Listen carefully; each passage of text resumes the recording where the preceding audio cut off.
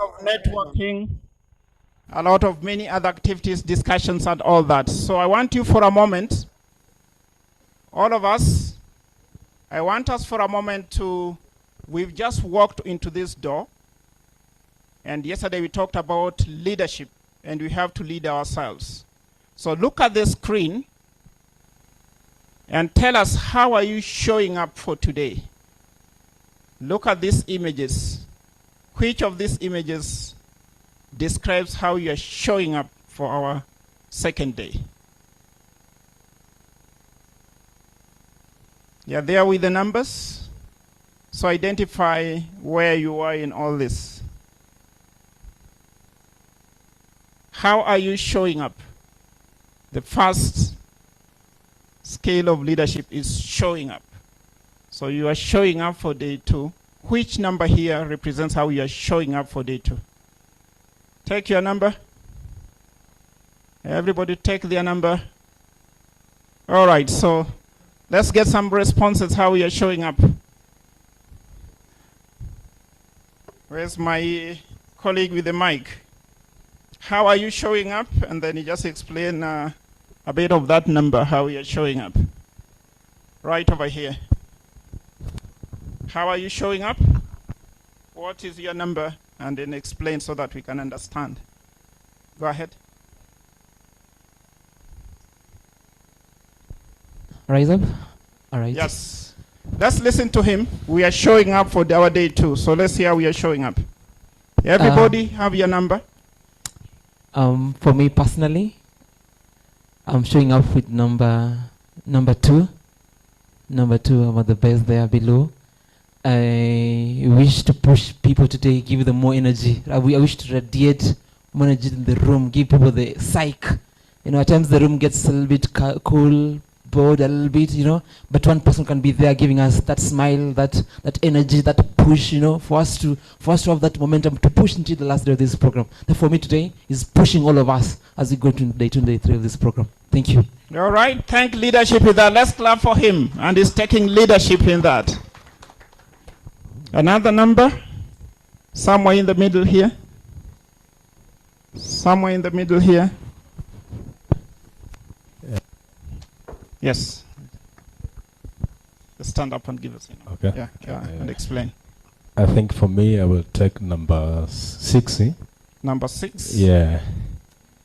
All right. I slept very late. Number 6. So, but I have to push myself to be here. Mm-hmm. So I know I have one quote from Cuba that says, "Hasta la victoria." So whenever the situation, you keep on showing to the things. All right. So he slept a bit late. And as a leader, sometimes when everything else has happened, then you have to go back and do certain things because you are meeting people and getting results through people. But then you still have to do your work. So that explains when somebody probably gets late and still you have to wake up very early. All right? There's a book that says that leaders eat last. When everybody else has eaten, and if there's anything left is when you can eat. So leaders also sleep last and they wake up first. All right. Let's get another number from a lady now. Who is on the top? Anybody around 15, 19, 20? Who is there? Anybody on the top? Aspiring to go to the top?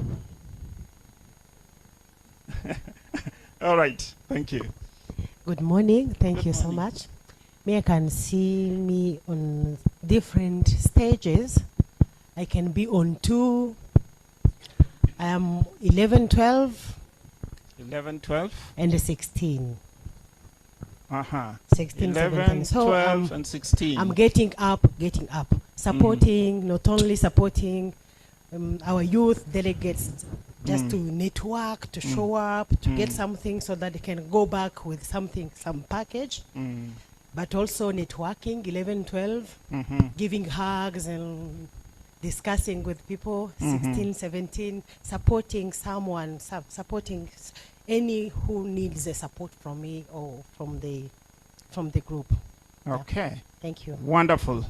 While still on her reflection, she's 11 and 12, and she's given us the essence of networking.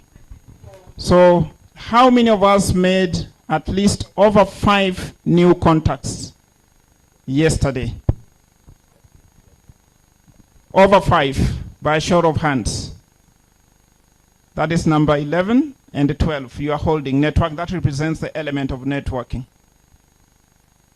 Over 5, over 4 contacts, new contacts yesterday. Over 4.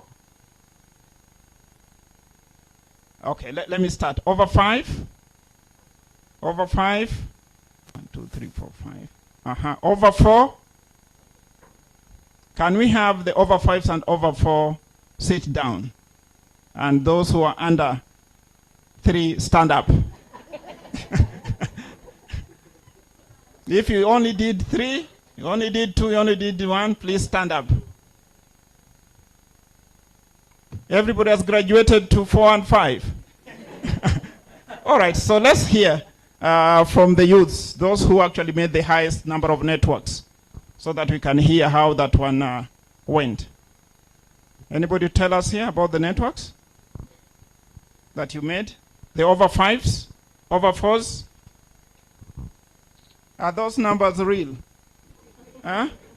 Or they are meant to start off the day? Huh? Are those numbers real? Okay, good. Good morning, everyone. Good morning. I think those numbers are real, and everyone is here to maybe network and learn something from other enterprises, other innovators and entrepreneurs from other companies and other countries. So I can mention some of my friends and some colleagues that I interacted yesterday. Someone from, where is this guy from South Sudan? And also I got someone from Kenya who was doing, I'm not seeing him. A lot. I cannot remember, but a lot. From Uganda, Rwanda. There was a lady from Rwanda. Where is? Yes. yeah. I can see the faces. Then the networking is going smoothly. So thank you very much. All right. Thank you very much. We hope that by the end of today, your numbers will also shift. So let's use this as a baseline.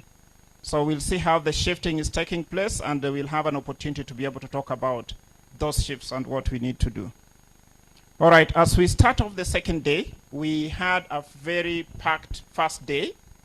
And in our first day, we actually had the reason why we got here. Ability to come up with a platform where the youth can have an opportunity to showcase some of their innovations and talents. A chance to be able to network. A chance to be able also to raise policy issues, look at the barriers, and come up with solutions around that. So all that was the essence of our getting together. And we are here over 150, both in physical and even those who are actually following us through. The countries, of course, the 8 East African countries, with a lot of organizations that are also partnering in terms of making sure that the youth agenda is actually pushed forward. And we had very powerful opening remarks in terms of the representation from the Minister for Agriculture. And the key takeaway was that the youths are the innovators. They should not just be there as beneficiaries. So they had to be at the driver's seat to be able to do that. We took note that, yes, all this that is happening has to happen within the context of plans. There are plans at the continental level, plans at the regional level, plans at the country level, and even plans at the subnational levels. And if you are able to innovate, then we also want to see how we are aligning within this. At the continental level, we have Agenda 2063. We have at the East African level the agendas that are actually helping us to be able to do that. And that has to do with the elements of the youth. And the vision here is that the youth have to be so central to the transformation agri-food systems. If we don't have youth, then that vision will not be achieved. And if we are so central, then what are the positions that we are actually holding around that? We were reminded of Success also comes with challenges, and some of these challenges are packed as failures. But then we also told that for you to succeed, failure is part of the steps towards success. So the question is, are we embracing failures as our pathway towards success? What are we learning out of that particular processes? We were also told in the process that capacity building is also central for us to actually lead and bring this transformation. It will come in many ways. It will come on one-on-one. It will come on formal trainings. It will come in terms of coming up with the soft skills that will help us to be able to do that. It will come in terms of mentoring and even coaching. So we have to be on the lookout on what are the things that we want to do to be able to enhance our capacities to lead. We had a lot of stories, a lot of innovations from the young people, what they are doing in their respective countries, how they're also overcoming the odds to be able to do certain things. And even just starting with a rabbit, or just starting just with two chicken, can just be the seed to be able to power a lot of things that we need to do. We had a lot more to do with the challenges also that are in there for the youth, access to finance, policy gaps that are not enabling, and ability to access the markets. Yes, the issue of land as a primary factor of production and all the challenges around that. Matters to do with mental health and resilience, and the very fact that mental health is not a luxury, it's a necessity. When you wake up in the morning, do we have a thermometer to check? What is our gauge? When you get in the middle of the day, what is our gauge? And in the evening, what's our gauge when you even retire? To an extent that it becomes part and parcel of what we have to do. And we were given tools on how to go around that. We had a discussion about the policies and say, yes, policies are so central. If we have to really achieve what we desire, then how do we take our good intentions to scale? And policies might mean many things, but it might simply mean decisions of governments, strategies of governments, strategies of organization to be able to do what we need to do. So in our simplistic way, how are we getting involved within the policy space? And if we are organized, then we can have our voice there. Then if we have ideas, we can take it on the table. We can provide alternatives. And one of the challenges that we saw that, yes, policies are there, wonderful, but at some point, we actually have what we call implementation disease. So we are being called upon to be the solutions towards this implementation. And the youth now have a chance to be able to change things, the trajectory of how things are going to happen. With that said, we also had some powerful quotations out of the stories, and we are told that you're as old as you think. If you think you are 10, if you think you are 18, so be it. So we have people who are in their 40s, 50s, and 60s, who are even thinking like those who are 17.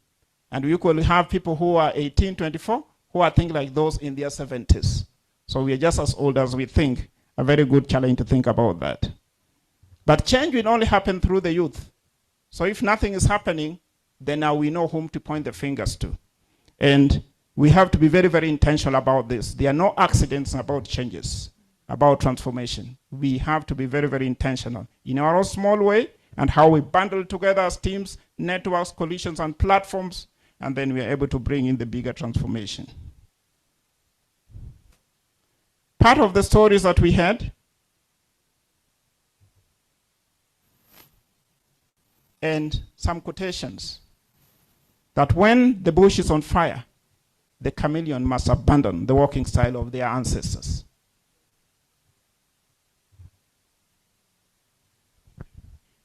Do you remember that? Does it apply to you at personal level? Are there some ideas that you have that you're busy pursuing the walking style of your ancestors? Because this is figurative.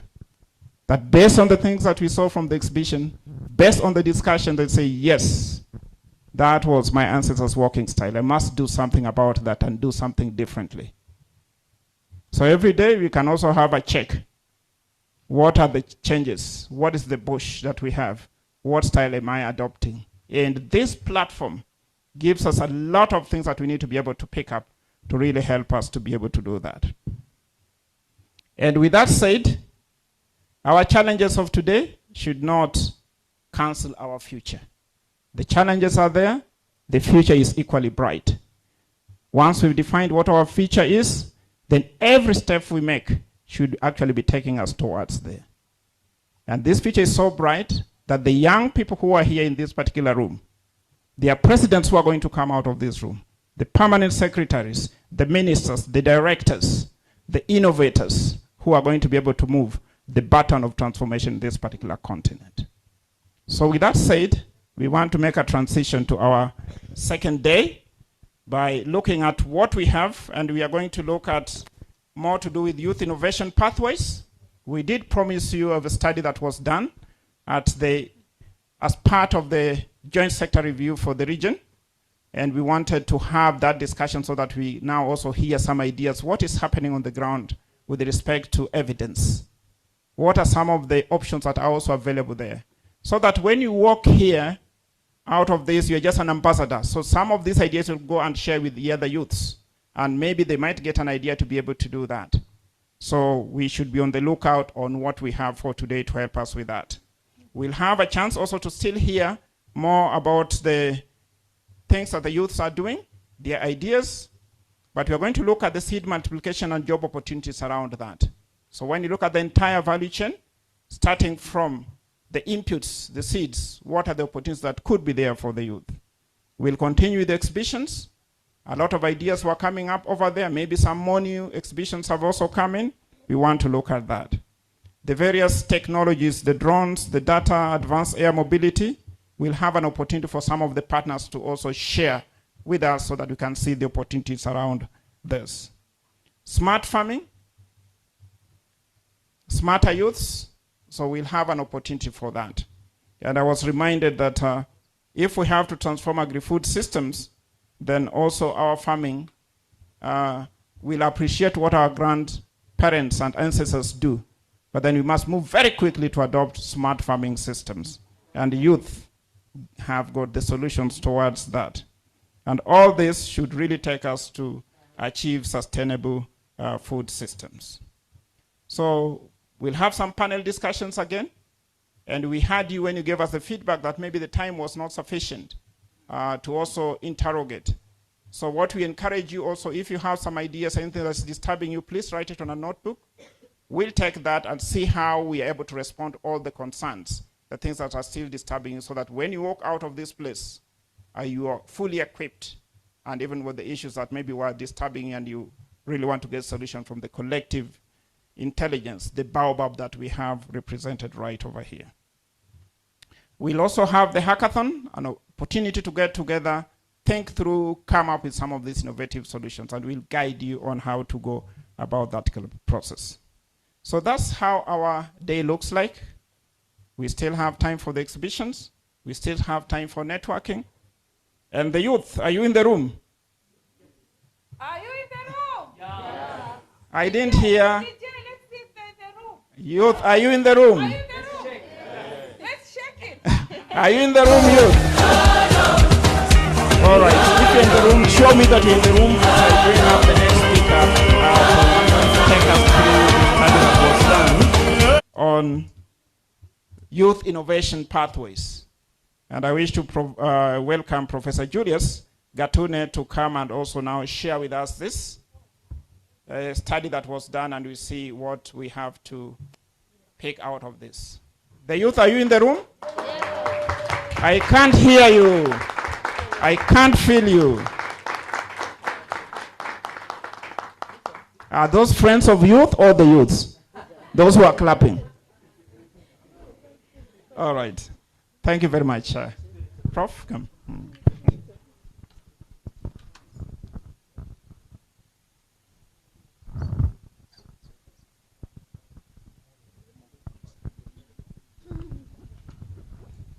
Okay. Thank you so much. Happy to be here, happy to be all this energy. Yes, they say you're what you feel, and I think I try to be young. Though it's a long time since I was young, but I'm always working with young people. As you know, when you're in university, you're always meeting young people. So I'm always happy to be with you. We're going to talk about, I think yesterday you had a discussion and we were introduced by Stella, the work we did on what youths are doing. And obviously we will always want to know, what can youth bring to this agri-food system? When we are moving from agriculture now to thinking, because agriculture is just the beginning, and then you have the whole system. And the fact that youth have energy, they can bring innovation and so on, and there's a huge opportunity, obviously, to unlock agriculture. The question is that, can the youth drive this transformation that is needed? And how can we support that? So we want to first of all ask ourselves, are we seeing the start of that? And then if we can see that dynamism coming, then how can we further energize it?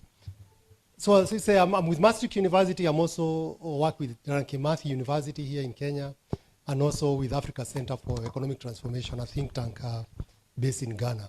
And I've been working on these issues of transformation.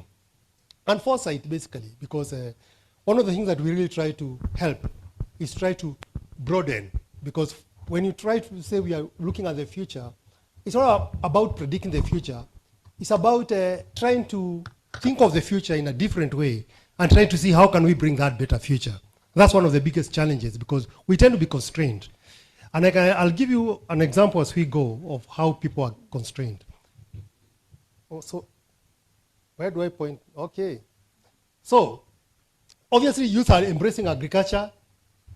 And what is getting involved? I think you introduced a bit of that. Are they bringing energy? Are they introducing new technology? Are they developing new business models? Because, yeah, innovation is about business models, about new products, about new technologies. And obviously, youth form a big part of the population, and they can bring what is called a youth dividend, demographic dividend, if we can unlock it. And obviously, we have to start thinking of the youth in a positive way, because sometimes we hear, oh, youth, it's a time bomb, it's a what? No, youth is energy. It's a good energy, and it will. And I believe that we are going to be able to bring it out. So how do we harness that? How do we drive innovation? Yes. This, I think, yesterday was shown, because we can see, yes, youth are working, and you can see a lot of them are working in inputs, which is the more technical part, because inputs is about knowledge, yeah. And yesterday, I think, yesterday I was talking to some youth doing seed and learned quite a bit of work. You can see a lot of knowledge is there. Yeah, logistics are important, yeah, because we talk always of middlemen. Middlemen are because of logistics, really, and they tend to capture quite a bit of value, though obviously they take a lot of risks. Sometimes we don't, we had stories, horror stories of yesterday, people how they went to the market and they got the middleman and they could not break through. Sometimes we don't appreciate middlemen do a lot of risks that we don't yet see. They take a lot of, they are probably the most entrepreneurial parts. So it's good to see youth getting there, because that's where you need to break. And processing, obviously, products and so on. And you can also see recycling is also getting in there. So yes, there's dynamism, and you can see the innovations, and also new products.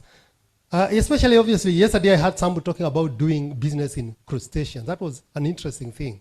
I think it was, is it prawns? Growing prawns and so on. So yes, people are doing interesting things. And also people are fabricating. I think we also saw some people saying they're engineers. Yeah, in my former life I was an engineer. So it's interesting to see engineers are coming, fabricating things, building things. Because you need machinery. Without machinery, so yes. And you also farm services, and this is very, very important. Because services is probably where the youth can bring. That's where probably the agriculture should be moving. Because sometimes we start thinking of it is tilling, cultivating. That's how people associate with agriculture. But you can do a lot of value-added services. In economic transformation, we talk of something that industry without smokestacks. That's what we call value-added services. For services that are almost similar to whatever manufacturing and so on, because they're such high level and they can do so much well. So yes, youth are, we can say youth are bringing new businesses, they are bringing new practices, value addition, services, advisory, so on, consulting. They are responding to biodiversity challenges. You saw a lot of insect farming, those kind of things, yeah. Bees, going into snails, rabbits. I met a young lady here also tell me doing some rabbits in Nyandarua. So yes. So youth there is dynamism for sure. But the question is, how can we build that further? How can we engage? What are being missed? So my talk is really going to try to explore some of the ideas that are emerging out there that have potential for even bigger scaling. And one of the biggest things is go forward. I don't know whether interesting phenomena called telephone farmers.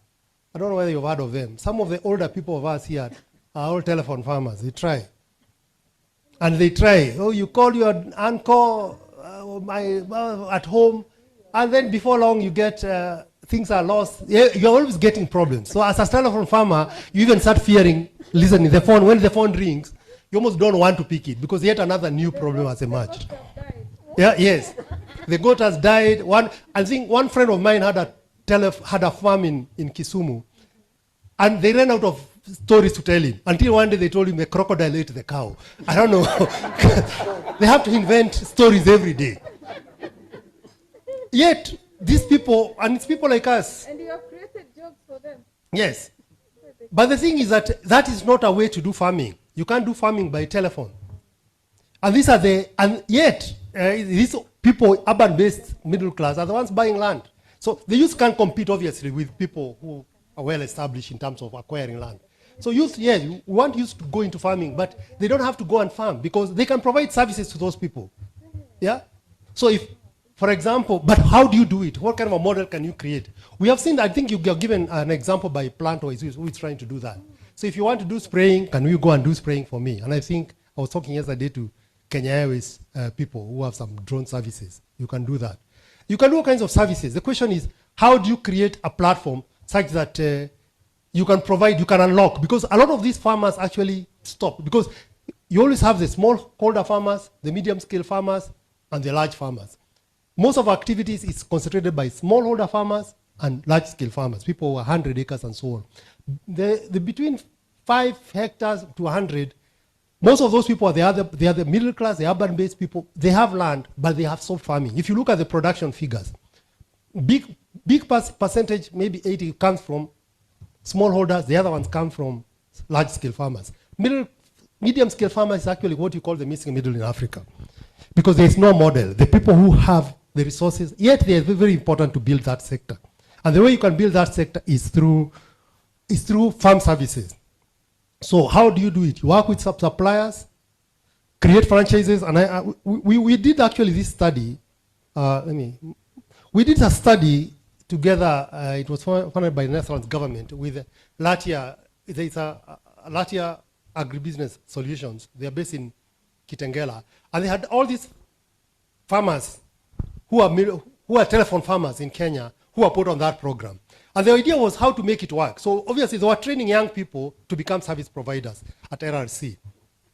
And you can see what we came up with.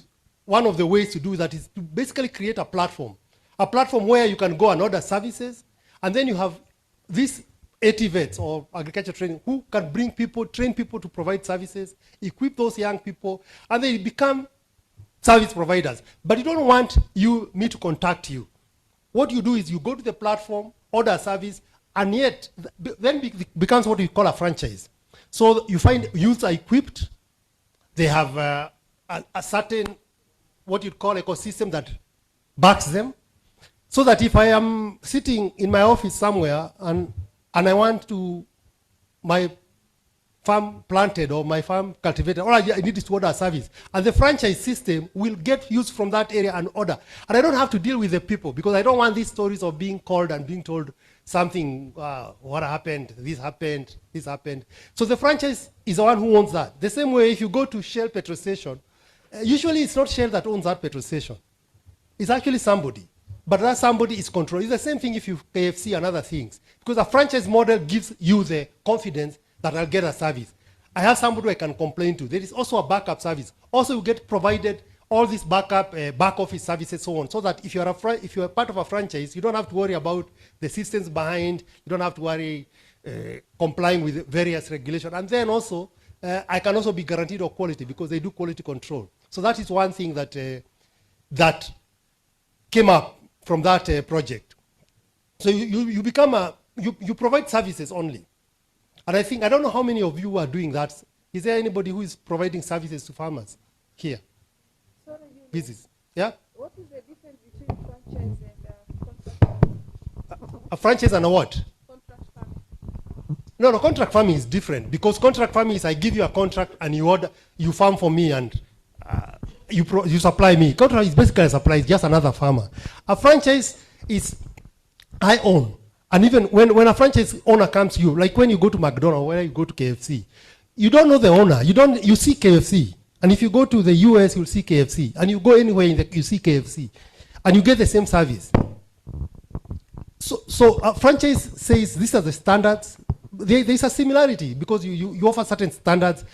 But also as a franchise, I don't have to, I save investment because you as an investor, if I'm going to put a KFC, it's you who is going to put the buildings, going to employ the people. No, but I can vet who you're employing. I provide training.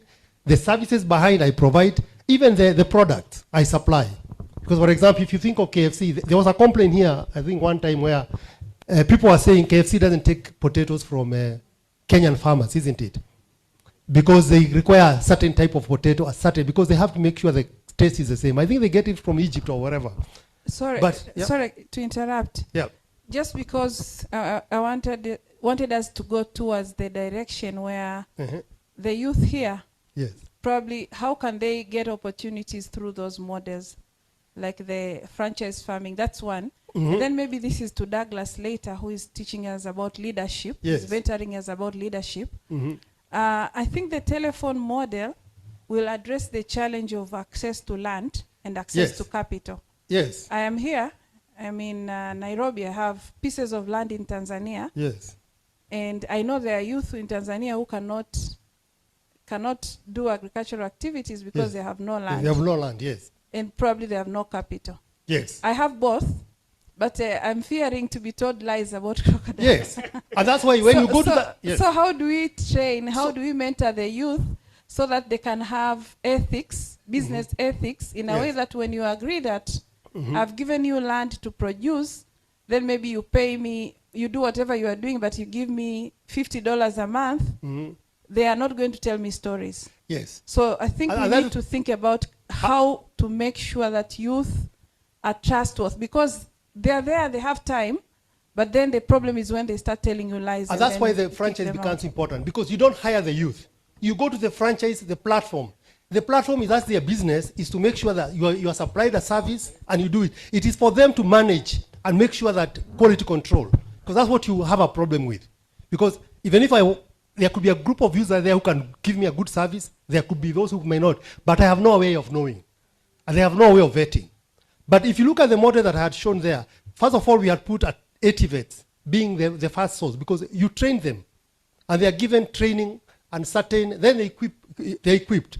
Then they have a quality control system such that if I want to complain, I complain to the platform and I say, you as a franchise owner. So for example, if I'm a supplier of equipment or supplier of seed and so on, I create a franchise so that I don't have to sell seeds or I don't have to sell inputs. I sell you a service. And it's me who will work with those young people, work with them. And the other thing that we had also seen, actually similar to that came up as we went, is to take some of the bigger farmers in certain areas to also become franchise owners so that they can also train and have groups of people who can go and provide service.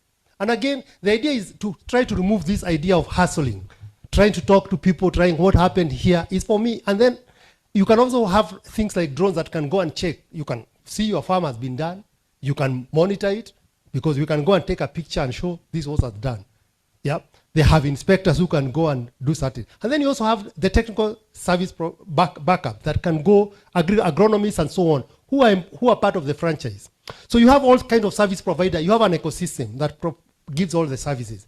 So you as a telephone farmer, you just deal with the franchise. You pay your fees. You don't even pay they will be paid through the franchise.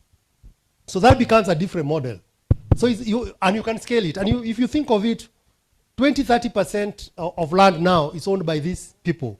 And they are not farming because there's no model for them, apart from calling a relative and getting conned, essentially. Yeah. So I think we can go to the next model. I think, and we'll come back and discuss. Yeah. So we can put back the presentation, yeah.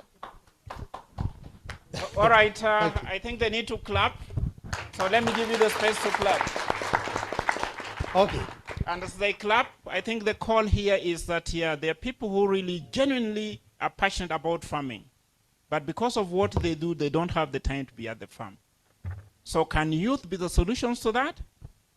And the flag here is the trust capital. Yes.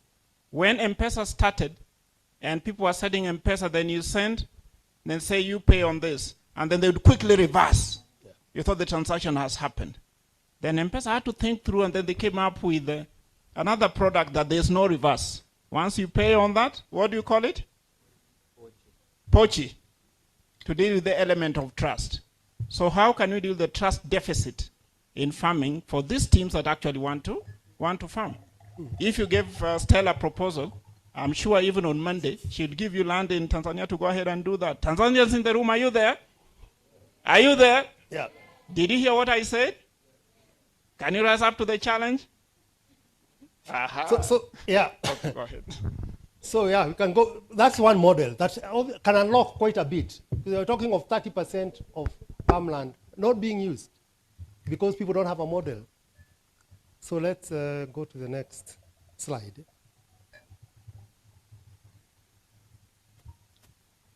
Yep, next slide, please.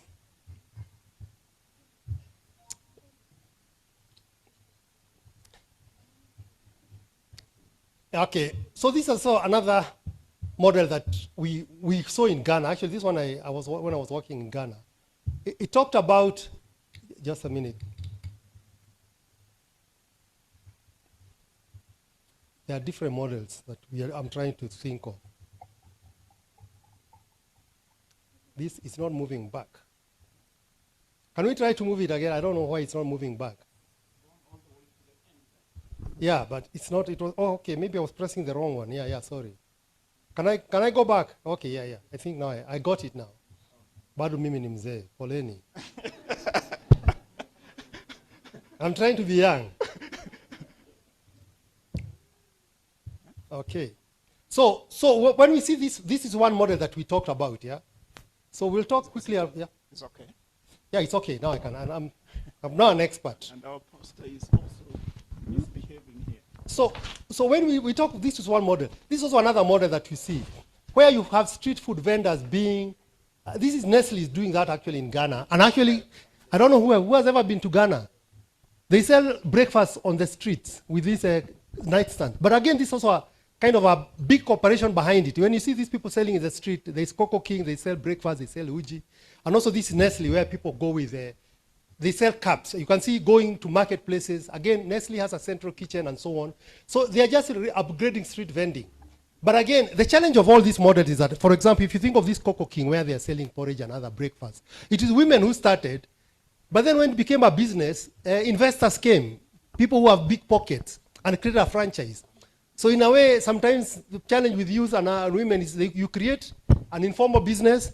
When it becomes good, then somebody swoops from the sky who has the money and takes it away. So the question is, how do you keep franchises and how do you keep youth to be owning them?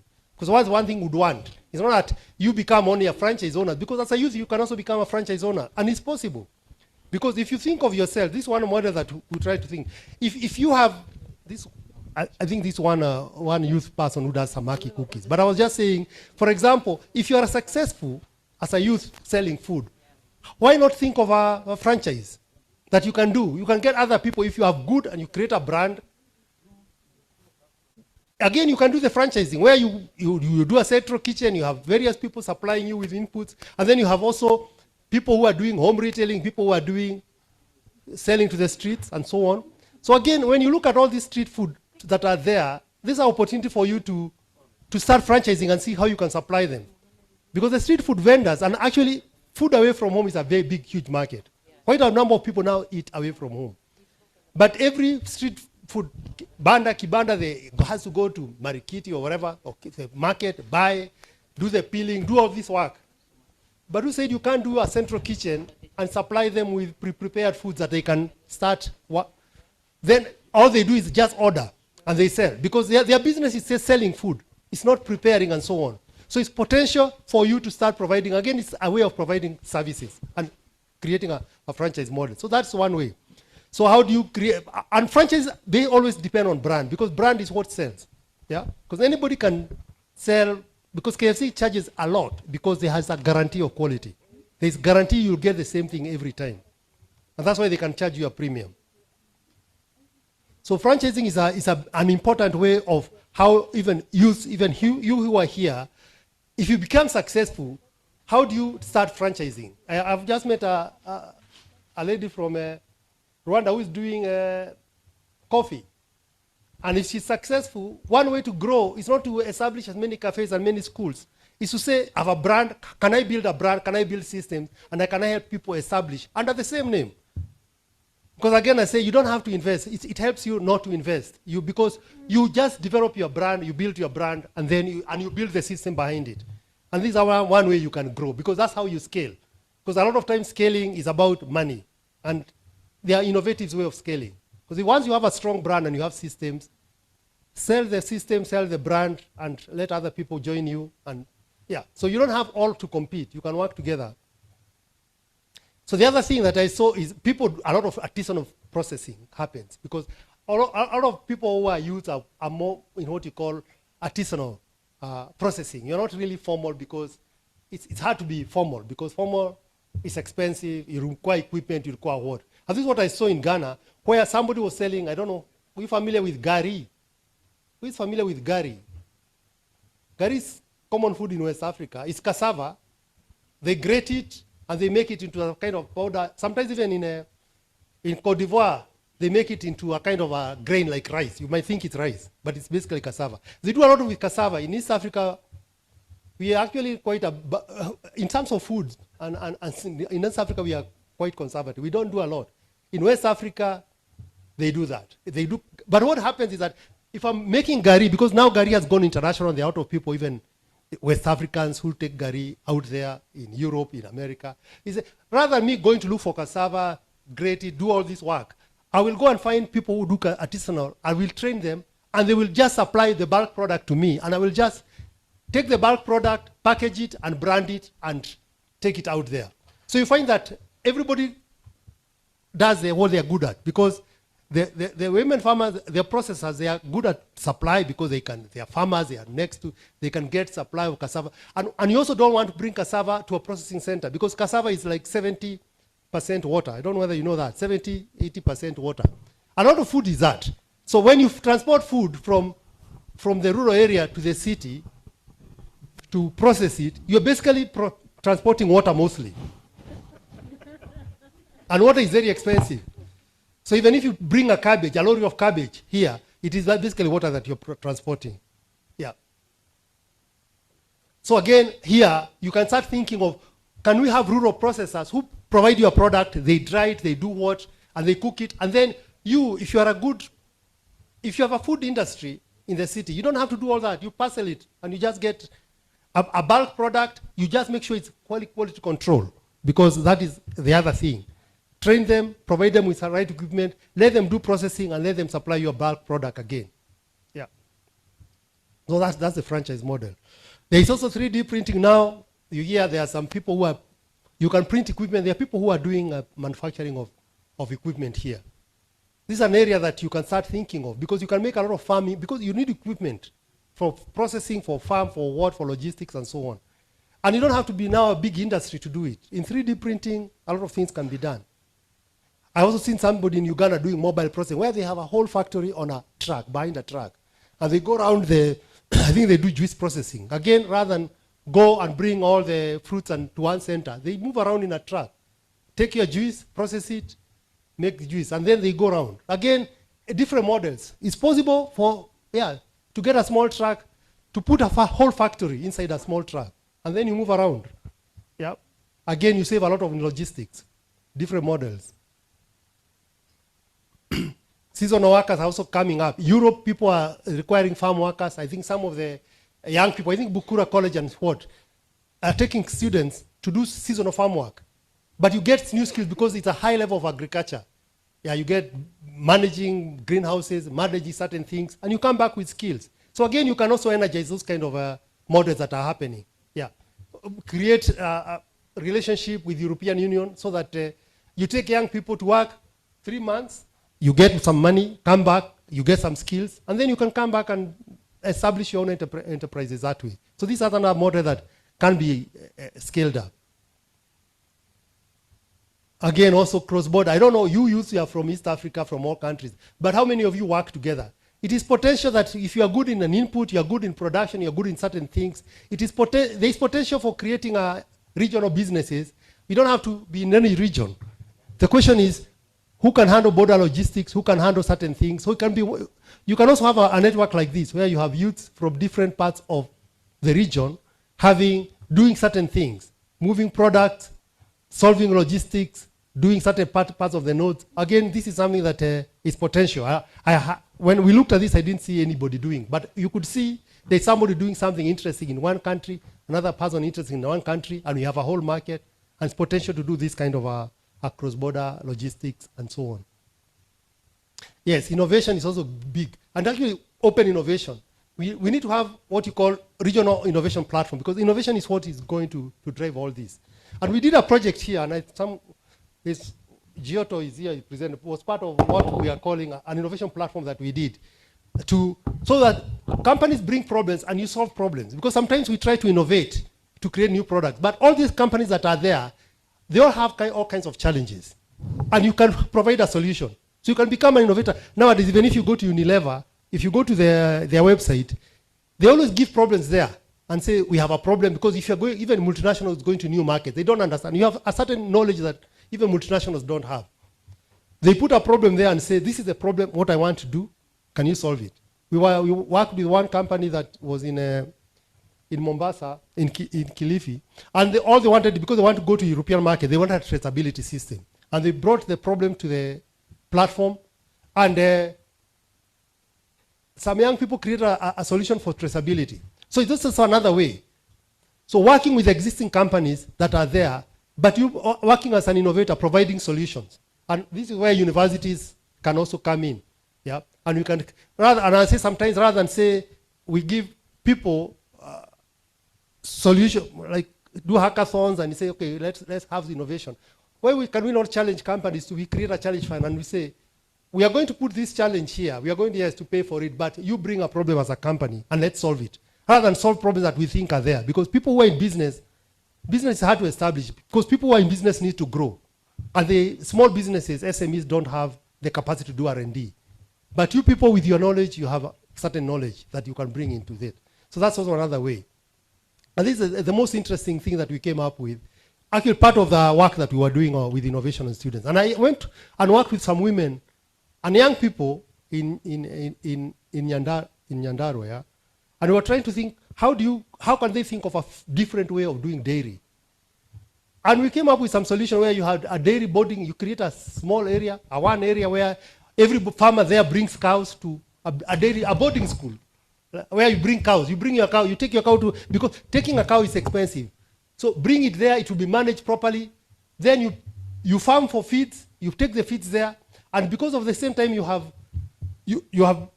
biogas that you can create there. You can also create central kitchens. So even with the other foods, for example, if they farm potato, you can come there, you can pre-cook them, and then you can even take potatoes. You can put a potato behind a matatu, a carriage, take it to town, and then you supply it to all these street food kibandas. And I think Giotto is also trying to do that. Giotto, they'll tell you, explain it, because they are trying to use geothermal power to do pre-cooking and supply to food. So what I'm trying to tell you, there are many ways that we can think broadly, because this becomes more scalable solutions. You start thinking, how can you improve? And I think, yeah.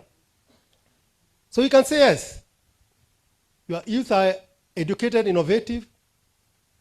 They present an excellent opportunity, yeah. And we need to leverage this energy and enthusiasm to start building this youth. So anyway, those are some of the ideas I wanted to bring about as a way of discussion, as a way of broadening the minds, because I think we do have innovation, we see it's there, we see the dynamism is there, but yes, we can move it a bit further. So thank you for that. Thank you.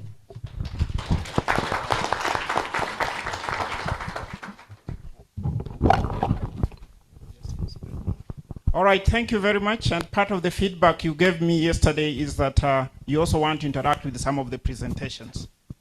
And since you are champions, feedback is the breakfast of champions. So I want to do that. So can I take maybe just 3 quick hot questions based on what he has presented? And if you've been touched that you want to go and start dairy boarding, you can also declare to all of us here to hear. So I'm giving you a chance based on the presentation. Questions, clarification, or light bulbs that has happened to you? Okay, 1, 2. Let's start with 2. Good morning. Good morning. I'm Silali Wafula from Bungoma, Kimilili, Kenya. And I'm glad to have interacted with the professor today. He touched my heart. In Kenya, tukisema umeguzwa moyo, I've discovered there is a gap that he has presented, and I'm one of those ones venturing in the same, and that is service provision, whereby we are offering value packs. That's a total value pack for the most common crops that are grown in Kenya. And for us, we are doing maize, beans, French beans, and coffee. Those 4 value chains. So for our case, we work with the farmer offering value pack for 1 acre of land, which one we have premium packages. The premium package whereby the farmer, who is now being called a mobile farmer, pays a full package for that acre or 2 acres, calculated per the cost of the inputs, the services to be provided, and also part of it goes to marketing and storage. So that's what we are doing. And touching on the same, I also wanted to consult if within the room we have someone who can also work with us in terms of technology and offer a fintech or a technology model that can have the farmers have 1 tap, or whoever needs our service can have a single tap and get all the services we're offering.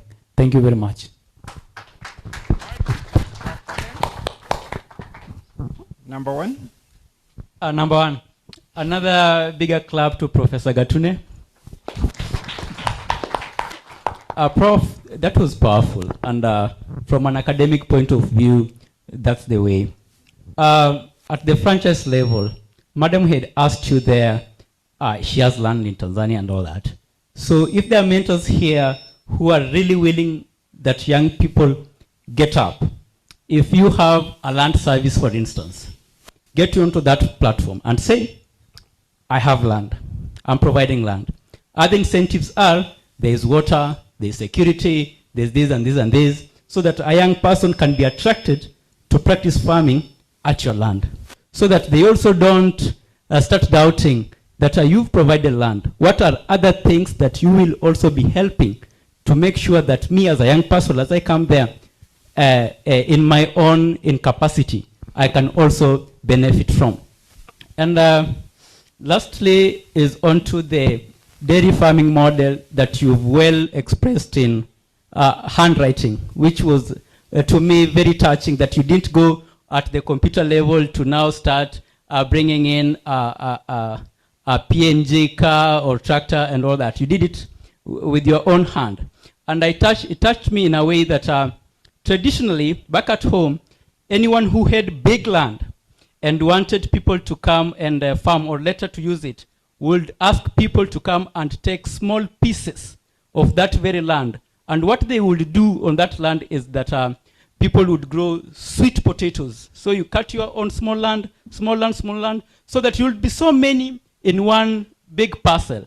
How can it now happen to me now, as a young person in Viga County, who are doing African leafy vegetables, so that most of us, if there is a service provider who has offered a bigger land, that most of us young people can go there and take several small pieces of our own African leafy vegetables. So that one of the benefits is that if I need vegetables, I just go onto our shop shelf there in the very farm, and then I pick my vegetables for the day.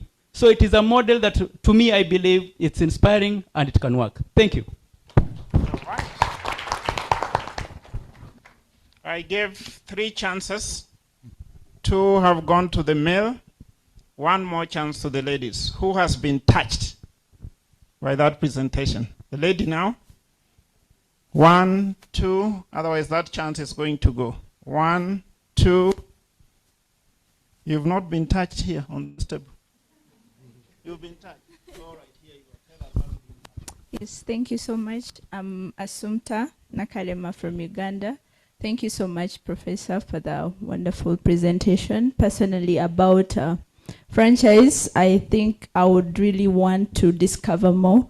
I'll reach out to you, I think, for guidance and all that. Then also, you touched a very something that I actually didn't know, but I would want to explore. For example, you mentioned that foods like cassava are in Uganda, they are produced like largely, but they go to waste because of the water percentage that you said. So thank you so much. I'm going to do more research. I'm a researcher, but also a poultry farmer. Yeah, thank you.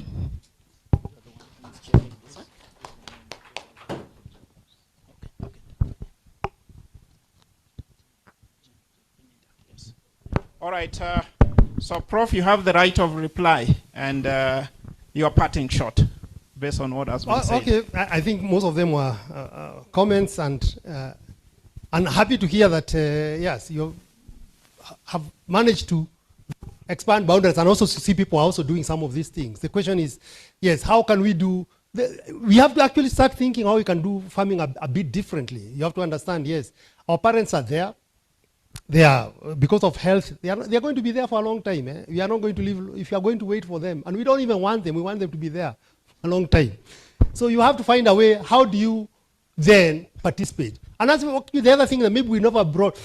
You find that a lot of times we don't have, like for example, in Kenya, if you think of coffee or even, the level of productivity is, like what we were doing in Ghana, it was like 140 kilograms for cocoa per hectare. But it can potentially go to 700. Why? Because there's huge gap. Because the parents are old, they may not be so keen to grow, but we can also start thinking of how do we provide those services and say, you'll pay me on the increased yield. Because you are saying, if I give you, for example, the man from Bugoma, he said, you sell packages. The idea is that you are what you are really selling is yield. You are saying, we are telling you technology to increase your yields. But you can also say, let's find a way. Let's find a way of financing. Let's provide input. Let's provide services and say, you don't have to pay me. You pay me on an increased yield. You'll get what you usually get, pay that. But for the increased yield, we provide, after we remove the cost, we get a share. So that you become a sharecropper, but it's like a virtual sharecropper. The same model that he talked about where you divided, you divided land and you are given your piece of land.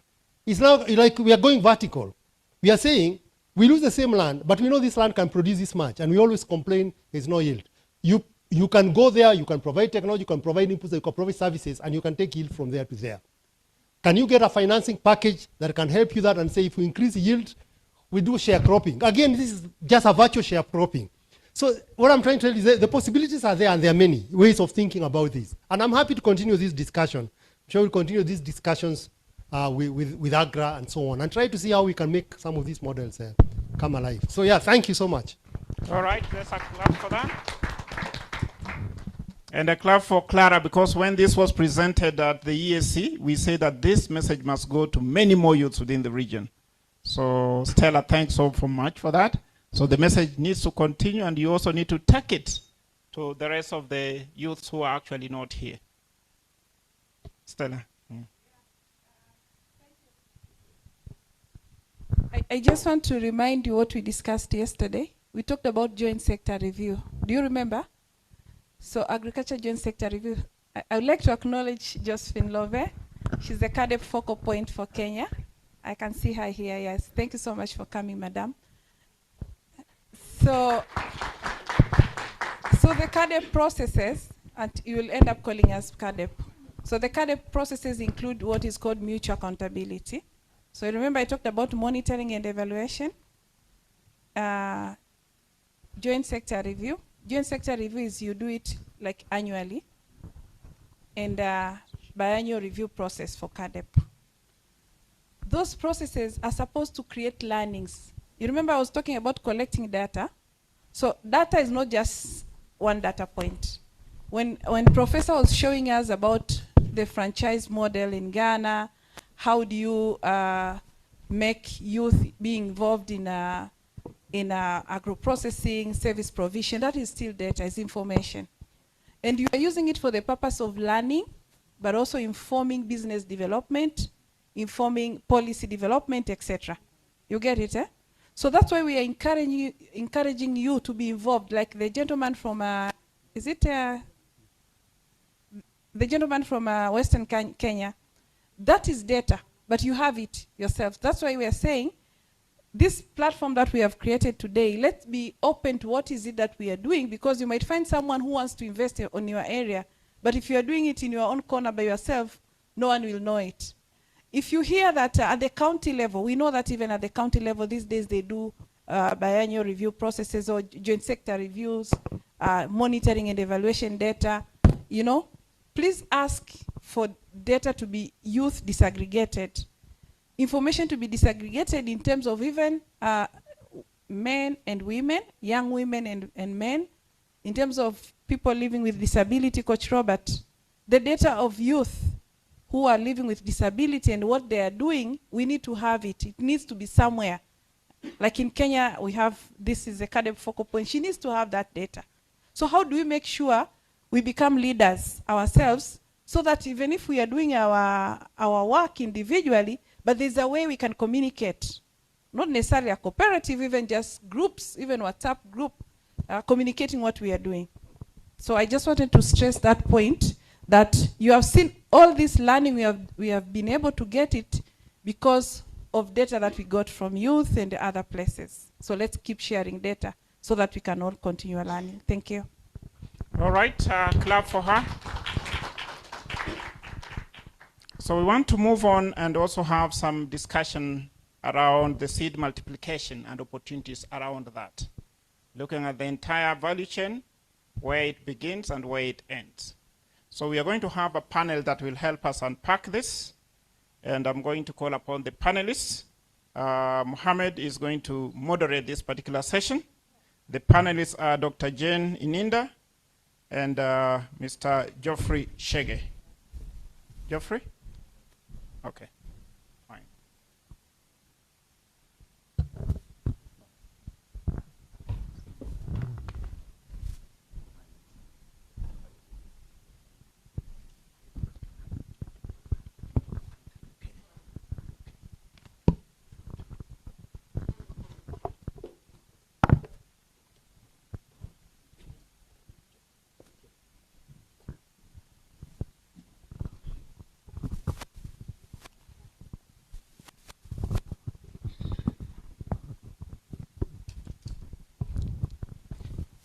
Hello, good morning. Distinguished guests, youth innovators, all protocol observed. Bonjour, my friends. In Hawari, Kiswahili. صباح الخير بالعربي. Somali, صباح ونكسن. It is honor to present this important meeting, talking about the importance of seed multiplication and job opportunity. We can say this is the important when you're talking about the food system and food security. Investment and going in food security, when you invest strong seed, you invest high quality, a strong value chain, and good resilience and crop monitoring value chain and resilience. Without strong in seed, there is no food security. Without food security, there is no life. We will discuss the importance of this vision. We will spotlight how seed multiplication is becoming a powerful engine detecting employment for youth. And also, improvement seed are not only productive inputs, they are also they are policy instruments for climate resilience, yield stability, and economic recovery. When we're talking about Somali is now advancing seed policy and seed system horticulture cooperatives. We put the heart, our priority, how we can improve 7 target crops. There are 4 stable crops and 3 cash crops. The cash crops, they are maize, sorghum, and rice, and coffee. The most hard currency we get in cash crop is the banana, lima, and sesame. The youth, they are not beneficiaries, they are leaders. We want to lead the seed in importance of this, the importance of what they can have. Our session, we will discuss Jeffrey and Dr. Jana to get more about what they have. Before that, I said seed is the foundation of all agricultural transformation. When you invest quality seed, you invest high productivity, stronger value chain, more resilience for system for East African community. Seed present all magical job. We will discuss about the seed from the stage processing, productivity, and processing, and also in distribution, seed and certification, and extension service and digital platforms. Dr. Jenny will talk about the presenter, how seed opportunity can get East Africa and all we can develop. I will welcome Dr. Jenny to give us more about and describe the importance of the seed. Welcome.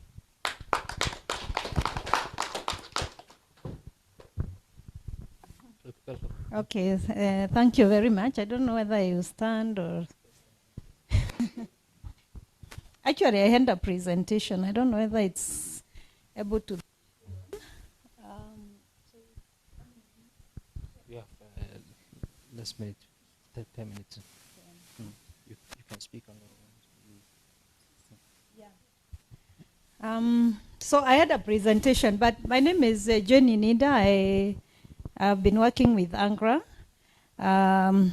in various capacities, but I'm a specialist, let me say so, in seed production. I'm actually a trained plant breeder. I think you have heard that terminology, at least two are here. So plant breeders develop improved crop varieties. They look at yield increases and all that. I've worked a lot with the seed companies in terms of, okay, like when a researcher develops an improved, let's say, potato variety, how does it get commercialized? How does it move from the hands of the researcher, to the private seed company? And how do those companies, sustain their businesses? How do they market their seeds? And also what policies needs to be put in place? So currently I am consulting with ANGRA, but I wanted just to give you a short brief about what I call it seed production, because the term seed multiplication can be missed. It can be confused, especially among among professionals as well. So this is the one. Center one. So I called it, I just wanted to talk about seed production and in relation to youth. So first of all, for me also, yesterday I was here and I heard a lot of very interesting, stories about seed. There are a lot of businesses who are doing about seed, and also even around agriculture. So I was actually also born in the rural areas, like many of us who maybe later came to Nairobi. And I really used to hate agriculture. Because I thought agriculture is all about farming, you know, digging. I could see my parents digging. And so I said, this agriculture is too difficult. I don't want to do agriculture, I want to do medicine. But then, I was born in a very dry area in Embu. It's called Bere district. And the challenge we had was we never used to have enough food all the time.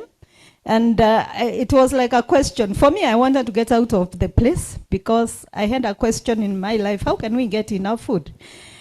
But when I went to high school, when I was doing my A-levels, because I was of those older generations who did A-levels, one time we got a lecturer from the University of Nairobi. And he was talking about, you know, how you can change a plant, how you can make it more yielding. He was basically a plant breeder. And you know that just let me say that one lecture changed my whole mindset about agriculture and research. And so I came to understand agriculture is a science. It's a science. You know, I used to like mathematics, chemistry, biology. And I said, this is the perfect thing. I didn't know agriculture is a science. And that's how I actually decided I'm going to do agriculture. And I think that's how my life changed. I found out it was a very interesting field. And so I want to talk about seed systems because there are a lot of people here who are in the seed business, but I just wanted us to have a common understanding. Sorry? Yeah. So seed is actually what we say, it's the planting material. First of all, we need to understand that seed is living. It's a living thing. It can be a vegetatively propagated part of the plant, but actually the most important thing about seed, I wanted to say it is the genetic carrier. When I say genetic carrier is that it replicates itself in that true form. And for us, even for us who are involved in seed systems, what we want is high quality seed, which is true to type and which has that integrity.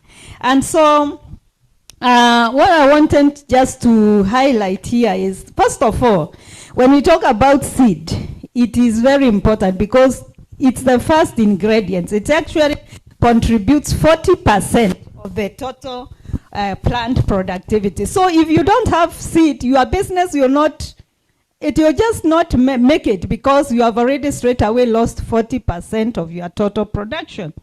And so it is our role in seed business to make sure that farmers access this high quality seed.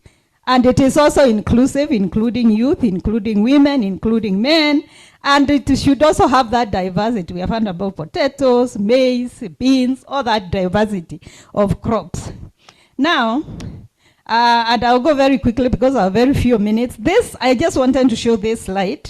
It's very important because what I want to show is actually the fact that if you produce improved seed systems are actually linked to cereal yield. And a study has been done which has already shown that if you improve your seed production in any country, improved seed systems, you will obviously have higher yields. And it's also closely linked to the GDP of the country. So these things are very, very important. I wanted also to say that one of the things that we have found, and that's why I am just trying to say why we need to invest in seed systems, is that the adoption rates, farmers grow old varieties. We say old varieties in terms of you find, okay, let me quote a variety, maybe like maize. You'll find farmers are growing very old varieties, hybrid 614. They are stuck on one potato variety, which was released 10 years ago. They are not taking advantage of new varieties. And this is a problem because if farmers are not adopting new varieties, it means they are not getting advantage of new innovation. And also, it affects the quality and the quantity of the seed which is being produced. So some of the issues which contribute to low adoption rates, like you find farmers in Africa, we are saying they have only 11% adoption rate. That is really low. If you don't increase your adoption rate, farmer yields cannot increase. So there are several issues that we need to look to. including seed quality, seed marketing, farmer awareness, planning, coordination, and also markets. Yesterday, I think I heard very interesting. If you don't plan for market, but it starts also from the seed. Did the farmer get good seed? Did they access the farmers get high yield, and could they now access the market? The other thing I wanted to say is that, and this is now very important. So where are the jobs in seed systems? Where are they? So we need to look at the seed system in a very comprehensive way. It contains so many areas where job opportunities can be found. I've talked about breeding. You know, this is the researcher part. Scientists are doing their work. There is something we call early generation seed, and I think we are going to hear that when we talk about potatoes and mini tubers, cuttings. But there's also early generation seed in cereals, in legumes. This is a very, very important component. And there is also quality, what we call quality commercial seed, which we call normally certified seed. Farmer awareness, that's a whole area. We have seed markets. How do seed markets operate? This is again a whole area where we can explore and find job opportunities. Planning and coordination. Quality assurance. How do you make sure that that true to type seed is propagated in the right quality? And then we handle a lot of policy issues, and there are a lot of policy issues which are related to seed systems. Now, so what are the job opportunities? Let me just quote a few. We find youth in seed production. I think you have heard this. Youth-owned seed companies. Youth can also be outgrowers. We have found groups of youth who produce seed even for lunch seed. They are like farmers who are contract farmers, but in this case, they are farmers who are contracted to grow seed. Agro dealers. I think all of us who are farmers, we know the stockists who are in the field. I mean, those shops in the rural areas, you walk there, you buy seed. But how does that seed actually get to those stockists? And that's a whole business in its own. Processing. Then there are also mechanization. Recently, I know there are seed companies who share mechanization services, threshers. Inspection, you know, there's a lot of private seed inspection happening. The other thing is, sometimes, you know, even when we are starting business, you don't have to start a business from scratch. One of the best examples is when we, like us in Angra, one of the things we have been doing is to help seed companies grow. So when seed companies expand their business, they are able to bring in more job opportunities. And I think the other things that are there, I'll leave them there for the sake of discussion. I think we will go forward with the job opportunities, but I just wanted to front that. But I want to show something. Let me go quickly to this slide. This one. It's about the whole area of policies that you need to work on when it comes to seed production. So in Africa, we have done a lot of seed policies, and Stella and her group, we are working together. How do you make policies favorable for seed production and seed businesses? And so this is the whole area about seed and job opportunities in the seed systems. And I know we are going to discuss and ask questions here and there, but I just wanted to set that scene for now. Thank you very much, Dr. Jenny. I have seen this summary of seed policy. I don't get Somali. I don't know why it's not there. But I want to tell you, we are developing seed policy. And you will add the next decision when you are presenting this seed policy. We understand the important job, the opportunity of the youth and how they get the, what's called the opportunity of the seed. We say, in the job, like in sea or ocean, wherever you enter it, and the taste of the salt, they are salty. I mean, and seed, there are stages. Every stage you can enter, there is opportunity of job creation. And from the early stage to the digitalization platform. Thank you very much, Dr. Jenny. Let us clap, hardly clap. Thank you for your presentation. And the next session will talk about the talking about the potato seed and how in the journey he will start. Thank you very much. Welcome. Thank you so much. Good morning, everyone. All protocol observed. I am Jeffrey. We run under the brand name Global South. In Kenya, we operate a company called Kiazi Mfalme, and that is exactly what we want to be. We want to be the kings in the potato area. So thank you, Dr. Jane. You've done a very good job. Thank you, Mohammed, also. You've done a good job. In introducing my company has become very easy because for me, I can go very, very specifically to Global South. Along the seed value chain, we have found that actually we didn't start thinking about seed when we first came into the sector. We thought about how to use solar energy to create impact in the rural areas. Because it's not enough just for someone to come home and yesterday you used a paraffin lamp and today you can put a switch, na bulb iwake. That doesn't add anything to your pocket. So we thought about how do you bring in solar to make an impact where the villages are. And the only way you can make an impact in the rural area is to look at what is the activity that they do. So in the place where we started, which incidentally was Nyandarua, we found that everybody interacts with potatoes. So we decided to become the kings of potato. So now we had use for solar to make potato last a little bit longer because we found that one of the biggest challenges we have is we already have a very big shortage of potato, which means that if you can put more potato in the market, it will be absorbed, which is immediately money in somebody's pocket. Yeah.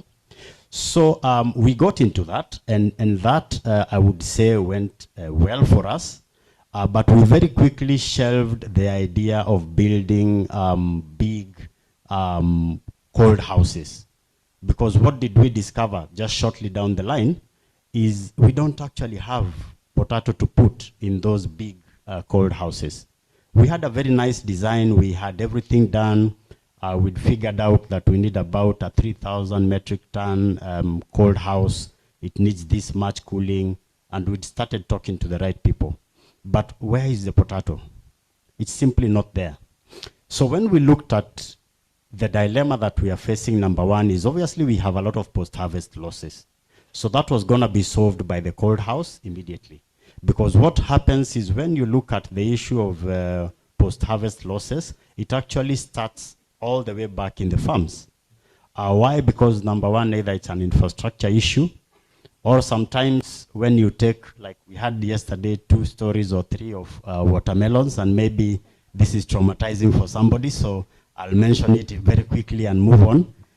So your product, you just leave it by the roadside because there is no proper market to take it to. Sometimes when you work out the cost of taking to market, it's a little bit actually below the cost of doing the harvest and everything. So sometimes people just leave it. So that's post-harvest losses. The second very big one is low productivity. There's another slide I will show you, which basically shows you how badly we are doing across the region.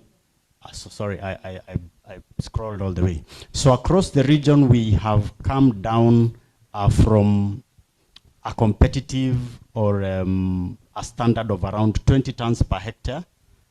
Kenya, we are now at 8 tons per hectare. That is essentially 3 tons per acre. If you produce 3 tons per acre, if you recycle seed, is the only way you can survive. So what's happening? Farmers are recycling seed. Why? Because that is the only way 3 tons per acre can basically work.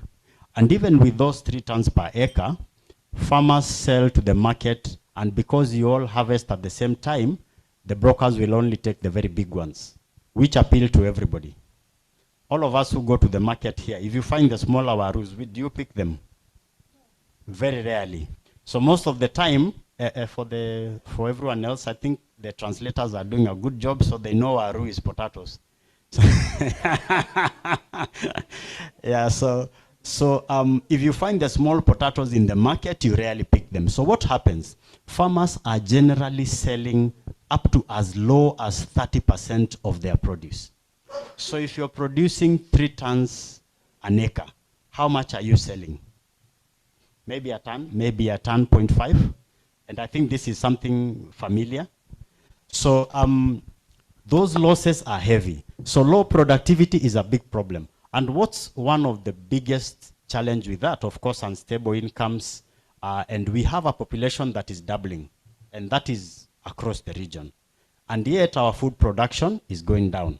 We know today that potato is among probably the top 3 biggest contributors to what we eat every day.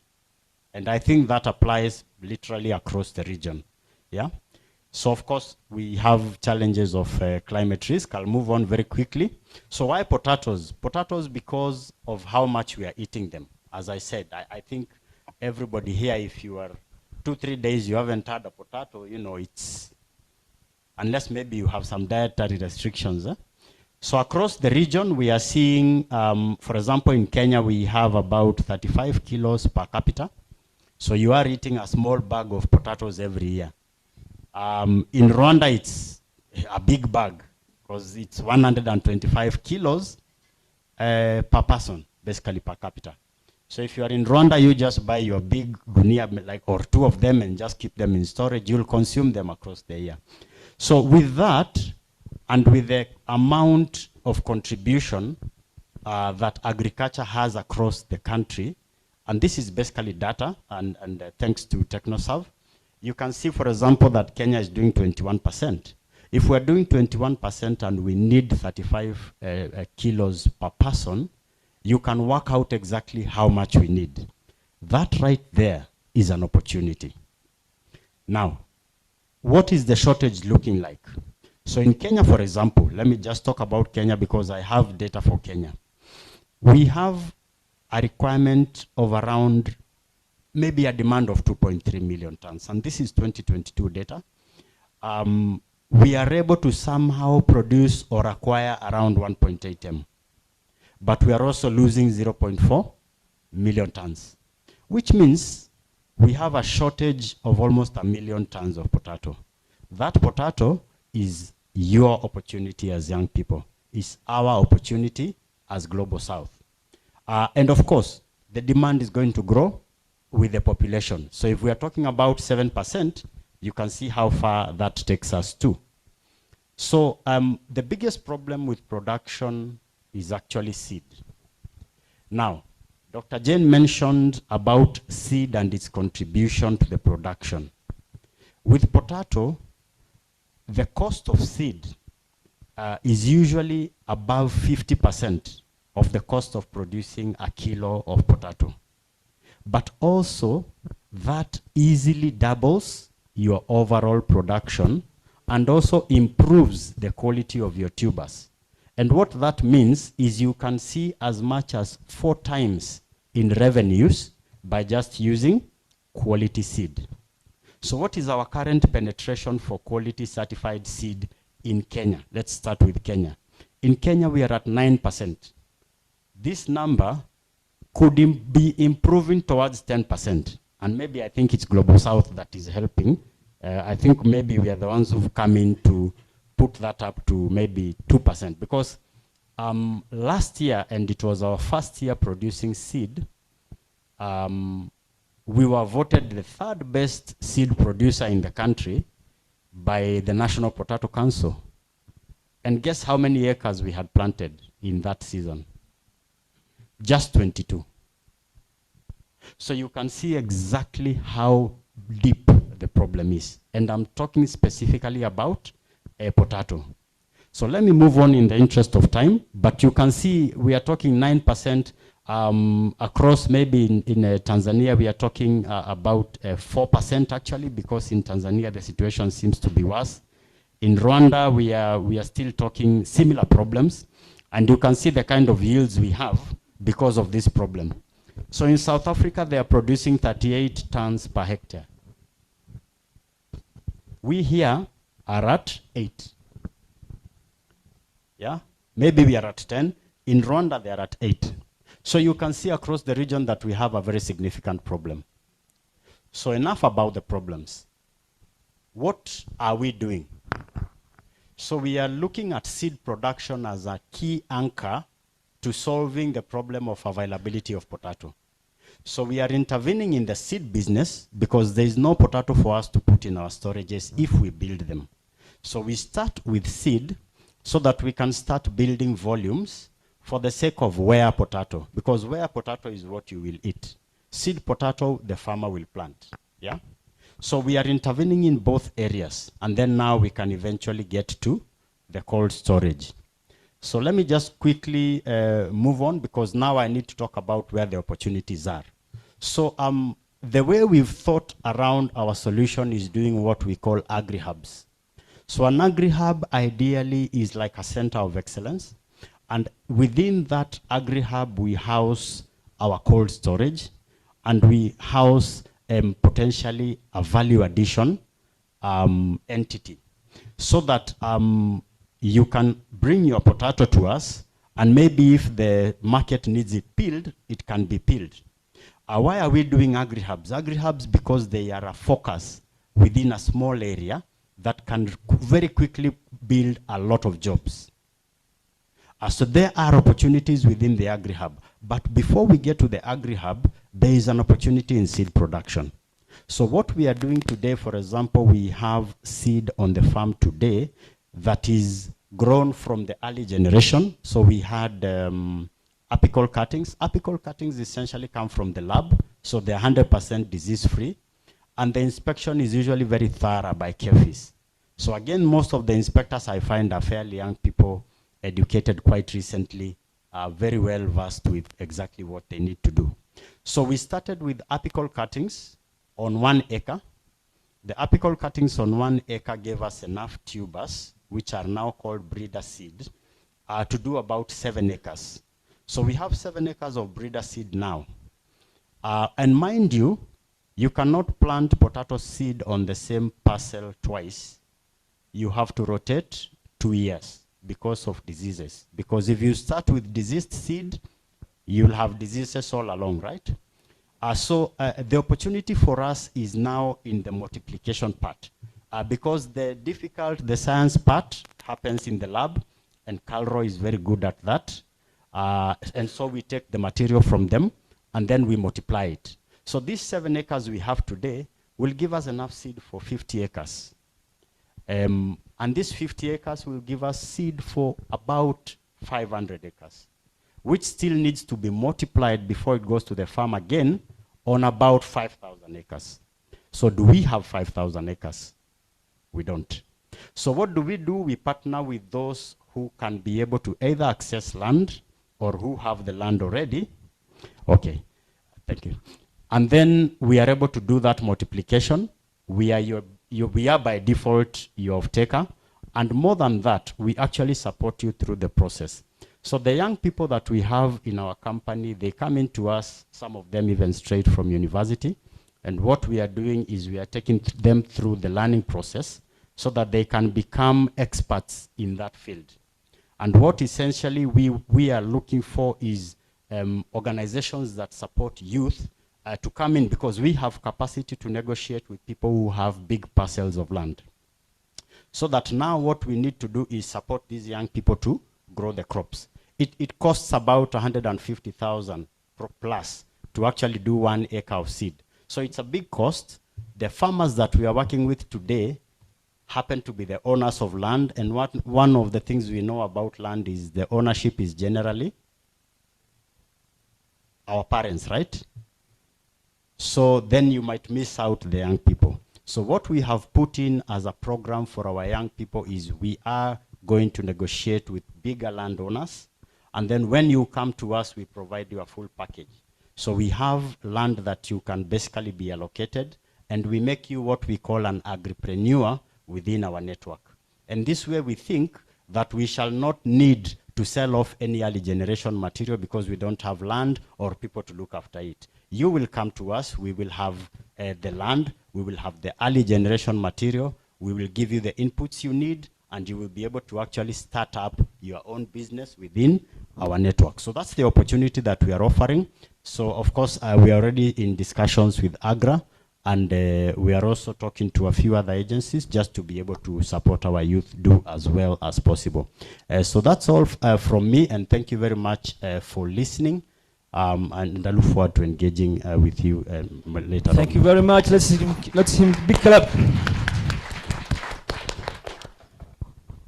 In summary, we understand the importance of the investing quality seed and certified seed, and also the every stage of the seed you can get opportunity, but you have to be entrepreneur. You have to think more. Every stage you can get opportunity, a job, you can invest. We have questions for the sake of time. And we have two questions and one question. I think one question. Georgiana will answer. You can see the answer they ask you. Mohammed, maybe you can just give them a chance if there is, and then we'll combine in terms of response. So very, very hot one that if I don't give you a chance, you'll burn out. That's the criteria. All right. Thank you so much, Geoffrey, for the wonderful presentation. I am particularly interested and I was intrigued by the stats in terms of the potato seed, especially the potato seed landscape in Kenya. Fanapan did a study on seed accessibility, especially in potatoes in South Africa.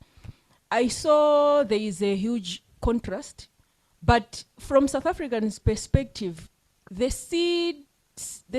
potato seed sector is highly regulated by specific farmers who are big farmers, such that in the country there are only about 50 seed potato producers, which is quite risky considering that potato is a food security crop. You are putting the lives of 60 million people in the hands of 50 people, because if they decide not to produce, it means it's a serious problem.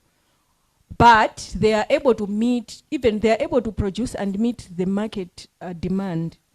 But for Kenya, I see that you said that the penetration rate is 8%, but also there is a huge gap in terms of seed, but the demand for potato is high.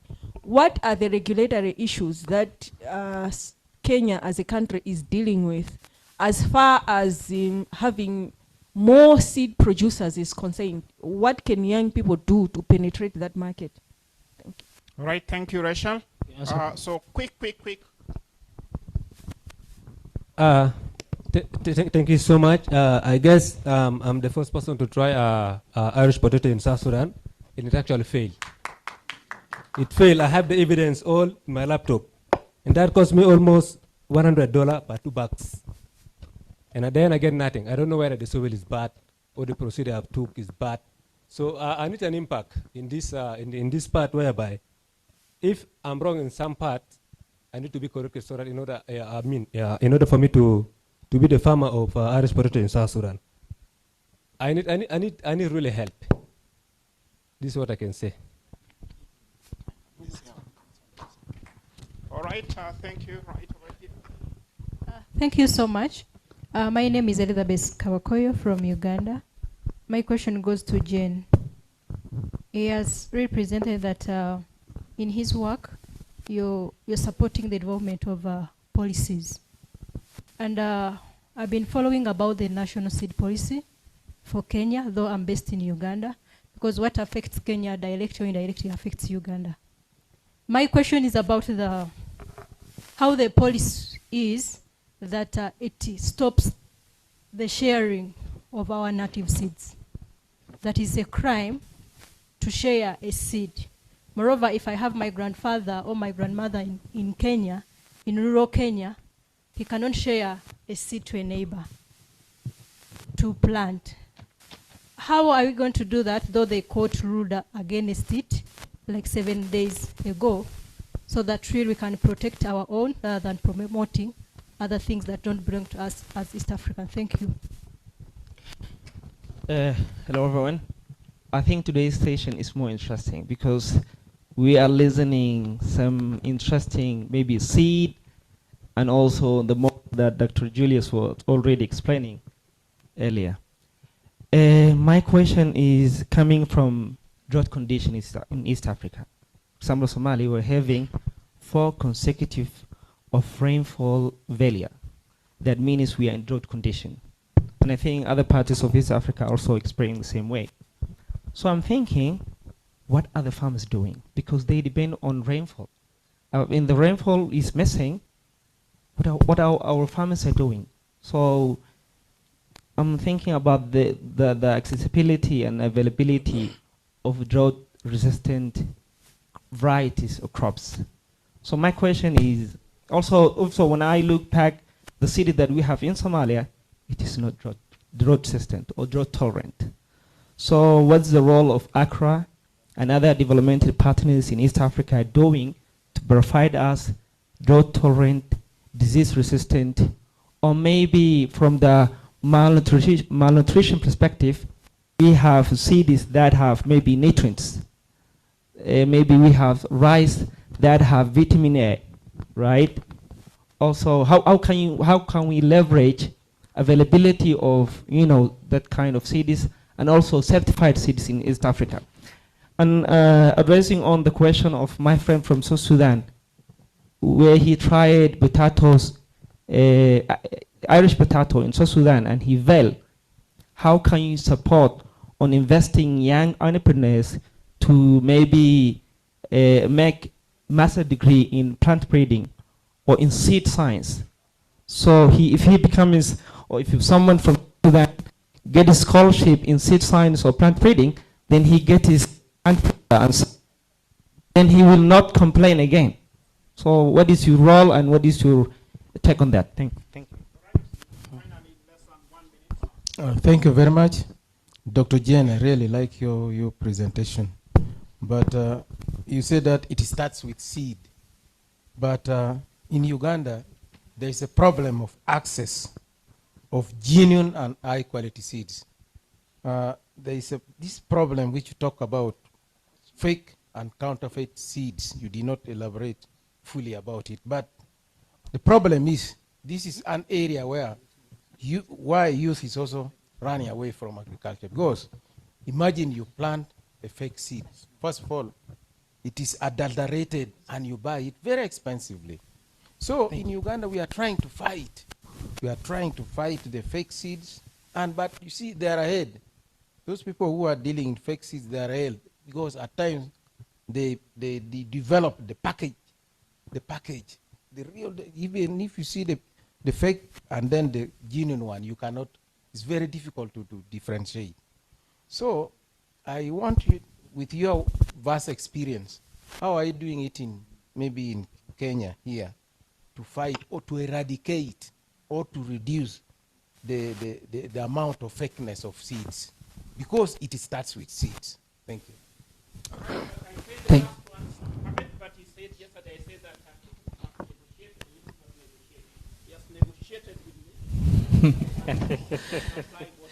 Yeah, 30 seconds question. Dr. Jen, you said about Agri is helping. Dr. Jen, attention. Yeah, said that Agri is helping.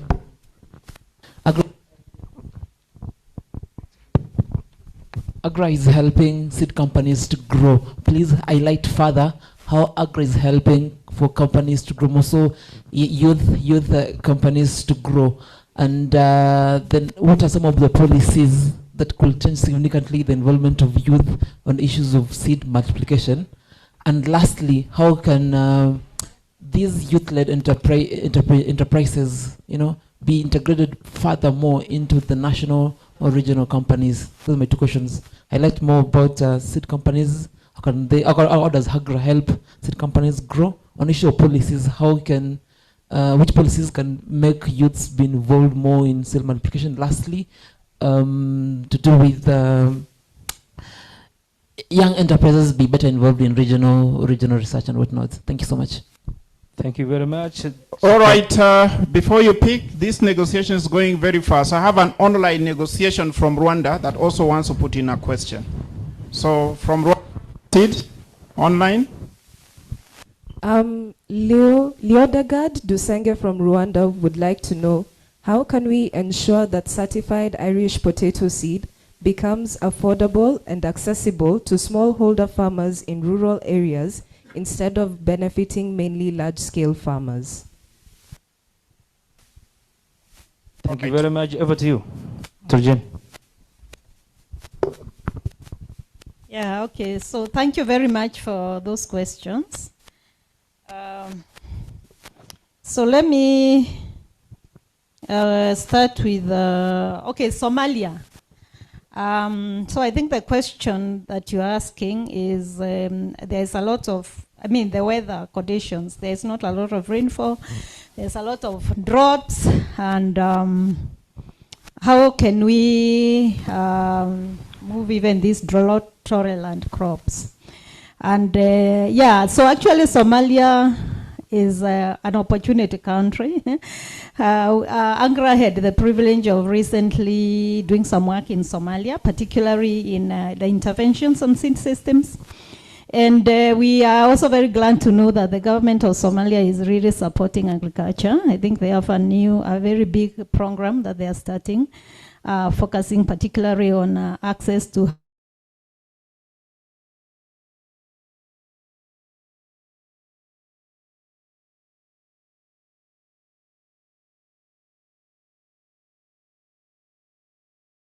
in Angra, we have worked on 7 crop species, including the dryland crops, cereals, legumes, root and tubers. But the drought-tolerant crop is one, but secondly, you need a drought-tolerant variety. So like if you are doing sesame, for example, for Somalia, I went there and I saw sorghum, which was really drought-stressed. But also there are drought-tolerant sorghums. Earlier, extra early ones, millet. So what we do, and I think this is what we are trying to do with the researchers in Somalia, is to make sure that when they breed, whenever they do crop variety development, they are able to focus on varieties that are resilient in terms of they have short growth cycle, they have better water use efficiency, they can, we say tolerance to drought. And so I think those options are there. And actually, we are just recently concluded a study on what we call a seed sat assessment for Somalia. And we have come up with recommendations on what are the priorities in terms of how do you move seed systems in Somalia, including, how do you diversify crops and crop varieties. So those answers are actually there, and I think we can work with you, particularly for youth there are also seed companies in Somalia, by the way. And although they are young, but we are helping them to grow. To grow means growing in capacity, growing in size. And so I think we can talk about those options. So I think the solutions are there. So Commissioner from the Ministry of Agriculture in Uganda, I think the question was around seed certification, fake seed, and how can Uganda learn? Actually, it's a problem in many African countries. Actually, across all the 15 African countries that Angra is working in, and many other countries, including others which are not also on the 15, fake seed is a big issue. By the way, more than 40 to 50% of seed in the market is counterfeit. So counterfeit means that, I talked about seed, which is true to type as the integrity, the quality, and you can track it. But you see along the seed production chain, there is production in the field. You have to transport it. You have to package it. You have to label it. There are so many avenues where fake people can either use fake packets or even pack fake seed in that packet. And one of the things that we are doing, and I talked about quality control, is to strengthen the regulatory systems in the country. So if you look at, in Kenya we have a reputation that CAFES is too strict. But I think that strictness is good because it also helps farmers get the right quality. The National Seed Control Service of Uganda is doing a good job, but actually we have found that there's a lot of work which needs to be done to strengthen seed tracking, seed labeling, in terms of reducing counterfeit seed. And counterfeit seed is not all about regulatory agencies, it's also about the Seed Trade Association. For example, the Uganda Seed Trade Association. We are working with them to strengthen their members, because also internal quality control is very important. So there are many ways we are addressing that, and we have actually working with the the Office of the Minister of Agriculture. We have started a national planning and coordination platform for Uganda, and one of the things we are going to be addressing is these areas of how do you reduce the counterfeit seed?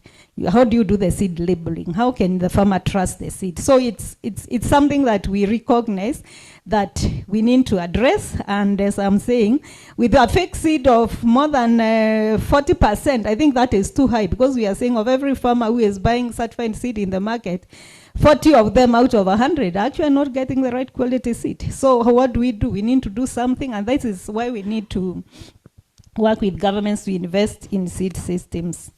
So there was also a question still from Uganda, and this is on the issue of farmer seed exchange. I think this has been a big debate around it. But again, I want to go back to what is actually seed. You know, sometimes we confuse, and when farmers exchange their grain, like if you come to my farm and you borrow me my 2 kilograms of bean, I can give you. I'm not trading. I can even sell to you, but I can sell to you as grain. But the moment that you label it as seed, you are saying the quality is assured. I know the integrity of that. So that's the difference between like farmer exchange and what we call certified seed. Because certified seed is actually seed which is of proven integrity. That is why regulatory agencies label that seed, and they have data on the certified seed. They have data. Okay, you can also use quality declared seed, like in the case of Tanzania. But still, even in Tanzania, where there is quality declared seed, I think Toski actually visits those fields, and it allows the farmers sometimes to, farmers who are already listed, to sell seed to other farmers. So sometimes we confuse, farmer exchange, farmer gifts, with what we call certified seed. But that said, there is also in Kenya, I know there is work which is going on to have different classes of seed, including standard seed. How do you regulate standard seed? How do you use farmer managed seed production fields and certified seed? So again, we do recognize that there are seeds which, there are varieties, crop varieties like hybrid maize. We would need mandatory certification, because when you say a hybrid, hybrid is a very high quality, variety. So there is that debate, but I would also say sometimes we push this too much, and we are confusing grain exchange with actually what we call seed. Because seed, if you use the right terminology and the right name, seed actually means something of proven integrity and quality which you can track. And so I think we also need to educate our farmers on that. But if I'm just exchanging my grain, that is fine. I don't see an issue myself with that, because I'm not saying it's seed, but I'm saying I'm exchanging my grain with my friend or that.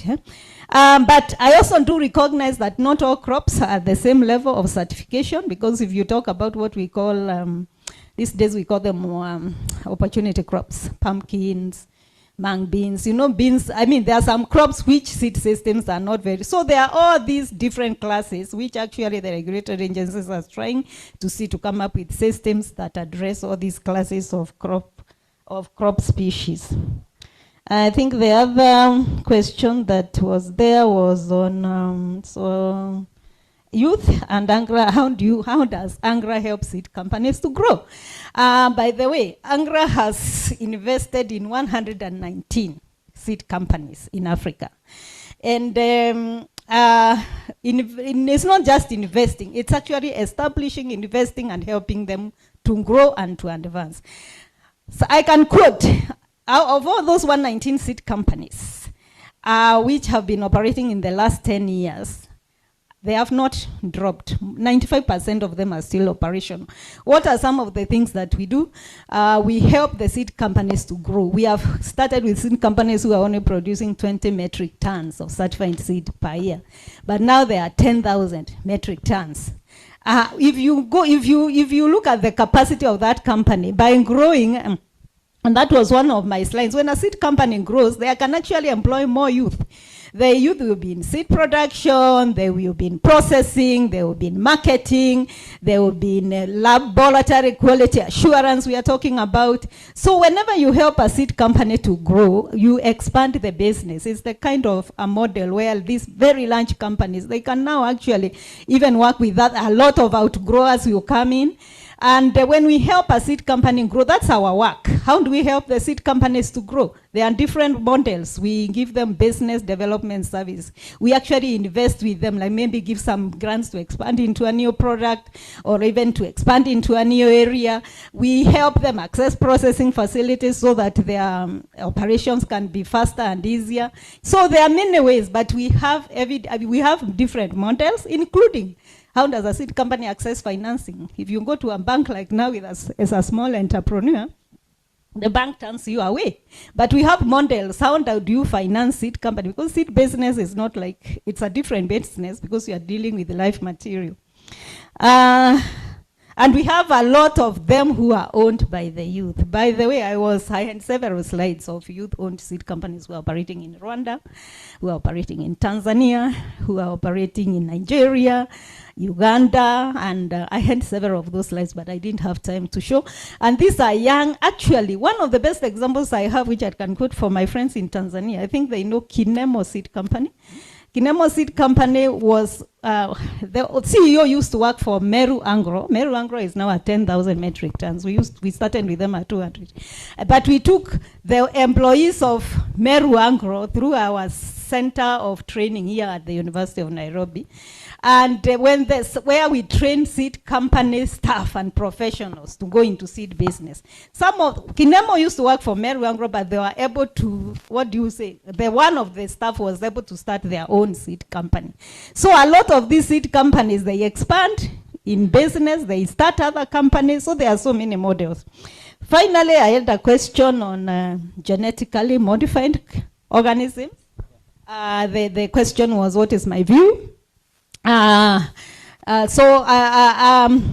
let me start by saying, Africa, we have a reputation of always being behind when it comes to technology and innovation. And transgenics, let me use the one transgenics because it can also be GMOs. We call them genetically modified organisms, or they can be gene edited. They are not, it's an innovation. If you go to the US, all these crops, all the soybean oil we are importing from the US is actually out of soybean, which is transgenic. All the maize we are importing from South Africa is from maize, which is actually a transgenic.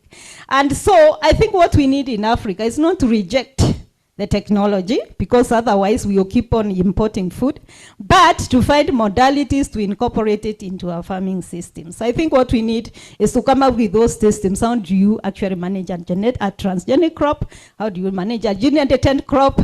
What farm management system do you need? How do you do the refugee? All those. There are so many issues which we don't understand. And by the way, we are also working with the Biosafety Authority in some of these. How do you position the messaging, particularly to our policy makers? I think I'll leave it there. Maybe the other questions have not addressed, and I think the other one was on policies. What policies are we moving? Policies are very, very, very important, because every time you revise your seed law, for example, in Kenya, we are going through a national seed law revision. If you revise your seed law, you need to come up with the regulations. So these are some of the things. If you do plant variety protection and regulation, you have to find it to fit, that seed system. So we are also working a lot on that area. Thank you very much, Dr. Jenna, for that more explanation. And also we have another one question, summarize 1 minute. We have no time. Yeah, so I'll just quickly handle the issue on how basically the youth can come into seed, bearing in mind all the regulations. So one of the things we are doing as Global South is abstracting some of that difficulty because it's actually very difficult to get to a point where you become a seed merchant yourself as a young person. So when you work under us, what happens is we are able to give you an authorization as an outgrower for seed, and then you work within our ecosystem essentially.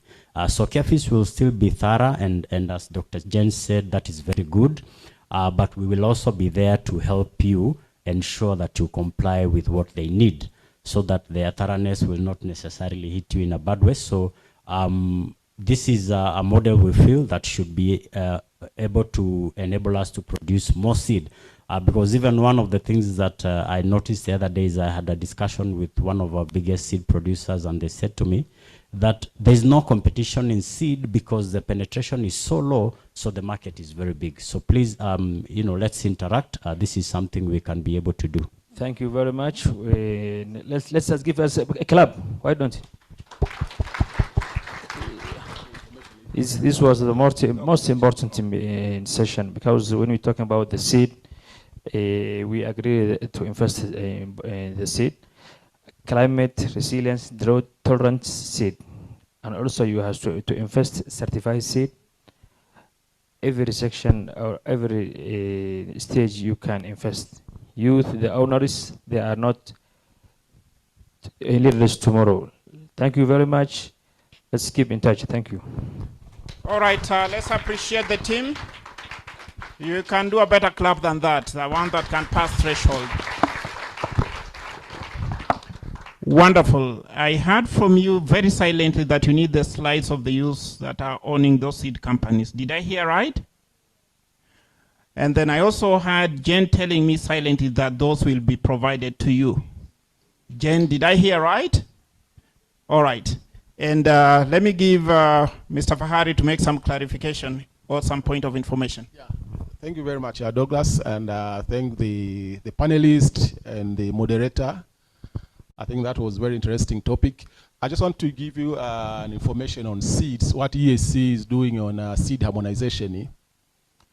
We have started this work back in 2015, and you may all agree with me that seed is somehow very sensitive matters when you bring country to discuss how seeds should be regulated.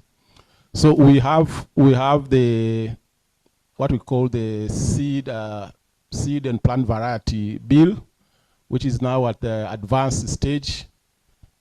It was already approved by the Council of Ministers last year, and cleared by the Sectoral Council on Legal and Judicial Affairs, and now it's been submitted to East African Legislative Assembly for enactment, and we hope that by next year, probably the bill will be in place and assented by the head of state, so that can start to be implemented. So once this bill has been enacted into act, it will provide a harmonized way on the seed certification, testing, and also marketing. Ideally, is one to facilitate the neighboring environment for the private sector's seed multiplication and distribution. So I think once we have this act in place, then these things of multiplication and distribution of seeds to be somehow addressed, because once we have the regional act, it supersedes the national regulatory framework. But again, I also want to share with you the information on the seed potato. For those who are interested in seed potato, we have the strategy, which was I think adopted last year. It's a 10-year strategy. So if you Google the EAC strategy on seed potato, you will have it. It has a lot of information on how to address the issue of seed potato. But also we did a study on situation analysis of seed value chain, potato value chain in the region. And we also have there's a lot of information which may help you if you want to venture into the seed value chain, potato seed value chain. Thank you. All right, with that, let's take a break for 25 minutes. I know we are a little bit behind schedule, but just because of participation from all the team members, but we'll be able to catch up with what we have for the day. So 25 minutes from now is networking, tea, health exhibition. And then at exactly 25 past, we are going to start the second segment. All right, for those who came in today, tea is just being served. So let's just follow the teams and at the exhibition place, and then we quickly do that. So see you after 25 minutes. Thank you very much.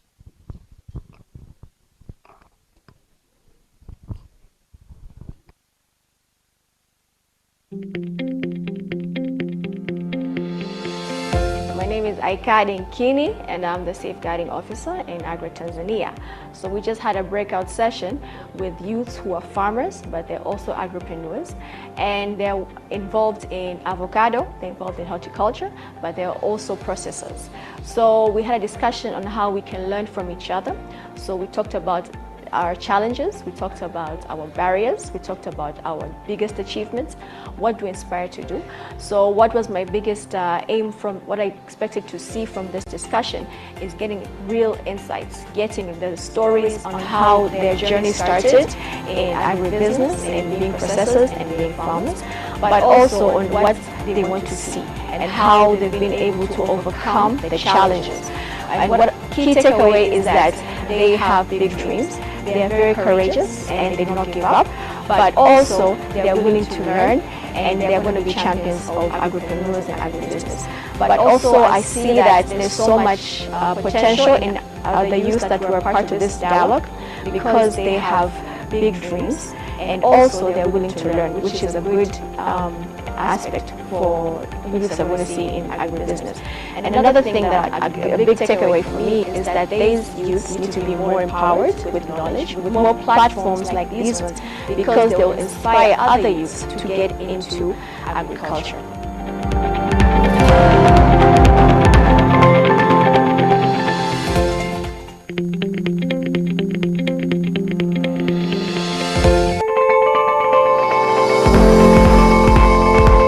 Kwa majina naitwa Mkami Yusuf Tetele, ni mkurugenzi wa kampuni ya Mkami Tea Limited tunaojihusisha na utengenezaji wa unga wa chakula pamoja na viungo vya chakula. Kwa upande wangu imekuwa vizuri sana kwa sababu kwanza nimeweza kukutana na vijana wenzangu na tumeweza kushare changamoto mbalimbali na uzoefu ambao tunakutana nao huko tunakwenda kwenye masoko, lakini pia na namna gani nzuri ambapo tunaweza kusimamia biashara zetu. Changamoto kubwa, tunazalisha bidhaa, afu zile bidhaa tunazichukua tunapeleka sokoni, tunaacha hawatupi cash. Tofauti na vile ambavyo unakuwa umezalisha bidhaa unapeleka sokoni na unalipwa. Kwa hiyo ni changamoto kubwa na ambayo vijana wengi inapelekea mpaka kuweza kuturudisha nyuma. Tunapokuwa tunakutana na watu mbalimbali ambao wao ni wazoefu katika biashara na ni wa muda mrefu sokoni, wanapokuwa wanashare zile changamoto zao, inatupa urahisi wa sisi kujua kwamba okay, ni namna gani ambapo tutakavyoweza kuingia sokoni na tukaweza tukapata zile hela zetu kwa wakati. Mfano kama sasa tulipokuwa na vijana wengine tulipoweza kukaa, tukaja tukajua kwamba kumbe kupitia hiyo changamoto ni lazima unapompelekea mteja bidhaa hakikisha anakupa nusu ya gharama ya kile kitu choweza kumwachia. Kiuhalisia mimi nilikuwa sijui kabisa kwamba mbegu ya viazi inaoteshwa vile kama kimche. Nilikuwa najua tu ni kitu ambacho kipo kinaenda kupandwa. Kwa hiyo naona kwamba ni kitu ambacho inatusaidia sisi kama vijana kujua, na inawezekana pia kuna watu ambao wanafanya hicho kilimo cha viazi lakini hawajui ni namna gani mbegu inavyooteshwa. Alafu hawajui ni namna gani utakapoweza kupata mbegu bora. Kwa hiyo kupitia ile jana kwanza imeweza kunifungua kumbe kuna kitu kama hiki ambacho kuna watu wanakifanya hapa Tanzania. Lakini kumbe kuna mbegu ambayo ni bora mtu anaweza kaipatia wapi. Kwa hiyo kuna namna fulani hivi nimejifunza na nimeweza kuona hata mazingira ya pale kwamba hata nikirudi ofisini kwangu kuna vitu natakiwa niweze kuviboresha. Na napenda sana niwashukuru AGA pamoja na Mastercard Foundation kwa kuleta hii forum kwa sisi vijana. Maana imeweza kutusaidia sana na imetutanua. Naamini tulipokuja na tunaporudi hatutakuwa sawa. Cha msingi uweze kujua ni namna gani ambavyo unaweza ukafanya, kwa sababu unapoingia kwenye kilimo kuna fursa nyingi. Unaweza usilime moja kwa moja lakini ukawa ni mtu unayeuza mbolea, ama unaweza usiuze mbolea ukawa ni mtu ambaye unasindika. Kwa hiyo angalia ni kitu gani ambacho kwa urahisi kinaweza kikapatikana kupitia wewe mwenyewe, ambacho utapata kwa urahisi, ambacho una uwezo wa kuweza kukifanya.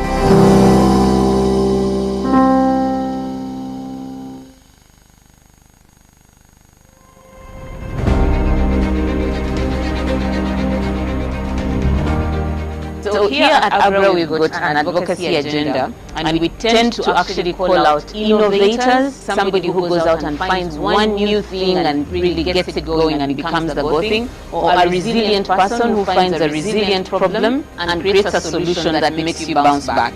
We went into some partnerships that has now enabled us to do a continent-wide program that tries to unlock opportunities for young people in the food systems. We are not creating anything new, but we are just trying to make it possible for a young person to either create something for themselves or take advantage of what already exists. I was like, okay, what is in the locality that I can be able to do value addition for it, and not only be able to create food from an unlikely resource, but also be able to create jobs and stuff like that. I remember when I was young in the pastoral we used to eat a lot of cactus fruits. This plant survives the drought, it survives the floods. So aren't you living on a resource? Yeah. So how about you change the narrative for it, and you're like, how about you embrace the cactus? I think the question there is, what is your unique value proposition? So it becomes easy, it reduces your cost of marketing and cost of customer acquisition and retention. Thank you so much for daring.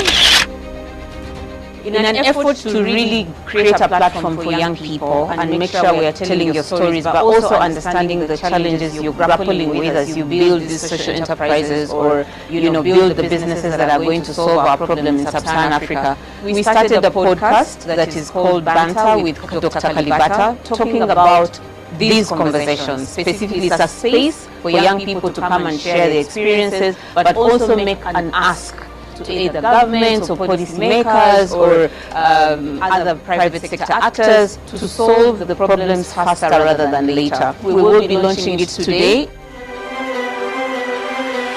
What inspired you? What got you here, Dr. Kalibata? I'm interested in this because I know it's possible. We are not the first continent that is working and seeing the ag sector as a sector that can uplift lives and livelihoods. In my small outfit, I started creating employment and people started depending on my enterprise. I was not thinking anymore of CVs. I already had young people that I have employed and agronomists under me. We really focus to ensure that young people access these opportunities, and those who are already in some sort of business are in a space that enable them to grow, to connect with others, to have a voice that will enable them to share what the challenges they're facing are. Because as much as we may be trying to eliminate these challenges, maybe new ones could be coming up. One of the things that we've been doing, working with Willis here and the team, is looking at job pathways around value chains. Agriculture out there is quite data. Of Kenya, the youth from Republic of Kenya, kindly raise up so that we can appreciate you.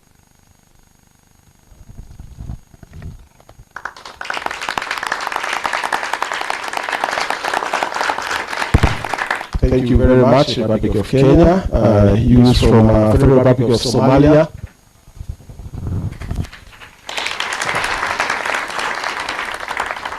Thank you very much. Youth from the Republic of Burundi.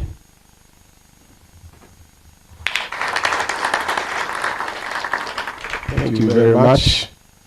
Youth from the Republic of Rwanda.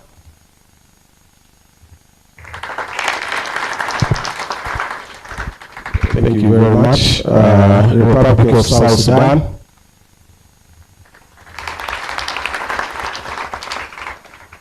Thank you very much. United Republic of Tanzania.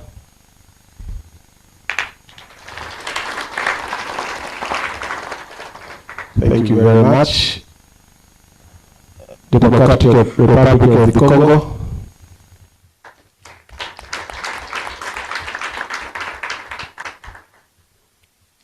And Republic of Uganda.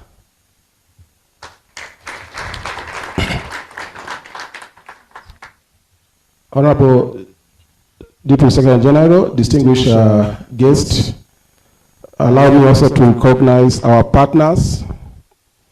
We have a number of partners I want also to recognize a representative from Kenya Airways. If you may raise so that we appreciate you. Representative from the Eastern and Southern African Farmers Federation.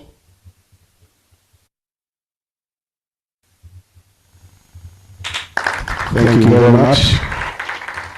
The Eastern African Grain Council. Thank you very much. Eastern African Women in Agribusiness.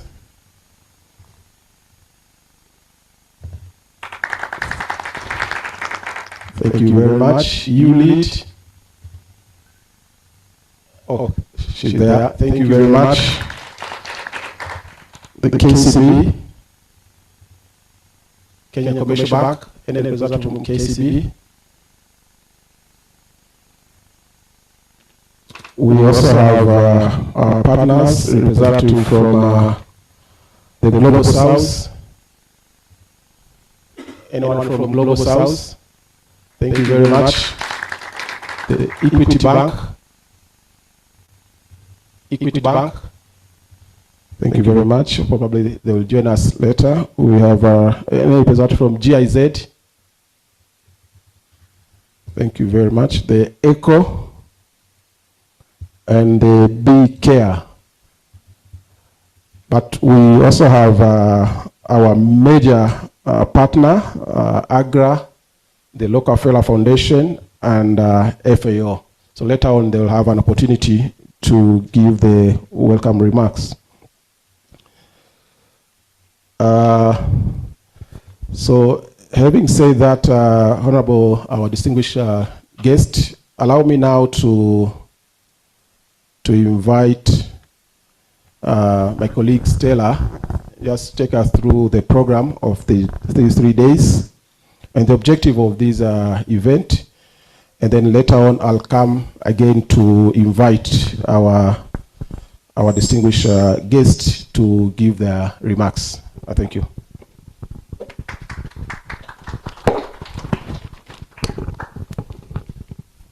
Good morning. Youth in Agri-Food System, yay! We are very happy to see you here, and we are really honored to have very many youth from different parts of the East African Community region, but also Kenya. We really acknowledge all colleagues who have come from different counties of Kenya. Honorable Deputy Secretary General of EAC, distinguished guests, ladies and gentlemen, all protocols observed. We are really honored to have you here, and I'd like to just quickly take you through why we are here.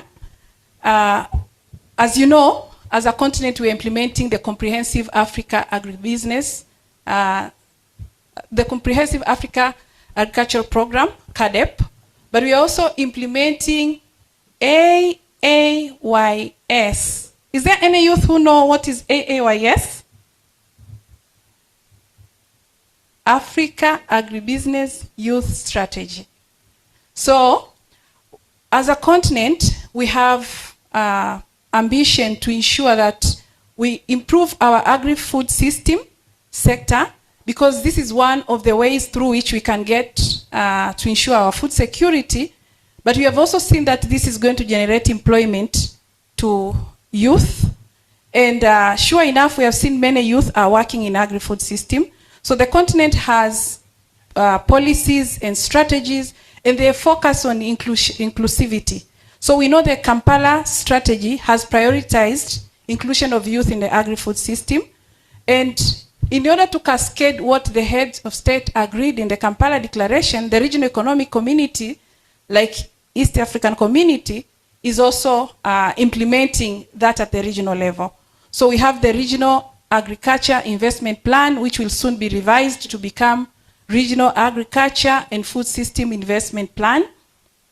And one of the priorities is to ensure that the region empowers youth involvement in the agri-food system. And we know that we have our ministries of agriculture, the ministries of youth, and other relevant ministries in the countries where we are all coming from. But we also have different partners who are supporting different youth initiatives. So the purpose of today's and these 3 days is to ensure that everything we have been learning in the different projects and programs, or even our own self-initiative, we come together as a region, and there is peer-to-peer learning. That's why we even have exhibition. We saw someone today even had a live rabbit here, so that we can learn how can you work in the agri-food system and have rabbit as one of the source of protein. We have different activities. We had people talking about honey, fish, different things. So the 3 days, we will discuss with the policy makers, the planners, decision makers who are here, for you youth to raise your voice, to be able to share what are those policy institutional barriers that you face, because then they can be integrated into regional policies, but also national policies, and also programs and projects of different partners.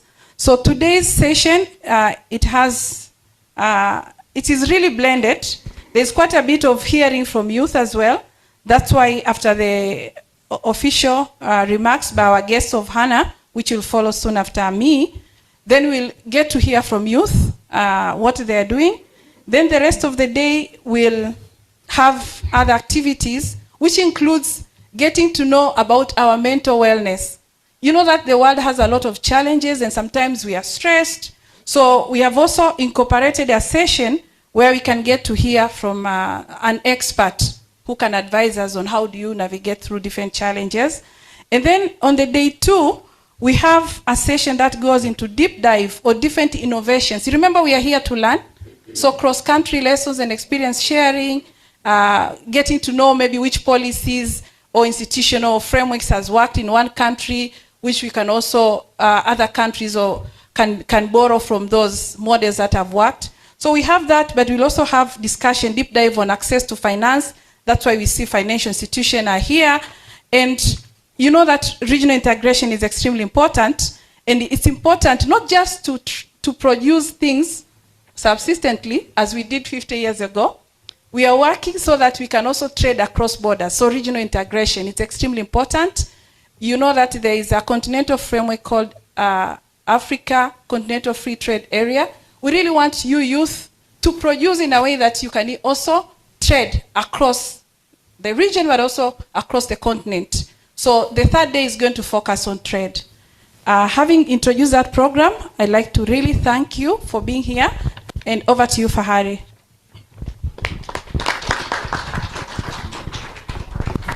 Thank you very much, Stella. And I think now we are all aware of what will be the task ahead of us.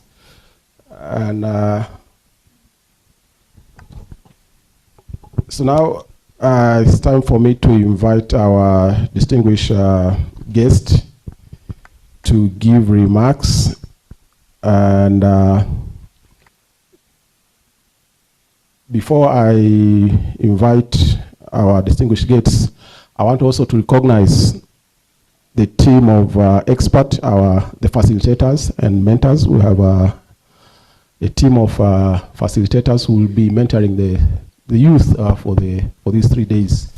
So I want to request all the speakers, the facilitators, the mentors, just to raise so that we can appreciate you.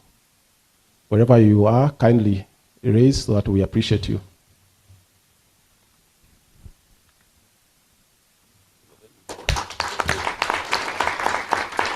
Thank you very much. You get a seat. So thank you very much. Now allow me to invite a representative from the government of Kenya, from the Ministry of Agriculture. We have Assistant Director, Dr. Peter Orangi, just to come forward here and convey the greetings from the Honorable Cabinet Secretary, who was supposed to join us this morning, but because of some other equally important activity, he could not be able to join us. But Dr. Orangi, he has a message from the Honorable CS. Dr. Mwangi.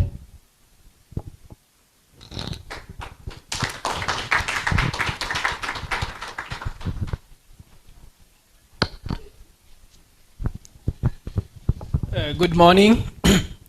Good morning once again. It's a cold morning, so I think we could do ourselves a service if we warm up. Good morning. God is good and all the time. Great, thank you very much. So I stand on the protocol already established, but I want to recognize the EAC Secretariat, AGRA, MasterCard Foundation, Rockefeller Foundation, distinguished guests. We include the youth from the 8 partner states. And also I heard there is a team of mentors and facilitators. And importantly, the partners from different organizations. I again welcome you to this occasion on my behalf and on behalf of the Minister of Agriculture. My task is very simple today, to assure you that you are safe while you're here. The Honorable Minister and the Minister of Agriculture is aware of this function. He has given us the blessings to continue. He wanted to be here in time for the official opening, but he got an urgent engagement with Parliament, which he could not ignore. So feel most welcome and feel assured that you have his blessings to continue. Anytime that is ready to come, you will be able to grace the occasion. But since I'm here and also youth empowerment happens to be my passion, I have also a simple message, because today we are meeting here to support the youth, and our theme is on youth empowerment. And today's youth are not just beneficiaries. Yeah. They are not beneficiaries of change, but they are innovators, entrepreneurs, job creators, and drivers of climate food systems. So our task, actually, as we deliberate, is to enable them to scale, to connect, and thrive. And I'm sure the youth who are here, you have a special place in Agri-Food systems. So thank you very much, and God bless you. Thank you very much, Dr. Orangi, for that message, which we have taken note on that. Honorable Deputy Secretary General, allow me now to invite a representative from AGRA. We have Mr. Boaz Kaizire, who is the Director, Police and State Capabilities at the AGRA. But at this engagement, he is here representing the President of the AGRA. Boaz, you have the podium.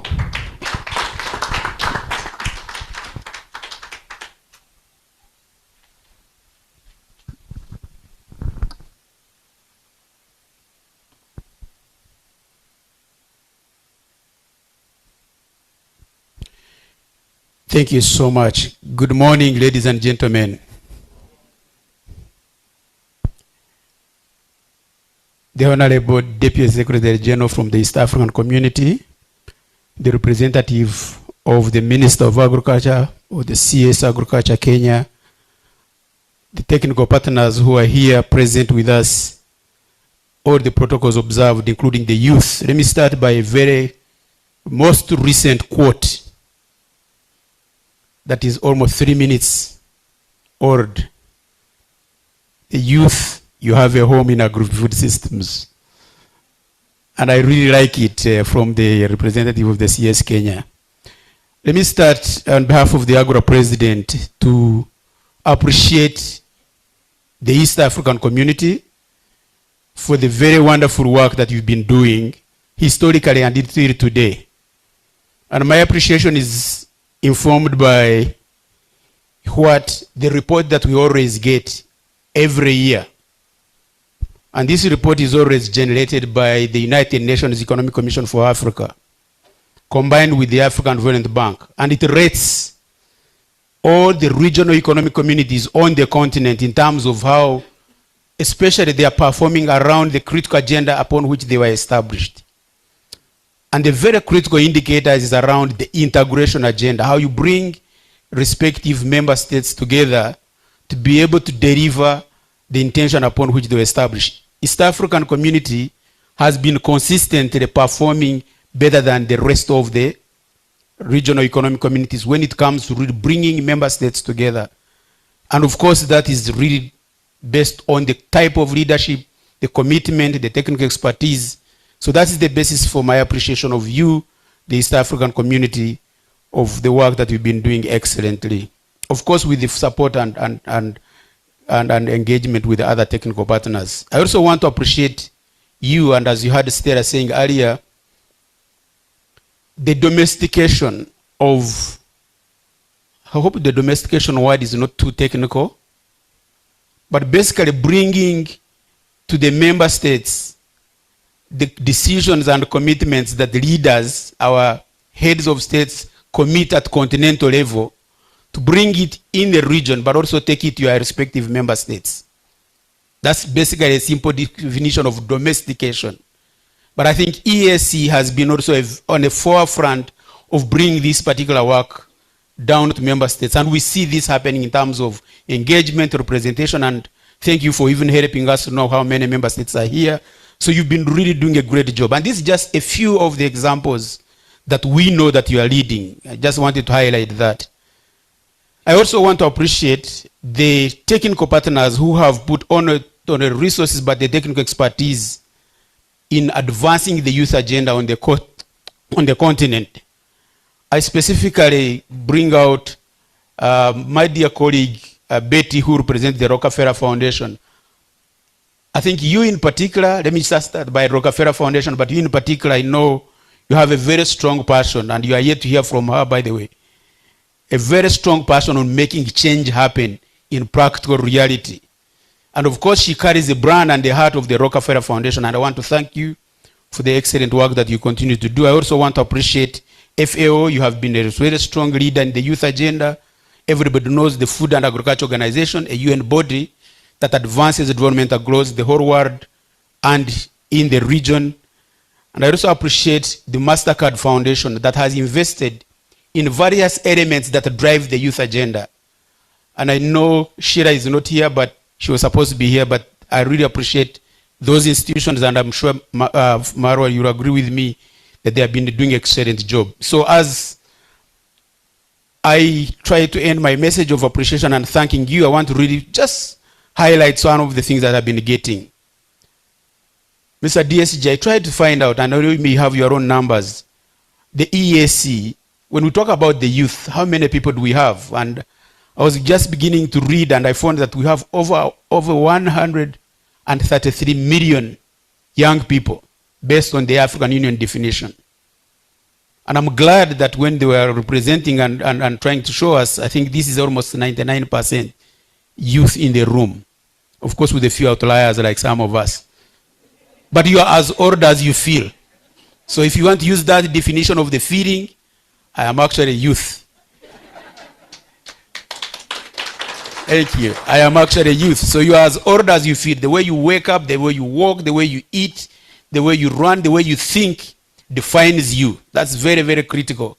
But Mr. Secretary General, I think the point I wanted to make there is that the numbers are significantly big enough or even small enough to really make sure that the change can only happen through the youth. And I'm glad that we have platforms like these that are going to really create an opportunity for us to be able to understand. If you look at the opportunities, the African Development Bank former president Akina Desina used to tell us that we do not eat opportunities. However, we don't shy away from highlighting the opportunities, because when you are young, you are guided by the kind of opportunities that lay out there. I always tell people that your vision is as big as the size of what you have been exposed to. Even when you dream of what you've heard, what you've read. So that is the size of the vision. So if you look at the opportunity that exists on the continent for young people in the agri-food system space, is so huge. And therefore, a space like this is contributing the size of your vision, and we don't shy away from it. And I know they exist in different aspects of agri-food systems, but it's very, very critical. My second last message is around the work that the African Union has been leading, and of which AGRA as a partner have actually incubated and selling to the continent in terms of not only do we talk about youth, but we really need to know what does it mean when we talk about youth in agri-food systems, youth in agribusiness. One specific indicator under the CADA biennial review previously since the beginning of CADAP was total number of youth that are employed in agriculture. How you count them, how you compute them has been a little bit haphazard, if I can use that word. But I think we have, and the African Union has now adopted a common aggregate framework called the Youth Agribusiness Performance Index. I know it's a tool, it's an index that has been incubated and led within AGRA, but adopted now by the African Union to be able to be used at the entire 55 member states. And the importance of this particular index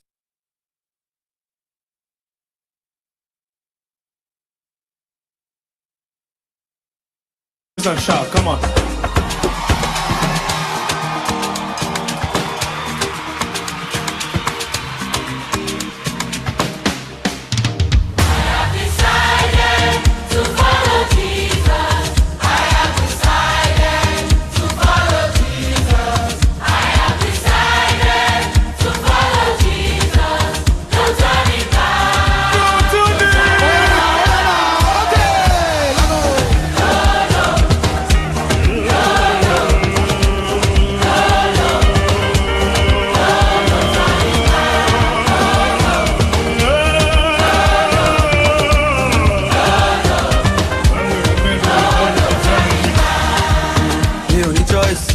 I go now to the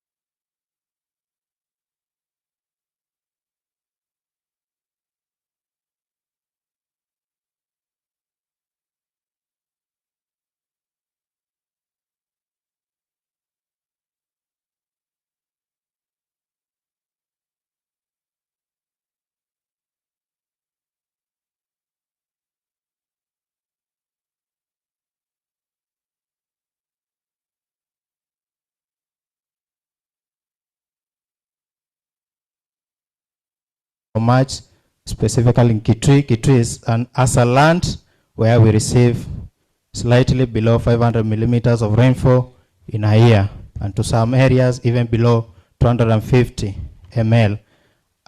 Personally, I still do business where we have the BE transformed enterprises. We want to transform our communities through selling the cereals. We want to feed them and feed them for the future. We want to transform them by providing fair prices.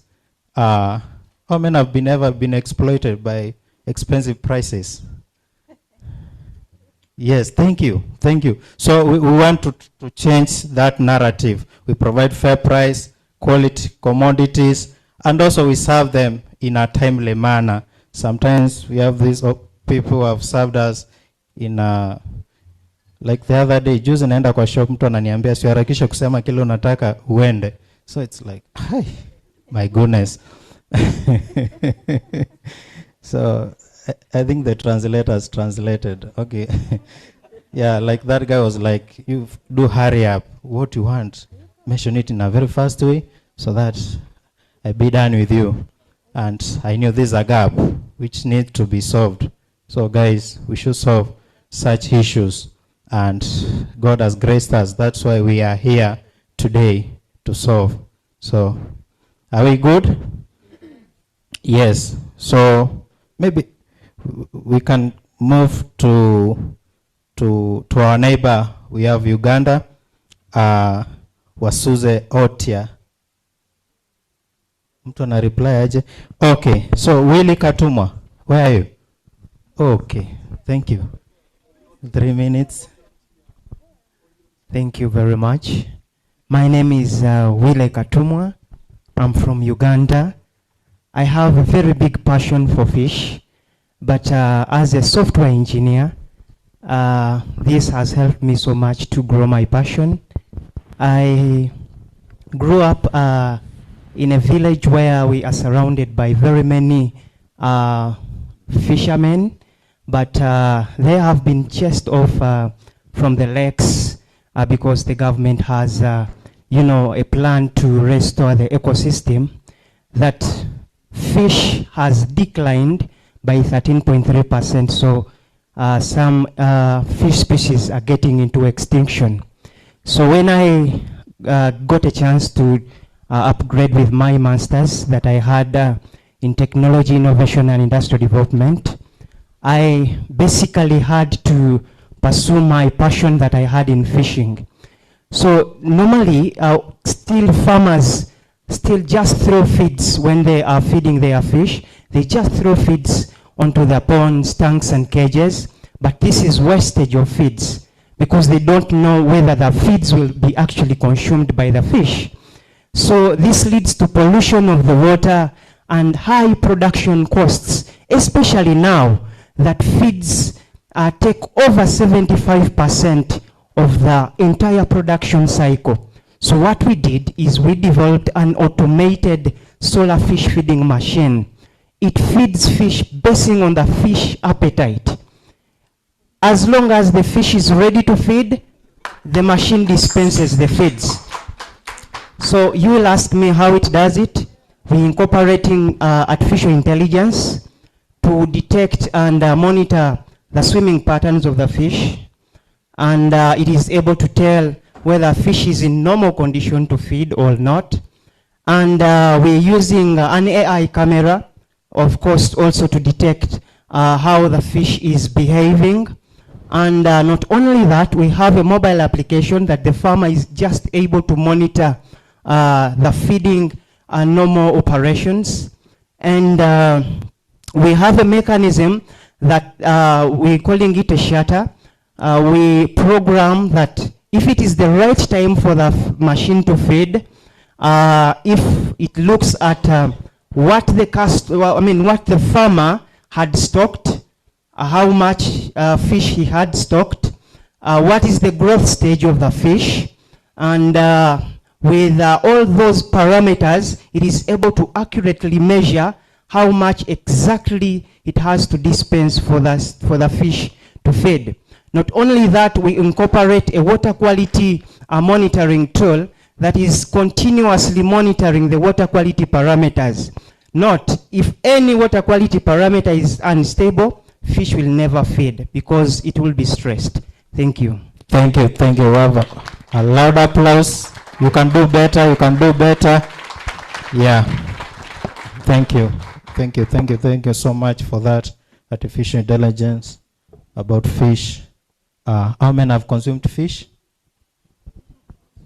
Wow. Thank you. All the way to DRC Congo. Bote. Agri-Mod. Sal. Where is he? Yes, my brother, Rehab. Wow, wow. We can clap for him. Let us encourage him. Wow. No, that's not enough. Let's do more. Yes, let's encourage him. It's a young man. Wow, thank you. Yeah, thank you. Good morning. Good morning. Yeah, I'm Chiruza Birai from DRC, particularly in Bukavu, the South Kivu. So, my story is too long. I don't know where I can start and where I'm going to end, but I'm gonna manage according to the time management. So, what pushed me to deal with agriculture? When I was 14 years old, I saw my mom going to farm every day without shoes. And these activities was taking care of us, education, food, everything in the family. But one day in my village, because I was grown up in rural areas, I saw many farmers growing their product, but they couldn't happen to get the market. Everything was decaying. That's what we call post-harvest losses. Then I wonder, at that age, what am I going to do so that we can overcome those kind of challenges? At that moment, I start dealing with agriculture. I start with tomatoes while I was in fourth form secondary school. Imagine, at that time, I grow tomatoes that I used to pay my high school, and I finish everything. So when I went to university, I didn't go to the passion of agriculture. I go to start other academic studies that we call law. But after my studies, I didn't find a job. Then I go deeply in what I have been doing while I was at high school. It was in 2021. I was called by Conrad Adenauer Institute here in Kenya, in Kilifi. It was the moment that I started my passion in agriculture. At this moment, we are empowering small-scale farmers, particularly those who are displaced by war, internal displaced women. In agribusiness, we have two flagship projects that one is supported by East Africa Community and GIZ, and the other one is supported by European Union and Agribusiness Facility. So agribusiness, my project now is helping many people who are displaced by war. Now they are coming to life. I'm sorry to use the word, but they are coming to life through our activities, through whatever we are doing in Bukavu. So we're targeting 500 small-scale farmers, women and youth, but at this moment, there are men who are coming to us. So if we can continue those kind of activities, if we can continue to empower them, because it's the main activity which remain in my country. Most of people think about politics, but at this moment, we who are dealing in agribusiness, we are bringing life, we are empowering small-scale farmers, and we are empowering those internal displaced people due to war. So we thank so much our partners, EAC, GIZ, Agra. Even if I haven't yet worked with Agra, but hopefully, due to this event, I'm going to work with Agra, because we are not only, thank you, we are not only empowering small-scale farmers, but we are bringing digital solution that we call Mavuno, digital platform that link up small-scale farmers to customers. We are now in 3 countries, DRC, Burundi, and Tanzania, and hopefully we are going to scale our solution across EAC. Thank you. Asante, asante. Thank you, my brother. Yeah, thank you so much. The tomato paid the school fee. Wow. Yeah. Okay. All the way to Arusha. Jambo, Madam Mshanga, karibu. Yes. Let's encourage her. She's a poultry farmer. I know all of you consume chicken. Yes, thank you. Thank you. Good morning. I'm a poultry farmer from Tanzania.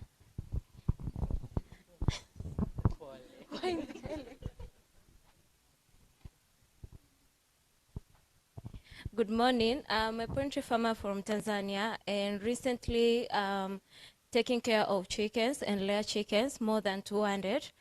I can say that the journey of taking care of the chicken is not hard as how people think. It's easy and they cannot stay for so long. But the issue is always about the market. Yesterday I heard people saying about how the market is, and today also the market is really, and we can say that the broker, they want to kill us. You can find out that you're doing a survey, you say that this business is going to take me out because I was dealing with broiler. You cannot go and sell in the market. When you reach, the shopper told you, left your chicken, after 3 days or 4, I will pay you. You say it is a risky. You take a broker to sell your chicken. Finally, the broker pay you very well. When you deal with the broker, pay you instantly. You give the chicken, pays you, and deal with the shopper. So I said, maybe I want to cut the broker, because you can sell the broker a chicken in 7,000 Tanzanian shillings. But the one that you go and buy even yourself, after 2 days you find out it's 8,500. They are making even more profit than you. So you just been doing the business in order to profit others. I say, maybe let me change to eggs, layer chicken, maybe I'll get something. When it's finally the business, you go to the market here that there are a lot of eggs in the market. So you have to go with the price that it is. People, they're buying eggs even 6,000, 7,000. You find yourself that very hard, because when you sell, you find out the amount of money that you gain is the one that you can buy food for those chicken to keep on eating. So I suddenly say that I want to eliminate or minimize the broker that are going to sell my eggs in the market. So I start using social media, posting and finding the market. I can see that it really helps. People, they are there, they bow for you when you post, even on WhatsApp, on status. Most of us, we do post a lot of things and not promote what we are doing. We forgot even if we are selling something. You can find out that you are with 10 people. You don't tell them that I sell eggs. So whenever I'm with people, I tell them, I do have eggs. Do you eat eggs? Which one? Layers. Okay, 2 trays tomorrow. So I just found myself finding my own customers. And if the egg is finished, they're texting you, Glory, tomorrow, 2 trays. 3 trays. So I just find my customer directly in order to cut the broker, because they're going to kill me. Their price is very low, and you find out that you are using a lot. You are just working for the broker, and I wanted to eliminate that. So I finally found a customer on my own. So the other thing I want to motivate you is on consistency. If you're not going to be consistent on the business, people, they're not going to trust you. Today you're doing this, tomorrow you're doing this. So people, they're going to say, if cannot stick to this business, because right now I'm selling eggs.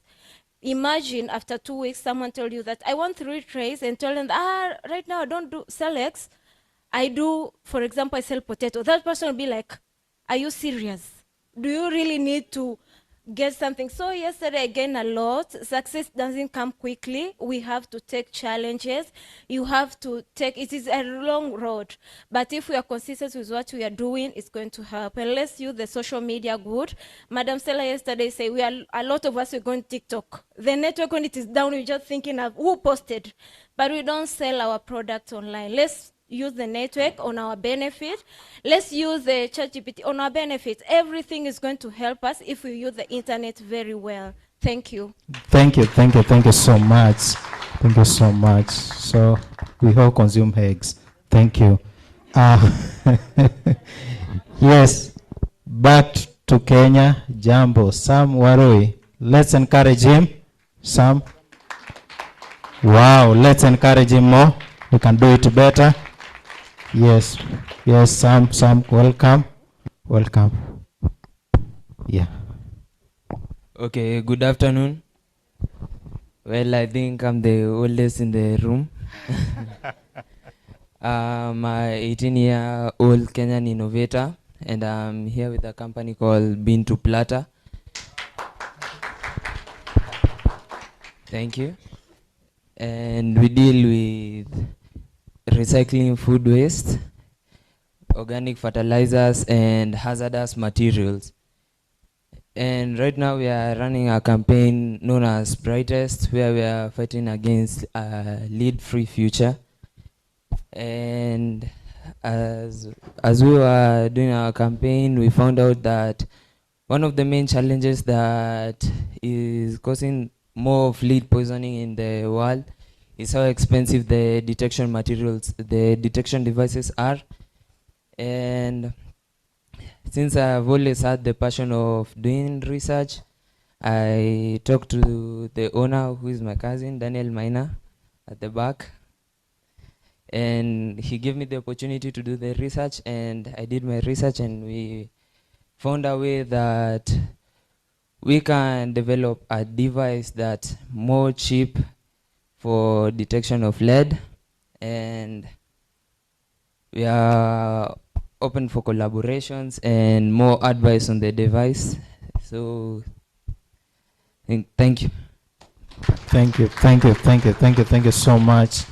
Wow. So do you mean we should not hit? Oh, so we need these guys for further elaboration.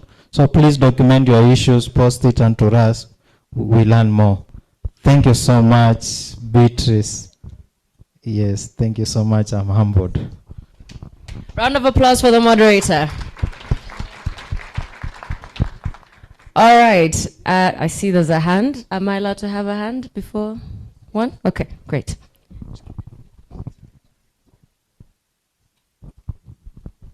Hello, everyone. The reason that I stood up was I was touched by the key point is said by my sister from Tanzania. She was talking about how we use social media. And I want to address that. How many of us have website for their companies? Raise your hand if you have a website. Okay, how about Facebook? Do you sell or market your product in Facebook? How about LinkedIn? Do you have LinkedIn? Oh, we are many. Okay, Twitter, X, how about Twitter? Okay, the last but not least, how many of us use TikTok? How many of us use TikTok for their enterprise, for their not personal uses, but for their companies?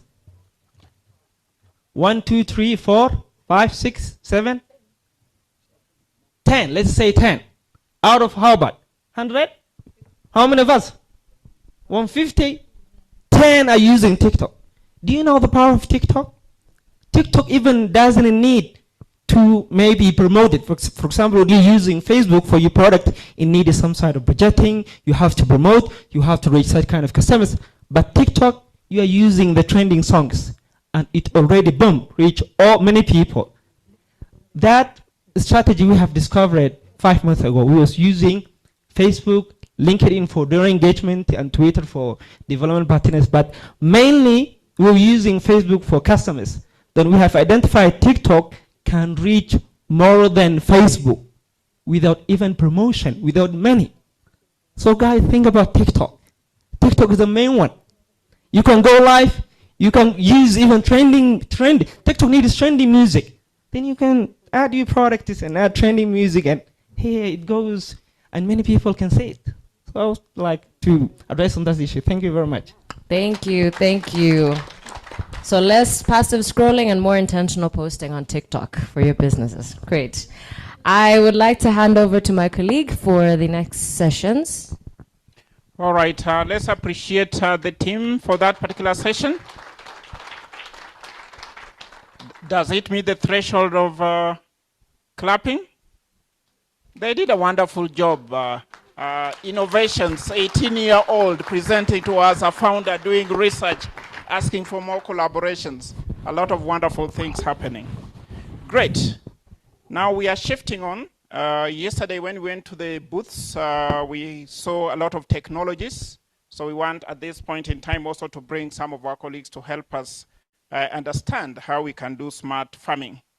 And at this point in time, I want to call upon Mr. Agri-Food, who is the Commercial Services Manager of Fahari Aviation.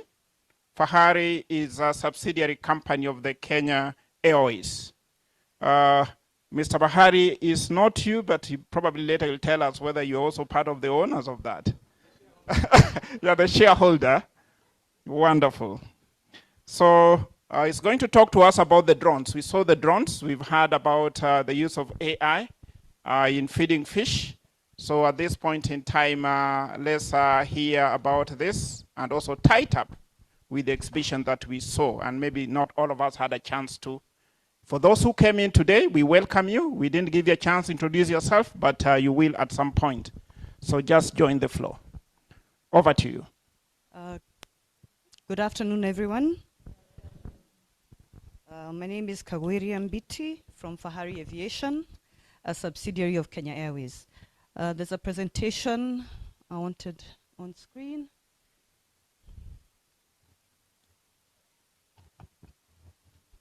To start, but anyway, either way, as we get to the presentation,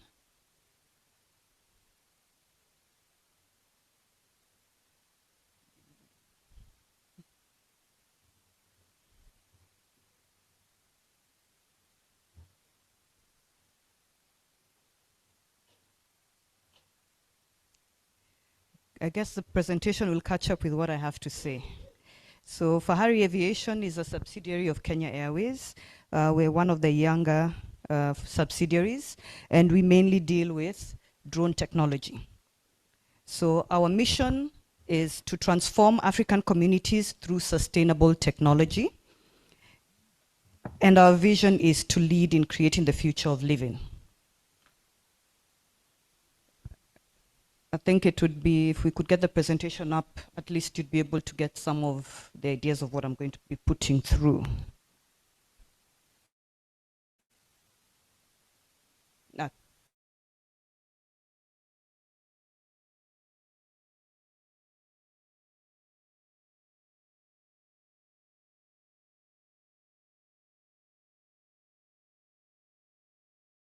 Kenya Airways Pride Center, where we carry out our training. KQ Charters, for those who are looking to charter flights. KQ Cares, where we offer medical services. Jumbo Jet, low-cost airline. And we have Kenya Airways Cargo, engineering and maintenance that carries out maintenance for airlines and our own aircraft. And KQ Holidays, to offer you packages for holiday services.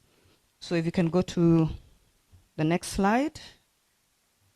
As mentioned, our vision and mission are to transform African communities through sustainable technology and to lead in creating the future of living. So Fahari Aviation, as a drone company, is governed by the Kenya Civil Aviation Authority. And under the Kenya Civil Aviation Authority, there are 3 licenses you can get. The first one, to offer commercial services, where we take our drones and go and provide services to our various customers. We have our training organization, where we train licensed pilots to get a remote pilot license so that you can fly the drone. We also offer specialized services in this area, mainly around agriculture, mapping, surveillance, and inspection. We also have youth, or rather young adult services, so from the age of 10 to 18, and even those who are older can get what we call a remote pilot certificate, aviation certificate, that allows you to fly as a hobby. Then we also have what we call our cadet program, where we're looking to bring on board young people who have qualified, or at least turned 18, who are conversant in English and have minimum KCSE. And you can actually come on board on that program, and after the training that we provide, you can come and work with us for 3 months on the job training, so as to create capacity for what you can do. Then under the UAS reseller, we resell drones. So Fahari Aviation has the 3 licenses, and we're able to offer those services to you. So if we go to the next slide, kindly. We offer now, what we offer in the field include monitoring and surveillance, aerial mapping, inspection, agricultural services, conservation, photography and videography, emergency response, consultancy, distributorship, and data processing. Quite a mouthful, but we're able to have our drones come out and do that for you. But I know what we're interested in today is agriculture. So I'll get to the agriculture bit. So, sorry, it seems like it was in my control all along.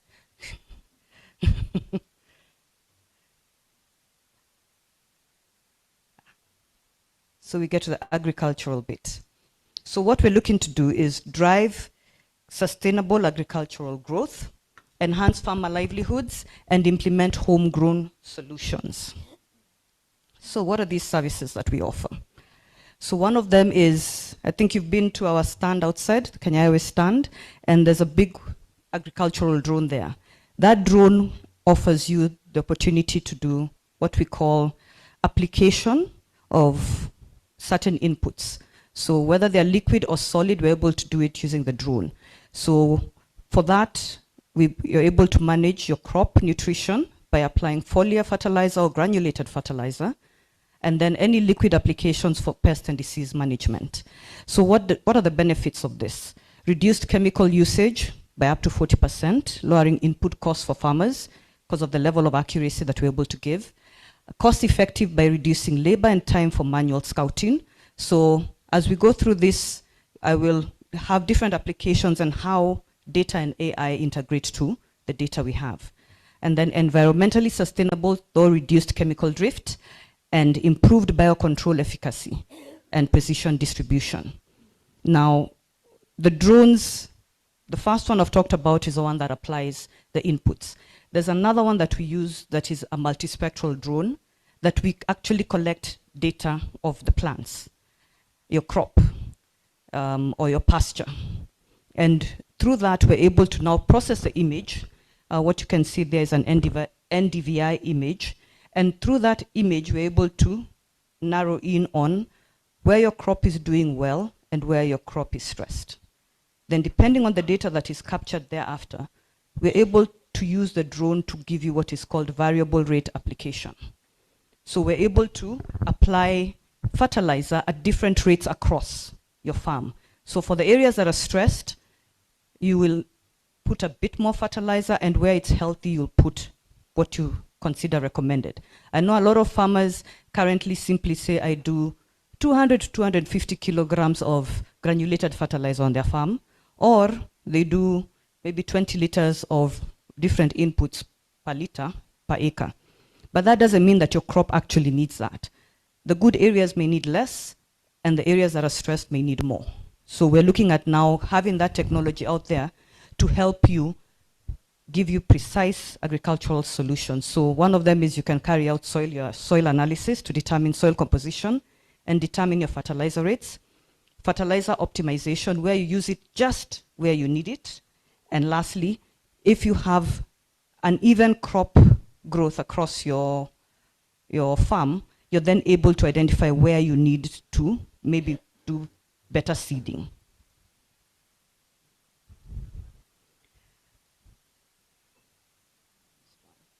And then we have crop health and mapping, which is what I was talking about, where the image is able to guide you. And the benefit of this is mainly proactive crop health management, cost effectiveness, and yield quality control.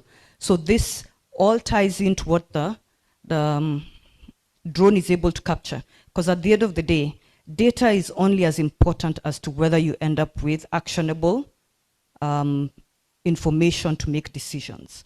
So another benefit is high resolution aerial maps enable accurate assessment of field conditions and topographical features. So we can also map out a farm or farming area and determine how water flows and whether some areas are waterlogged or some areas are dry, so that you can also change how you water your crop. So when we talk about smart AI solutions, what do we mean? The drone collects data, but that data is only useful if you're able to translate it into a format that you can use to make decisions. So, for example, I've just mentioned NDVI, where you're able to check your crop and how it's performing, stress versus good crop areas. So we have stress detection. But in addition to all of this, you can use the same data and create softwares, either apps or softwares that you can use to upload information from the drone, and that will give you information. So I'll give you examples of some of the people we're working with. We're looking at people who are looking to develop the ability to have the drones collect information aerial, and then they're able to get identify pests on the farm. That's again, the drone does the data collection, but the software or the apps that are created can now determine the outcome. From that, you're able to make timely decisions, because not the whole farm is infested. So you only need maybe again to spray only where it is infested and contain it at that point. We have also got people who have apps where they're looking to have various input service providers. So when you integrate pest and disease management into the app, and you're able now to determine what outputs do you want. What does the soil, those in soil analysis do? What's their output to you? For the input providers, what exactly will work for your particular crop in that particular area? So now I'll come to our value proposition. Number one, cost effectiveness. A lot of people say drone technology is likely to be very expensive. But I'll surprise you to say that to spray 1 acre of land costs about 1,000 shillings. but you save on time in terms of efficiency, you save in terms of safety, exposure to the chemicals, quality in terms of the precision, and in case emergency response now is in relation to other services that we offer, but you're able to actually end up gaining from that. So for example, if you have 3 or 4 or 5 people spraying your farm, and maybe it ranges between about 3 to 350, we are able to do that without 1,000 shillings, and it will take us roughly a couple of minutes to do it. So in terms of time and efficiency, we're able to do it quickly. So what we encourage farmers to do is to come together through either an aggregator, a circle, or group, and we are able to offer you the economies of scale. So that price is now applicable to you, and we're able to do it across the area or ecosystem within which you're in. So youth empowerment, what do we see in this particular area? We're talking about comprehensive training, where we can give technical certification for drone ops, data analysis skills. All those who are in software engineering and doing all other computer degrees can still contribute to agriculture. So agriculture is one of the mainstays of Kenya, so let's get them involved in this. And then you get practical field experience. Employment opportunities, job creation in rural communities, entrepreneurial pathways, and sustainable income generation. In terms of long-term sustainability, you then create a localized service delivery ecosystem, technology transfer and knowledge sharing, and community-owned initiatives. Expected impact is that we're looking at local capacity building, where we're able to create a skilled workforce within the community. Social impact, that we are not just continuing with the traditional way of doing things, we are learning from the traditional and adopting technology into it. And then a scalable model where we're able to replicate the success of drones within country Kenya and hopefully go regionally. So the conversation of this is, can we incorporate drone technology for agricultural productivity? Where do we see it going? Secondly, develop youth empowerment and job creation in agribusiness. Third, adapt climate resilience and innovation in agriculture. And fourth, grow community engagement and empowerment. Because at the end of the day, together, it's only us who can take us that step forward and transform agriculture in Kenya and Africa and foster food security and economic prosperity. That's our agriculture proposition to you. Now, I'll go into the next one, which we mentioned was AAM, which is not necessarily around agriculture, but it's in terms of new technology. And we want to expose the youth to this particular space.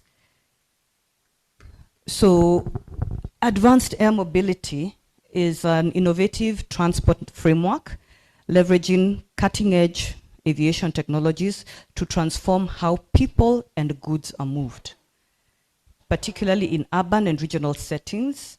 And this mainly involves electrical vertical takeoff and landing vehicles and uncrewed aerial systems. So the technology will first come on board crewed with a pilot on board. But the eventual aim of this technology is to have it similar to our drones, remotely operated. So it goes up in the air. It goes up in the air. Sorry about that.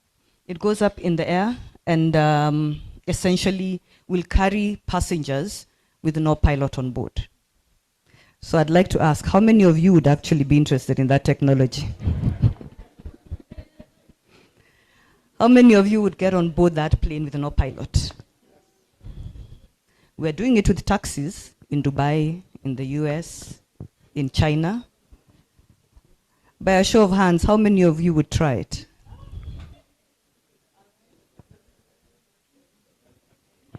Excellent, because this technology should be coming in from the year 2028. So as we look out, Kenya Airways and Fahari Aviation will be offering this, firstly through a piloted one, and then through you've been in the air alone with the aircraft and praying.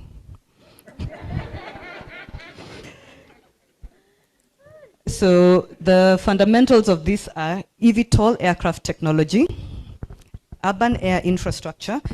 So the technology is what I've just spoken about. The infrastructure means that we will need to put up, rather than helipads, we'll now have vertiports, where we'll be able to land the aircraft and then charge it, similar to an electric vehicle. And that also comes with digital connectivity and integration, because the aircraft will have to communicate with KCA, who we're hoping will also be ready for the technology. And through that, there are various possibilities that will come up. So I did mention goods, and goods might end up being agricultural produce. So we never know where this is going. So some of our use cases are primary, which is mainly commuter, maybe from airport to a hotel to a mall, maybe between Nairobi and Naivasha, and then also sightseeing, where you can take one and go to the national park to have a look around. And others, we're looking at freight, as I've mentioned, goods, medivac, tourism, and defense. Because now we've seen drones working. They don't work for good all the time. But under defense, we've had those that do drones that are not for good. But we encourage drones for good. And what we're looking at, as I mentioned, are vertiports, landing infrastructure, energy and charging networks, air traffic management systems, mainly around KCA, and communication and navigation that will happen between the aircraft and the ground. So just wanted to introduce that to you as another space that youth can get involved in. So, and with that, I'll leave you with a video of what AAM is, and I'm hoping you have gotten something from the presentation. And we are outside, as mentioned. Kindly visit us, let's engage, let's see what we can do. Because technology should not only be for large farmers and those who can afford it. Technology in agriculture should be devolved to the lowest level. That small scale farmer with 1 acre should benefit from this technology. So thank you very much, and hope you have a lovely day.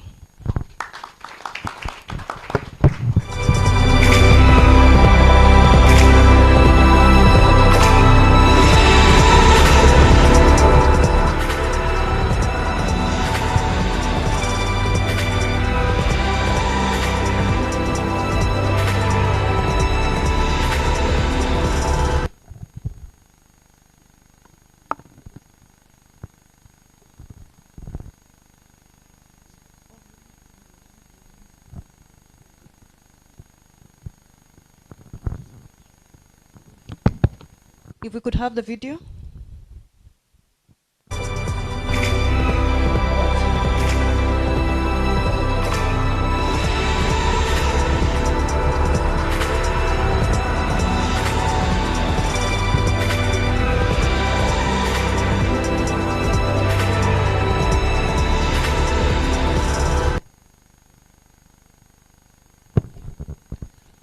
All right, so that marks the end of that segment. And since we agreed that we have to dialogue, so I'll open it up just probably for a bit of just comments around that. It doesn't have to be a question. Maybe the thing has touched you, you can declare that this has touched me, I'm going to do something about that.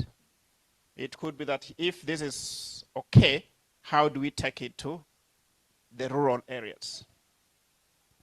All right, so I'll probably just give a chance to one or two about the presentation. She's taken us through that. All right. Raise your hand. 1, 2, 3, and 4. All right. Okay, thank you very much. I'm Silali Wafula once again. And make it short and brief and sweet. So I think I'm impressed with what the AAM have presented under the Kenya Airways, and I'm offering them an opportunity to work with us. We have a team of youths, 57 of them, who are doing spraying service.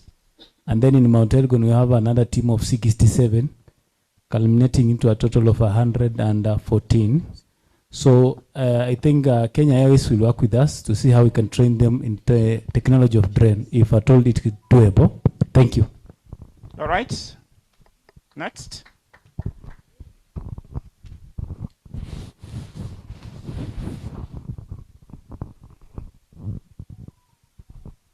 Yeah, thank you. I think I must say that this is real technology in action, and precision agriculture is where to go to. I just have one concern. I work with farmers, and previously we had tried using drones to scan the field and then identify the stress areas, and it really worked well. And we had two issues which I would want to seek clarification on. One was the certification to run the drones in the farmers' fields.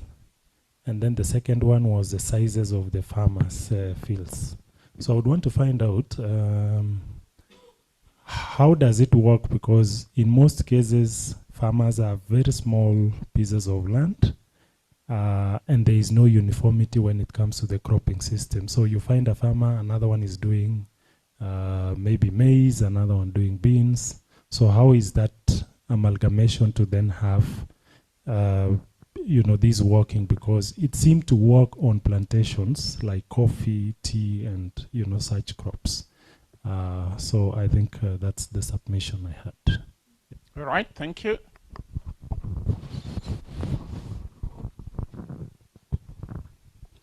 Hello, I'm Irene Waweru.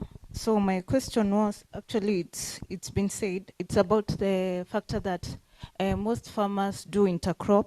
So how do you intend to use that kind of technology in such systems? And on the other question is about the accessibility of the drones. Is it leased or do we like buy, or yeah, thank you. Which is the last one? Okay, go ahead. Yeah, thank you. So for me, the question I think has already basically been covered. And one of the things I'd like maybe to see clarification on is one of the largest challenge that the drone providers would have is mobilization. So what are they going to be able to do to make the drones available closer to the farms, so that the cost of mobilization is lower, and then ideally that would make it accessible and the rates would be affordable even to the smaller farmers?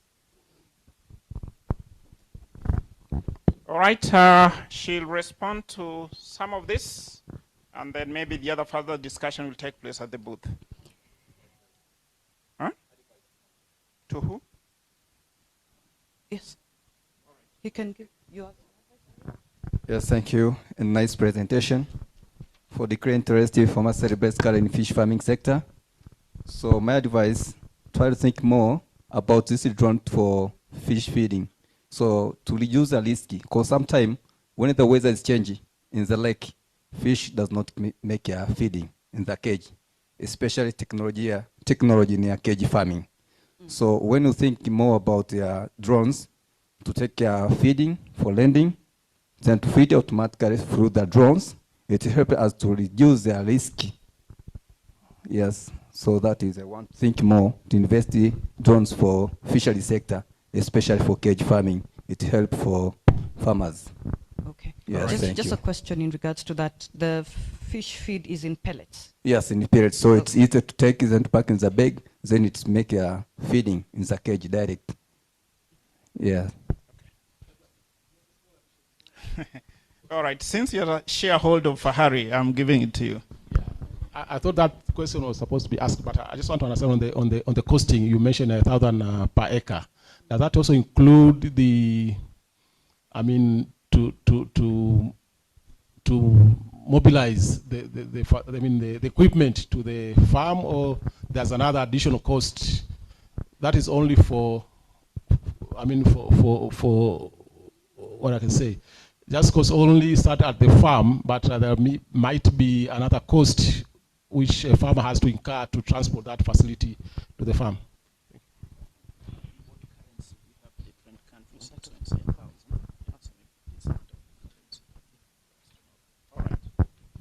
I'll start with the first one. The team from Mount Elgon, I think we can have a sidebar and see how we can have that conversation move forward. On certification to run the drones, yes, Fahari Aviation is certified by KCAA and licensed to do the drones. Kenya Civil Aviation Authority in Kenya. And for us to come to your farm, you need to give us, because of data privacy rules and the fact that we have to be authorized to come there, as a farmer, you're required to give us a letter of no objection to fly over your property or your farm. So that has to be given to us in a format that we shared with you. And once that is received, we then now apply to KCAA to receive the authority to carry out the work. So we are compliant with the government in regards to following the rules and regulations. In terms of size, what we encourage for farmers who have 1 acre and below, rather 1 acre and above, is that you come together within a particular area. So we call it aggregation.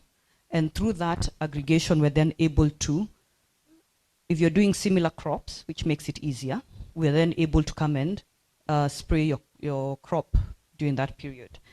And we will stay around for quite a while if there's enough business. So now that's the encouragement we're trying to get, that if the youth can get involved and we can get those who would be willing to pilot a project around drone technology at the rural and grassroots level, we can then get the drones closer to the community and able to provide those services on call. So I think that also answers the second one. For Irene, we're looking at intercropping. For us to carry out crop health surveillance, the crop type doesn't, whether you're intercropping, will be able to guide in terms of the NDVI images. So regardless of the crop, it will still be able to tell what is healthy and what is not. Now, in terms of identifying it further, that might require a bit of processing so as to identify if there's a disease on one particular crop or the other. But however, if you have tall crops and short, because of the canopy, we might not be able to get to the bottom to identify the ground running crops. So that might be a challenge, but I think I'll take the question back to my team in terms of operations and see what exactly they can provide on that. In terms of mobilization closer to the farms, if we understand the value chain and the areas of operation, we are then able to stage our drones closer and provide support throughout the growth of the crop. So we have a fleet of drones. So depending on the crop, we have drones that can be from T10, what we call the DJI Agras drones. So from the small size, which will now be on lighter stemmed crops, so that the downwash does not break them, to the largest size currently in our fleet, which is a 50 kg, 50 liter drone, which is more hardy on crops like maize, wheat, etc. So we're able to now gauge what is required for that particular value chain and provide support accordingly. So mobilization, again, all comes down to aggregation. On fish farming, we can look at it and probably give you an answer. So I'd encourage you to come and also to the tent outside our stand and give us the details. The fact that you've mentioned pellets, I think size-wise would be similar to what, maybe slightly bigger than granulated fertilizer, but we're able to do that for the fertilizer. We're also able to do seeding of seed balls for trees with Seed Balls Kenya. So I'm very sure we can find a way to customize it to meet your requirement. So kindly share with us your details and we can see about that. For the 1,000 shillings, Kenya shillings, that we're saying would do an acre in terms of spraying, that is including mobilization. So there's no separate cost for mobilization.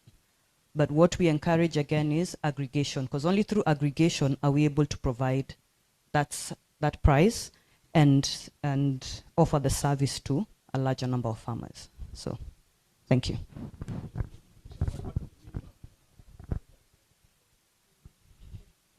For our group, we are willing to work with, if we can do 100 acres a day, that's one drone, because roughly between 70 to 100 acres. So if you're able to come and you have between five or so acres, that's about 10 farmers, we can come and do the work for you. So we encourage that at least our minimum capacity for a drone is covered. So we're talking about 70 to 100 acres a day.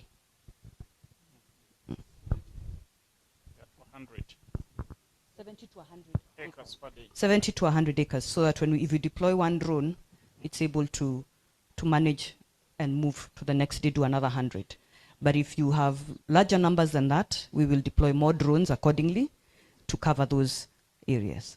So we can do multiple locations, and we can do a different mix depending on the demand.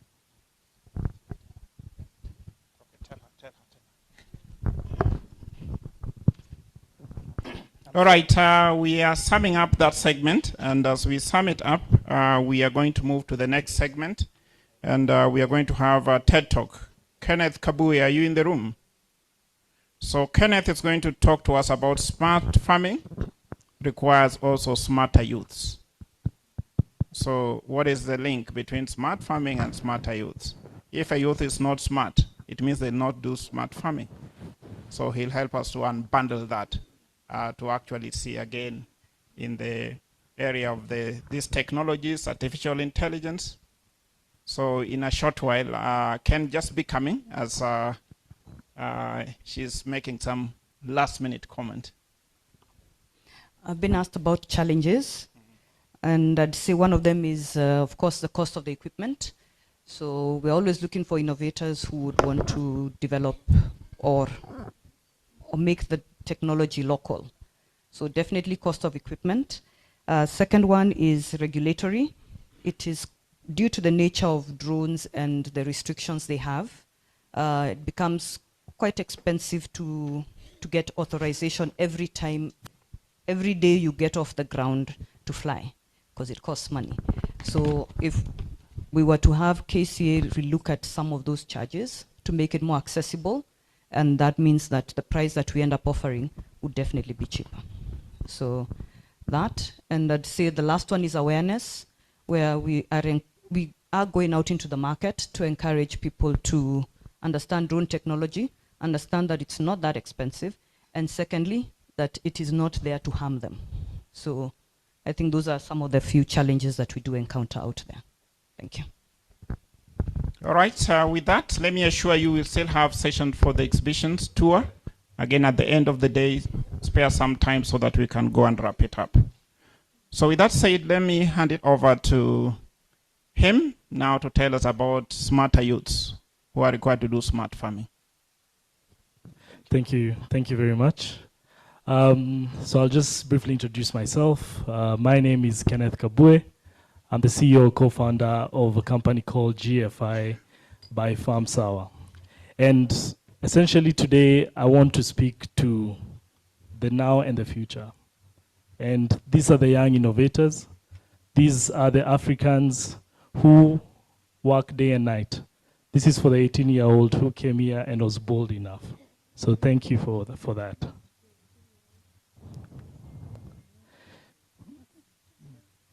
So when we look at our farmers, and we can see that we have a very young population. Our average age is around 19 years across Africa, but then the average age of a farmer is around 68 years. So obviously, that is a risk for us, that is a risk for food security, that is a risk for the future. And we know that also farmers lose around 30 to 40% of their crops yearly. At the same time, there's also this big, enormous elephant they're also trying to solve, which is missed markets and opportunities. And also, there's a climate shocks that have been happening, and there's no predictability of when the rain will come. My colleague here said that in Kitui, sometimes it goes below 250. Sometimes the farmer does not know, sometimes the farmer does not have access to the water. So I'll give a story of my friend called Derek, who's in Meru. For anyone who doesn't know, Meru is in Kenya. And so he was doing tomatoes. And he had bacterial wilt. And the diagnosis of this was essentially done at a very late stage. And he lost almost all his harvest. But then, come a year later, building on what we are building at GFI, he was able to diagnose this just by taking a photo on his WhatsApp and being able to know that this is the issue, this is a treatment, and this is what. And with that, he said that if I had this, probably I wouldn't have lost all the produce that I've lost, all the money that I've lost, all the school fees that is dependent on me. So that's his story. So with AI, we know that once we have access to the information, then we have, the only thing is left is action. So that's what we're encouraging our youth to start and to use. So coming to this and thinking about AI, obviously it's a buzzword at this particular point, but then what are the use cases? And one of the bold things that we have learned is this AI will not transform African agriculture. It will not. But then the Africa youth that are using AI will be able to solve this. For the food security, for the loss, we should be able to solve this. So looking at it and looking at the evolution. So right now, we have digital marketplaces which are using AI. So there's smarter pricing. There is market pricing which are provided. But then the question is, how do we use those prices? How do we connect this farmer to someone who is in a different county, in a different country? How do we do this? And it's through these digital marketplaces. And once the youth can be able to post this kind of produce that they have, then they can be able to at least reduce, if not eliminate at this point. Then we have the AI credit scoring. As you know, AI is only as good as the data that you give it. For anyone who's been using ChatGPT, they know that the prompts or the instructions that we give the AI, that is the output, it will be as good as the output that we give. So with the AI credit scoring, we're looking at satellite, we're looking at the soil trends that are in that particular area, and combining this information and being able to come out with an output. So what's the credit scoring of a farmer? Then, remember my friend Derek? There's the instant crop diagnosis. So that is just at a click of a finger and being able to know what they need to give their crop. And at the same time, there's voice advisory. As we know, farming is done in the rural areas. And in the rural areas, probably there may be a language barrier, which is an issue. First of all, there'll be literacy, so not everyone can type. At the same time, there may be a language barrier. And AI can help to transform this, can be able to interpret, can be able to understand the different languages. So where do the youth come into this? How do they plug into this AI? How can they use this AI? So we have the marketplace managers.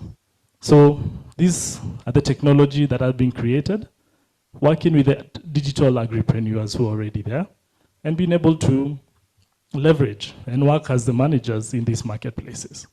Then there's an analyst. As we said, we can collect all the data that we want, but it's only as good as the decisions that we use that data for us to make. So there's a data analyst job. There's a drone operator, as has been presented. That drone operator is not just flying an unarmed object. They're using it to get insight and to use that insight for the benefit of the farmer. Then we have the AI field agent.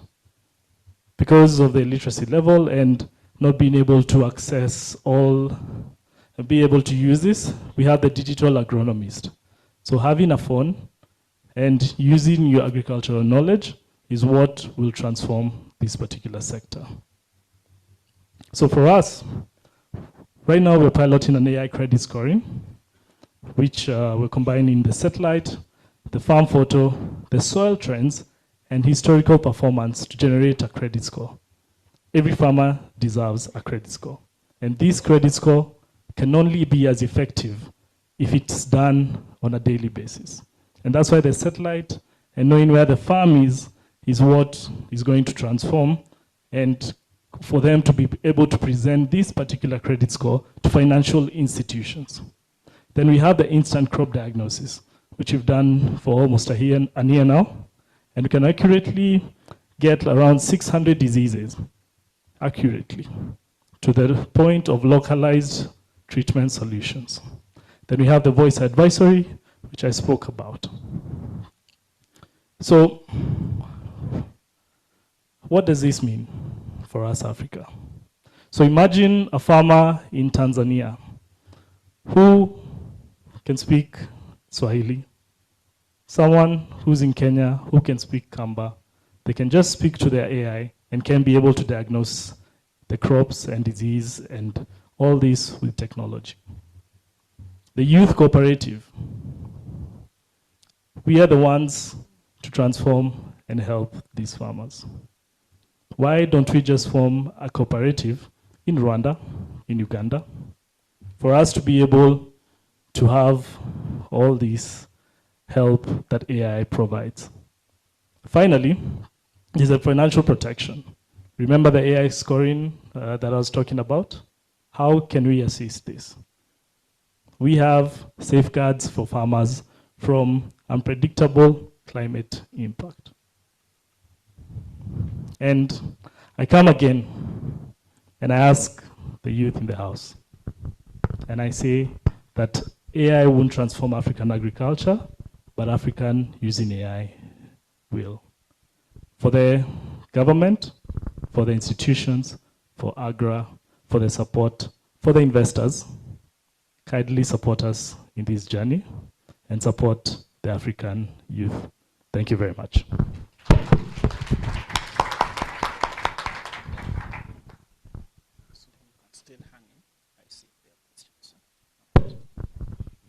I didn't hear you clap.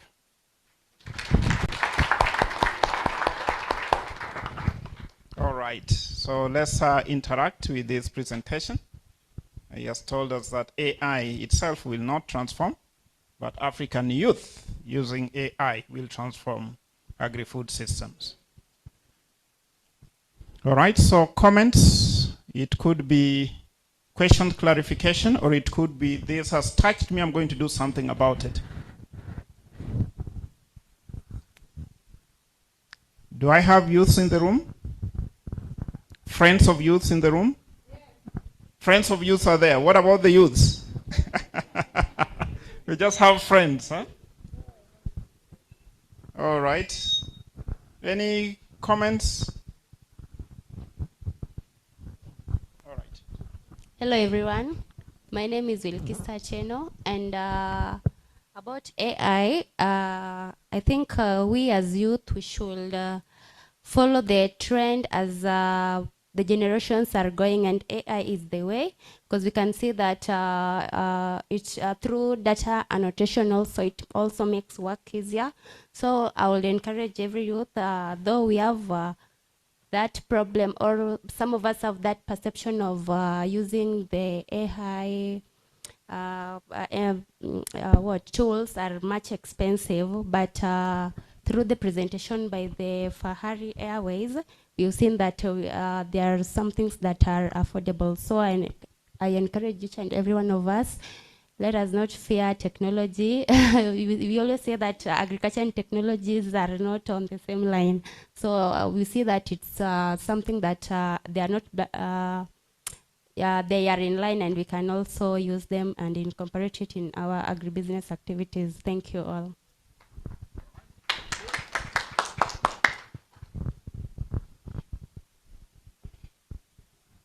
All right, I think it's just that one comment that we had. So maybe, all right.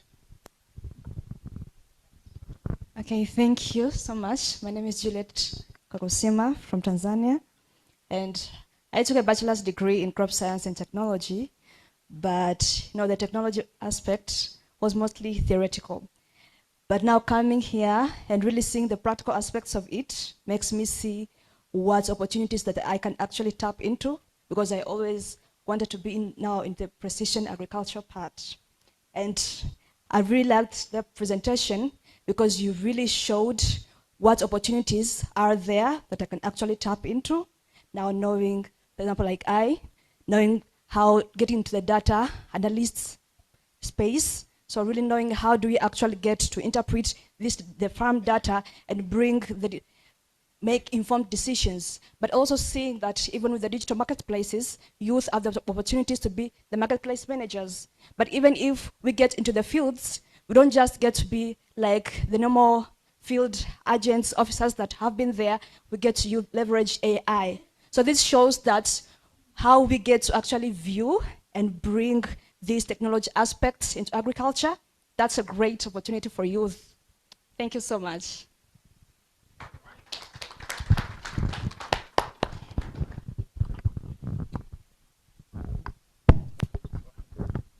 Thank you very much. Very good afternoon, members. My name is Joe Chacha.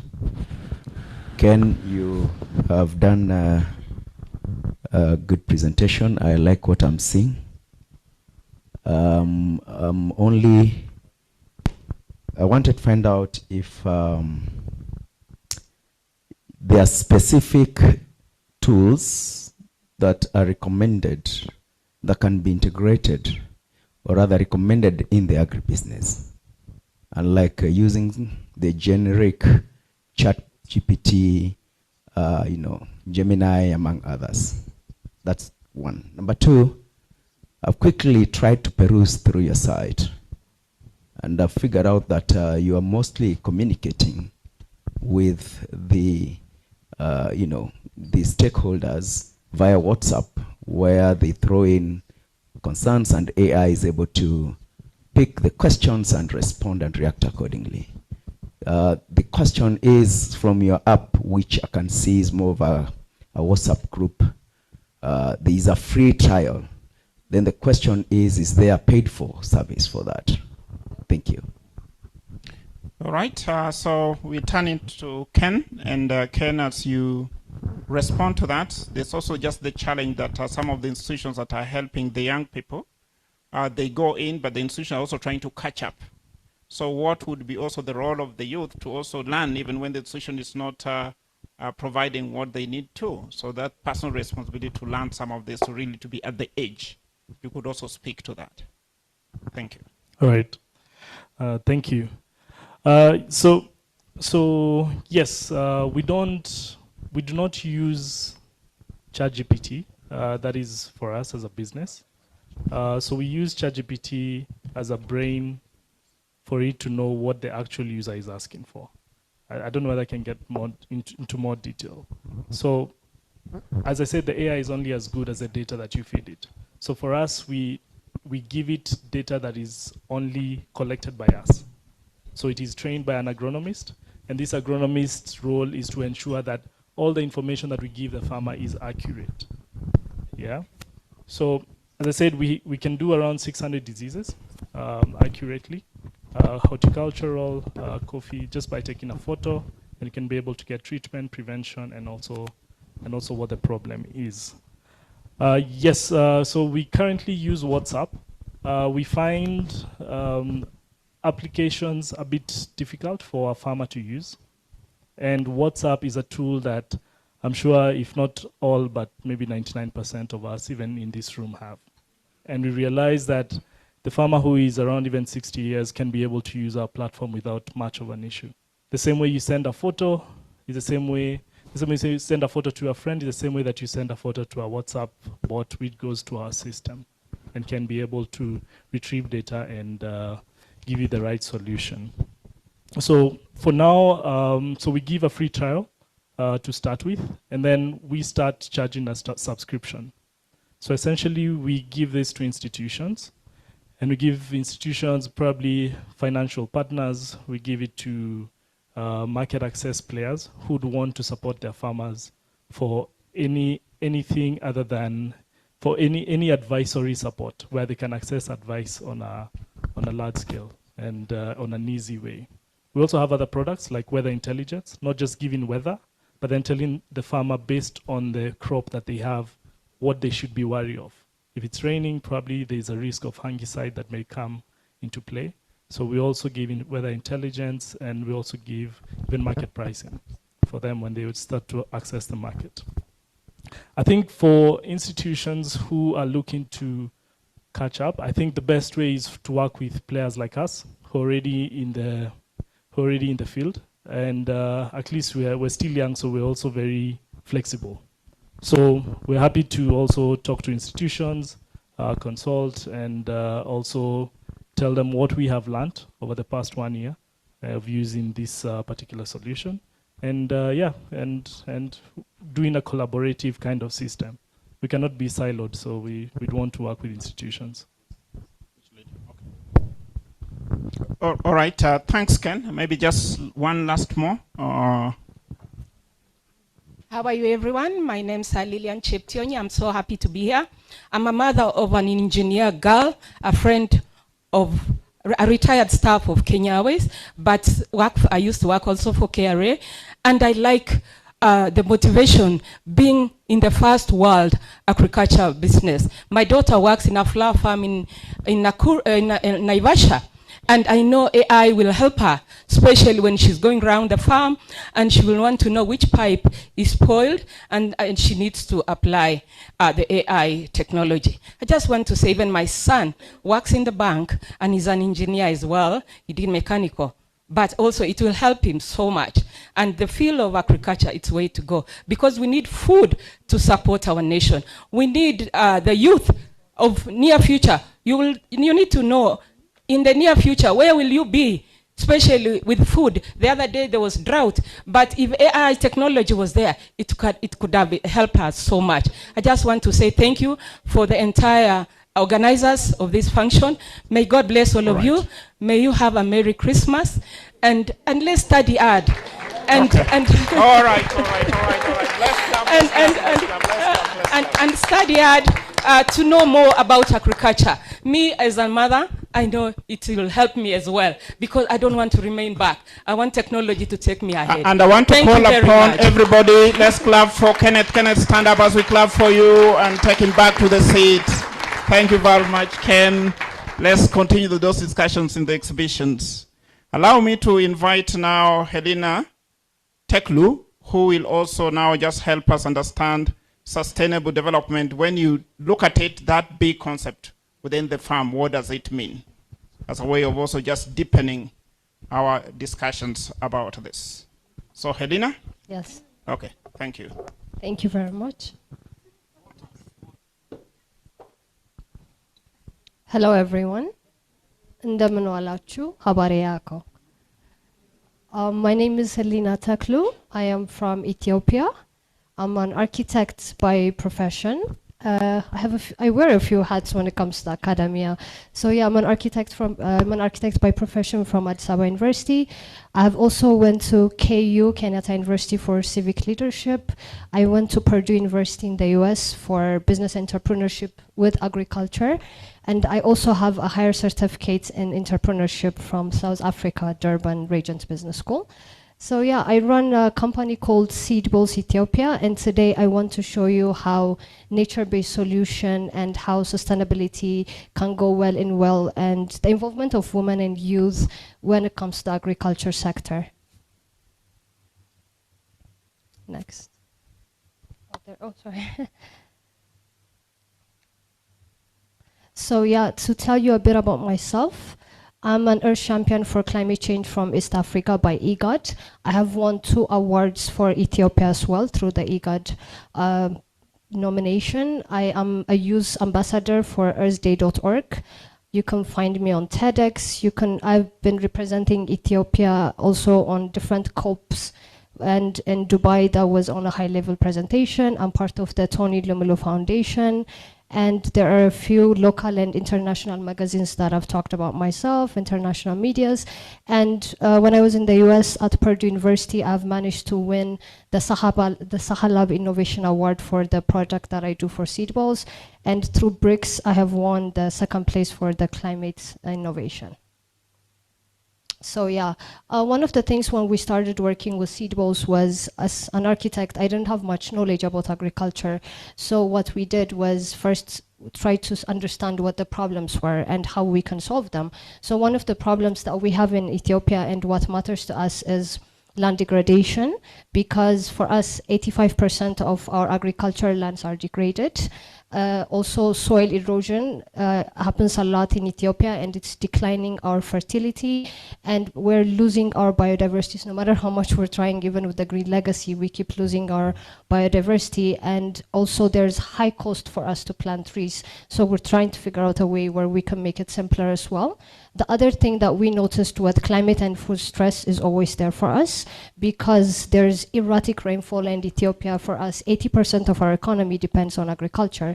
So if there's unwanted rainfall or erratic rainfalls, then that damages our harvest for us. And we have limited irrigation systems. We don't have no backup systems with that. And young people sadly seem to be leaving the agriculture sector because they think it's backward, no technology is involved in it, and no innovation can be included in it. So we're also noticed that problems. And earlier they were talking about it, how the quality of seeds back home, it's very expensive for us sometimes to buy seeds that are quality, and even they use a lot of chemical fertilizers, which really damage our land and the fertility of it. And as a youth especially, and women, we really have limited access to tools and knowledges as well. And smallholder farmers, you know, they go underserved in programs as well, and women and youth are not being included in it. So based on these problems that we've noticed, we started asking ourselves why sustainable development must start in agriculture. We always talk about sustainable development, but I believe that the basic thing that we need to work on with that is when it comes to agriculture, because soil is life, you know? It is, think of it like a Wi-Fi router.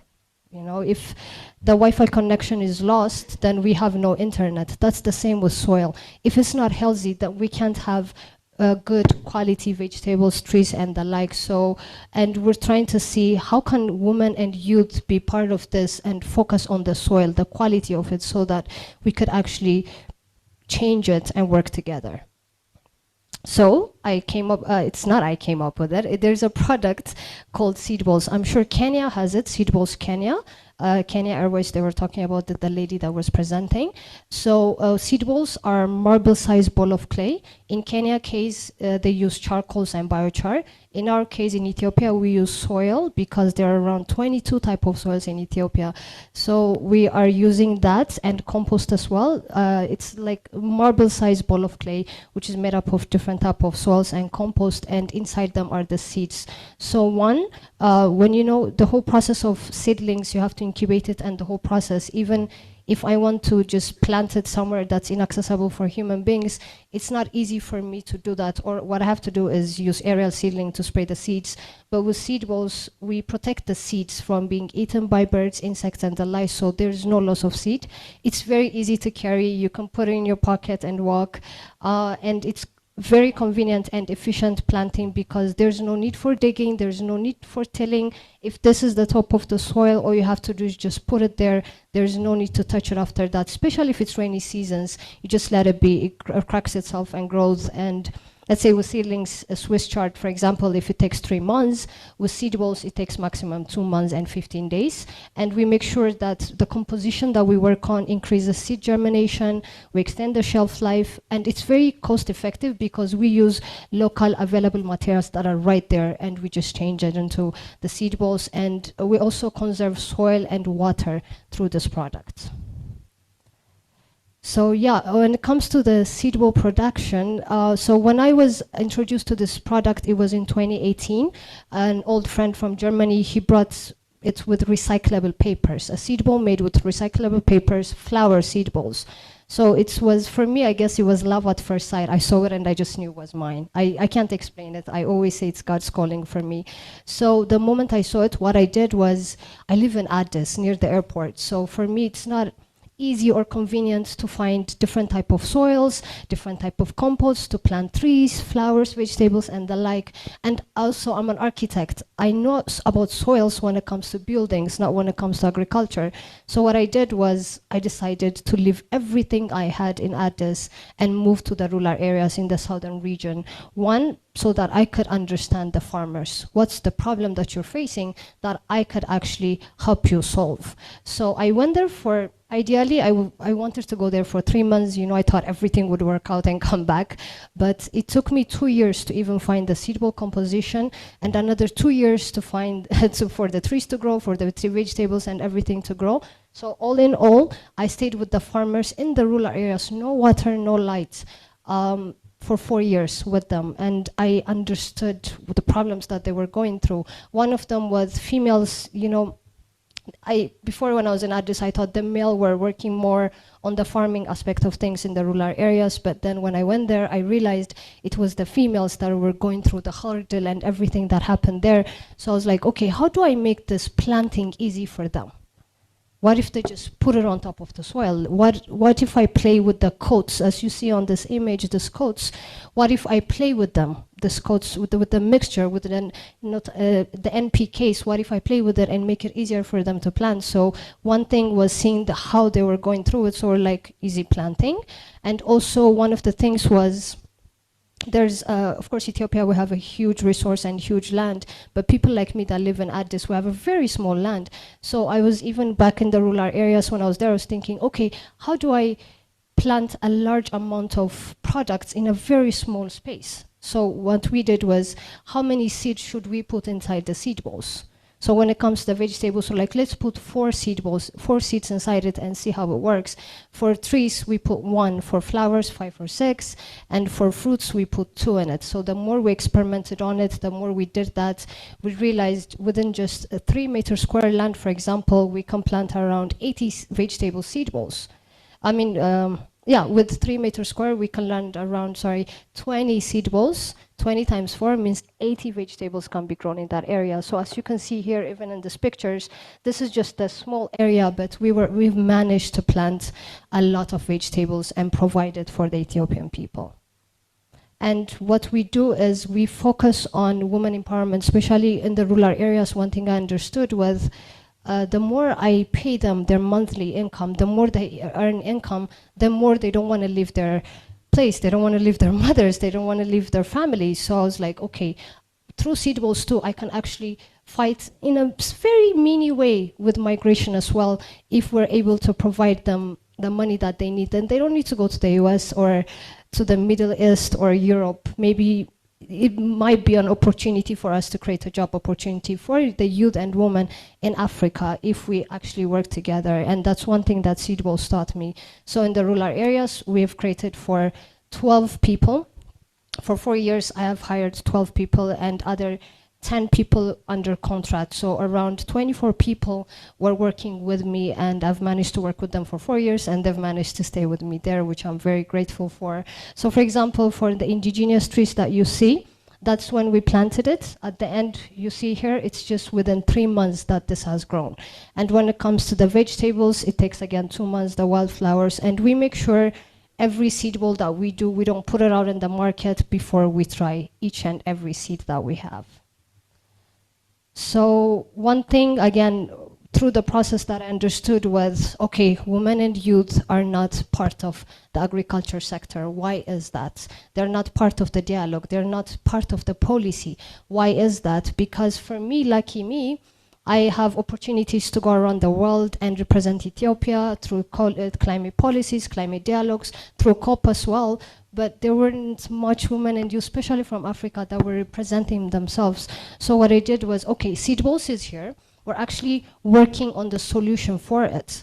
But what if I share the platform that I have with other Ethiopian women and youth so that they could actually have the voice to be heard in the climate aspect of things in the national and international dialogue. So the second company that I worked on is called Ethiopian Women and Youth Climate Assembly, where we create a platform for them, where we discuss about the platforms and everything. Also, I'm the lead for the World Food Forum, the Ethiopian chapter, which also allows me to actually specify on agriculture and work on the policy aspect of things.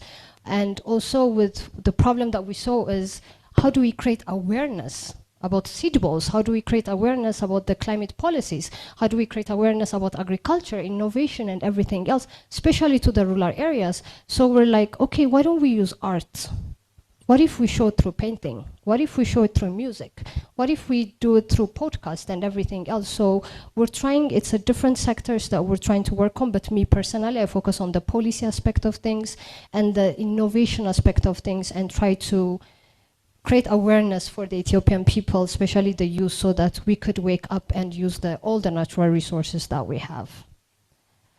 So for us, I went literally from innovation to national impacts. When I started in 2018, I had no idea I would be standing here and doing all these things, but through time, we started developing, and in the rural areas too, with just a few workers. For example, with 4 workers, we've managed to produce 1,200 seed balls per day. So at stock right now in Addis, we have around 50,000 different type of vegetables and trees and flowers that we have. So we're like, okay, if this is how we're capable of doing it with just 4 employees, what if we add employees? And now we're annual target always to produce with different type of seed balls is 1.6 million seed balls that we want to produce every year. And we also want to provide schools with vegetable seed balls, and we want to give it to them in a very cheap price that's less than $1 that we want to provide for them. And also one thing is, okay, we planted the seed balls, good for us, but how about the monitoring and evaluation aspect of things? What can we do with that? We just plant it and leave it, or do we follow up? And it's been talked about today in the morning about technology, about AI. So now we're trying to see how we can actually use drones first to plant seed balls that are inaccessible to human beings, just drop it there and go out. The other is, how do we map what we're doing? Like Kenya Airways, we're talking about it as well. I think Kenya Airways, we have a lot of things to discuss together. But yeah, these are the things that we worked on, and now we're trying to see how do we digitally map the seed balls that we're planting, especially the trees, and how do we use drone GPSs for site mapping, and also how do we grow our partnership with other youth that are working on the technology aspect of things. So if anybody's working on the drone or technology, please do let me know so that we could collaborate and work together. So of course, whenever I talk about Ethiopia, it's always at the back, it's always Africa. So for Africa, for what we're thinking is, why do we need nature-based solutions? One, we are very blessed by God because we have so many natural resources, so many of them. Again, as I said, in Ethiopia, we have around 22 type of soils. Imagine that.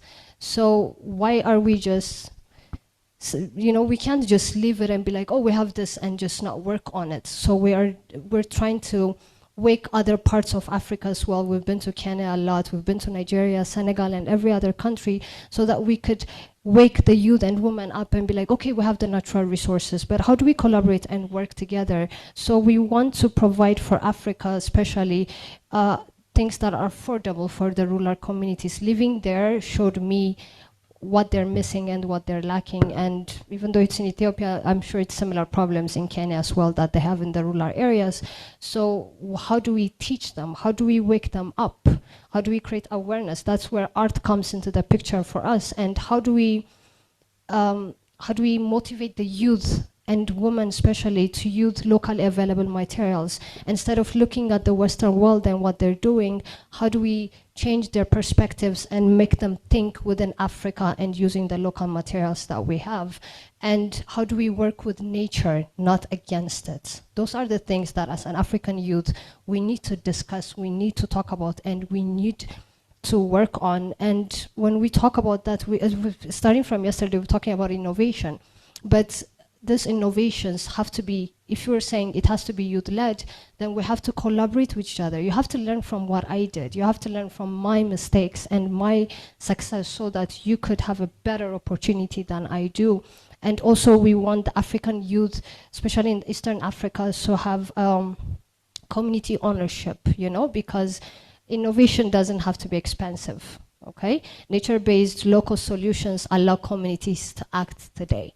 So without waiting for the bigger funding or high-tech themselves, as a youth, we need to start working ourselves. Trust me, the money will come through time. I'm speaking from experience on this one, but just let's wake up, do what we have, let's see what we have around us, and then let's innovate. Let's not think of it as a big deal.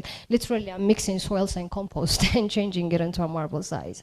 So these are a few things that we can work on, and as an African youth, we need to change our perspectives and think like this, of what we have, not what they have.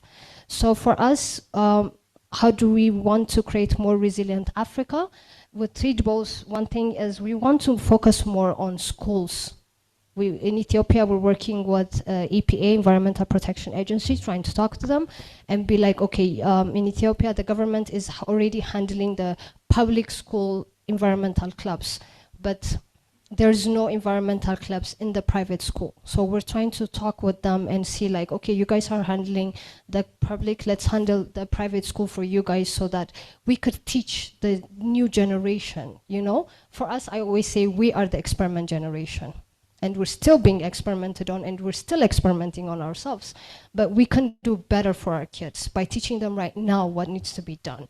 You know, if we make them fall in love with nature instead of Netflix, then there's a whole lot of change that could come with it. And we need to also, as an African, we need to partner with agricultural bureaus. And whoever is here, for example, in the government office or NGOs, one of the problems as a youth that we have is there are so many bureaucracies. There's so many things that paper signing here, you have to take it there, you have to take it there. So as an African, we need to make sure that the governmental system, that we work with agriculture, or even with airlines like Kenya Airways, you have to make it easier for us to reach out to you and conversate and talk with you, because we want to partner and work with you guys as well. And also mostly, we need to focus on the pastorals as well when it comes to agriculture. For example, in my country, when we talk about agriculture, most of the youth in Addis think agriculture is just about planting trees and vegetables. But it's not only that, it's also about pastorals. So we also need to find out a very innovative and simple innovation like Seedballs so that we could work with them. And also we need to work on the youth-led agri-tech innovations that have been mentioned earlier. My brother before me was talking about, and we need to understand about policy. I'm not talking about political policies. I'm talking about policies like the Kampala Declaration, which I work with AU, and Kayak as well, which we work with AGRA as well. We need to understand, even yesterday they were asking what kind of, who knows Kampala Declaration? And it was just only a few of us that raised our hands. And it's a little bit shameful as a youth, because we need to understand the policies. We need to, if we go down to the government office and talk to them, I need to speak the same language with them. So that's one thing we're working with other companies so that we could actually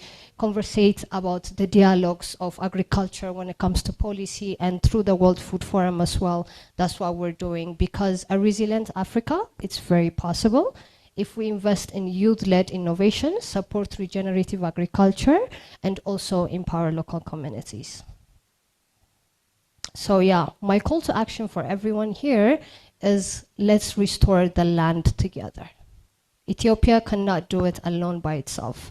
It's like, you know, when a neighbor's house is on fire, I can't just sit and relax and just chill and be like, oh, it's not gonna come to my house, but it will come to my house. That's the same. If Kenya is going through a climate change issue, then believe me, it will come to Ethiopia, it will come to Uganda and everybody else. So we need to think outside you need to smash the box and think like, okay, your problem is my problem as well. So how do we restore Africa, East Africa together? So we're asking as a youth, I'm asking for you guys to partner with us.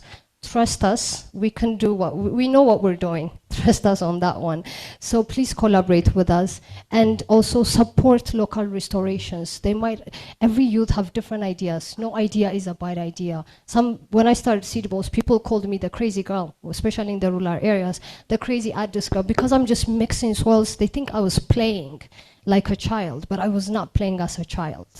You know, so you have to take us seriously as well and support us with every crazy idea that we have. Let's try it. You guys try it with us. And if it doesn't work, we'll be like, oops, let's move on to the next one. And then we go ahead. And also we need to work on empowering women and youth.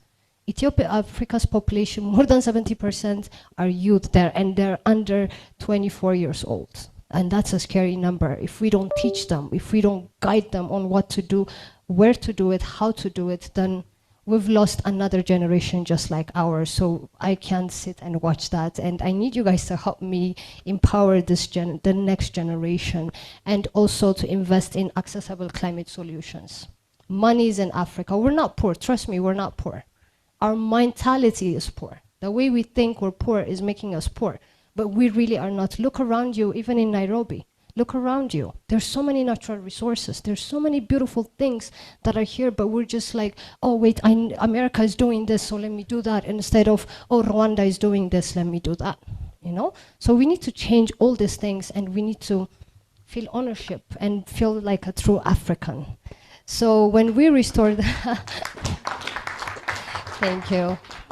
So when we restore the land, we restore our livelihoods and hope. That's the most important thing. So let's work together to make sustainable development real, practical, and inclusive. Thank you very much.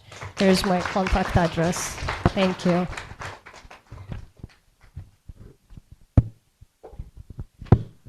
Thank you, thank you. I actually believe crazy is good because it leads to innovation. I'm in agreement with you.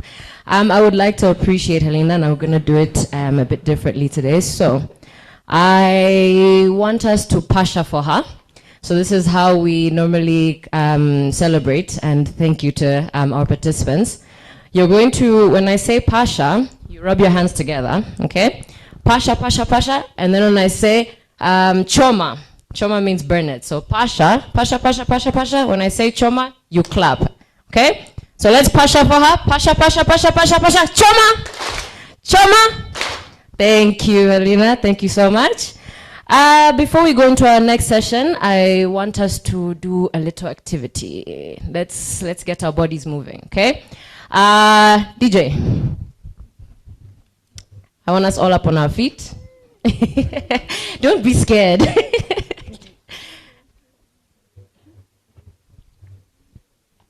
In the meantime, I want one person to volunteer an icebreaker. I know everyone here has attended forums, meetings, and they've seen all types of icebreakers. So let's see some from the room. Who's willing to come forward and give us an icebreaker while the DJ is getting the music ready? Icebreaker. Volunteers? Any takers? You guys, you're telling me you've never seen icebreakers. You never participated in icebreakers. Adut, are you raising your hand? Are you stretching? Any takers? No? To game Ziki, hopefully when I... Please just rewind, let me shake it to the max. Shake it to the max. Shake it to the max. Shake it to the max. Please just rewind, let me shake it to the max. Bad man, she love. Bad man, she love. Yeah. Bad man, she love. Yeah. Bad man, she love. Bad man, she love. Yeah. Bad man, she love. Please just rewind, let me shake it to the max. Shake it to the max. Shake it to the max. Bad man, she love. Shake it to the max. Please just rewind, let me shake it to the max. Bad man, she love. Bad man, she love. Yeah. Bad man, she love. Yeah. Please just rewind, let me shake it to the max. Shake it to the max. Shake it to the max. Bad man, she love. Shake it to the max. Please just rewind, let me shake it to the max. Bad man, she love. Bad man. Please just rewind, let me shake it to the max. Shake it to the max. Shake it to the max. Bad man, she love. Shake it to the max. Please just rewind, let me shake it to the max. Bad man, she love. Please just rewind, let me shake it to the max. Shake it to the max. Shake it to the max. Bad man, she love. Shake it to the max. Please just rewind, let me shake it to the max. And if you hear this sound, then go and bend your back. Go and bend your knees, baby, shake it to the max.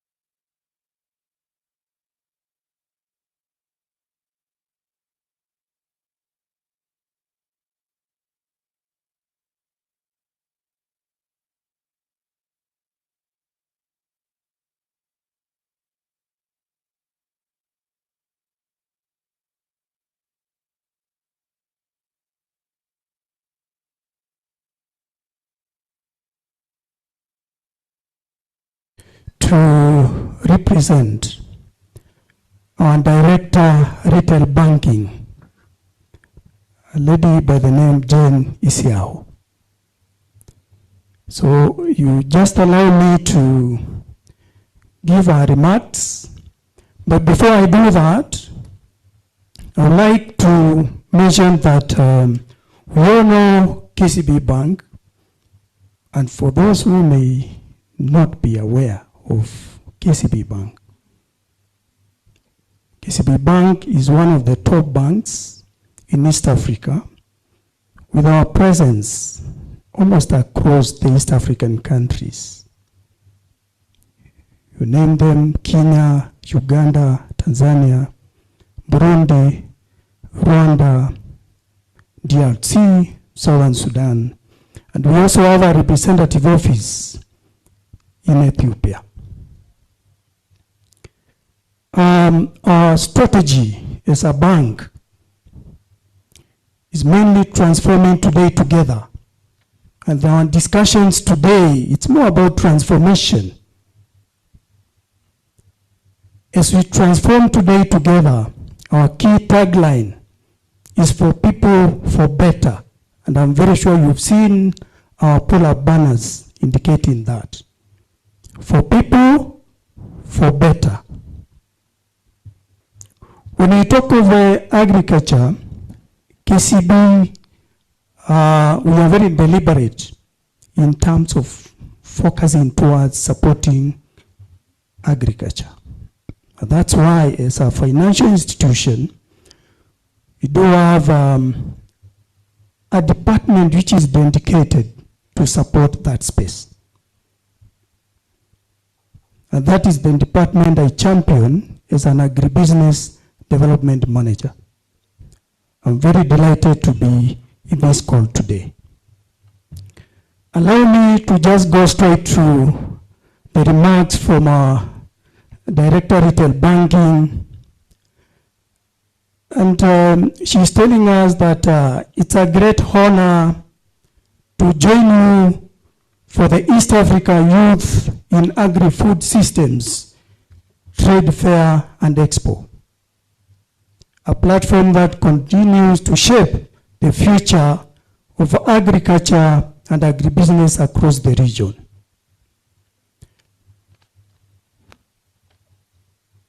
She's telling us that she's sincerely thanking all the partners who have made this convening possible. Your commitment to expanding opportunities for youth, people in agriculture is commendable and deeply aligned with our own mission as KCB Bank Kenya. Thank you for inviting KCB to be part of this important gathering that champions innovation, enterprise, and transformation in the agri-food systems value chain. This expo demonstrates that what we at KCB have always believed, that the future of agriculture in East Africa rests in the hands of our youth, who are not just participants in this space, but the catalysts who will redefine how we produce food, manage supply chains, leverage technology, and build sustainable, climate-smart agribusiness. Ladies and gentlemen, Africa faces the most severe hunger crisis in decades. As of July this year, over 282 million people, more than 1 in 5, they are affected with these entire regions push to the brink by climate shocks, economic instability, and conflict. From the drought-stricken Southern Africa to famine-threatened communities in East, the challenge is vast but not insurmountable. A key question that we must be asking ourselves: how can we be able to transform food systems across the value chain and ensure that we unlock new opportunities for job creation and enhance productivity among farmers. As a way of empowering the agriculture value chain is embracing artificial intelligence. And we've seen that in some of the presentations. Leveraging key channels and data-driven tools to be able not only produce, but also how to reach the final consumers. The need to embrace marketing techniques that can be able to deliver the products to the market. Ultimately, this ensures that the produce is not wasted at the stores, that they are still worth to be used by the end user. In Africa, we experience a lot of lost produce due to transportation to the end users. Farmers produce more than enough for the population, but all goes to waste due to the lack of storage and transportation links to the end user. Farmers need to aggregate themselves in cooperatives to be able to benefit from the financial institutions backing in financing community items such as cold rooms, milk coolers, refrigerated transport, and processing units to enable the youth, to enable the young people to be able to benefit greatly. Additionally, cooperatives assist farmers to access the market value chains through selling their produce in addition to fair pricing. I'll just give you a brief of KCB proposition. At KCB, we recognize that transforming the agri-food sector calls for an integrated approach that addresses capital skills, market access, technology, and resilience. Our interventions are therefore designed to support the full agribusiness value chain, from production to processing, distribution, and even export. Through the KCB Foundation, we have strengthened agricultural capacity building programs under the Mifugo ni Mali and Tujiajiri programs. Those are our two key flagship programs under KCB Foundation. Mifugo ni Mali and Tujiajiri programs to equip the youth with practical agribusiness skills, modern farming techniques, value addition knowledge, and enterprise development training. We also continue to champion market linkages and value chain integration by partnering with cooperatives, processors, buyers, and the relevant stakeholders to ensure that young farmers have structured markets, predictable demand, and opportunities to supply both local and international value chains. We believe that young agripreneurs should grow with confidence, knowing that their produce has a reliable and profitable destination. In conclusion, as you engage in this trade fair, forge partnerships and showcase your innovations. I encourage you to be bold and suggest solutions that the region desperately needs in terms of sustainable production models, smart irrigation techniques, climate resilience, value chains, better storage systems, and improved access to finance. KCB stands ready to work with you on this journey. We are honored to stand alongside partners who share this vision. And we reaffirm our commitment to providing the financial tools, market linkages, and capacity building needed to turn promising agribusiness ideas into sustainable enterprises. To the youth here today, continue to dream, innovate fearlessly, and lead with purpose. We look forward to deeper collaboration as we collectively build a vibrant, innovative, and food-secure region. Thank you.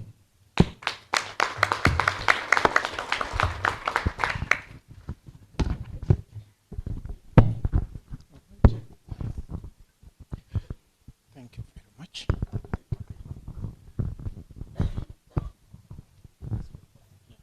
All right, with that said, let's clap for ourselves. We've really stretched, and there's a lot of learning out of this process. We want to take a break now, and we do 45 minutes for lunch. So that means at 2:25, we should be back for the next segment.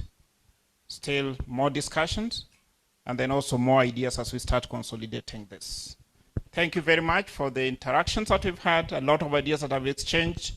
And now let's go and take something as we really think through about all that has transpired. Bon appetit tout le monde. All right, so let's meet at exactly 2:30.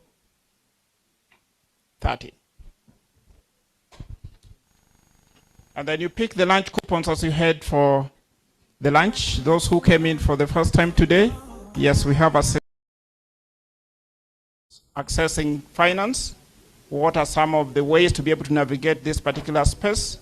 And also just a confirmation that if we have great ideas, finance is not a problem. So Veronica will be the one moderating this particular session. But then we have the discussants that will help unbundle this. We have Faith Timona. Then we have Kambale, Kevin, Samuel Mwangi. If you could all have you up here to help us now unbundle this.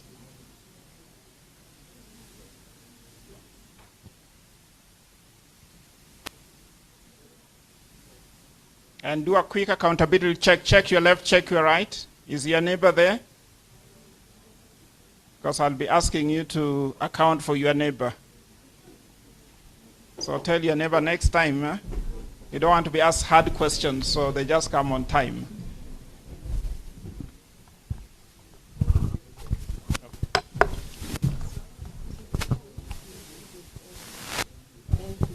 Question.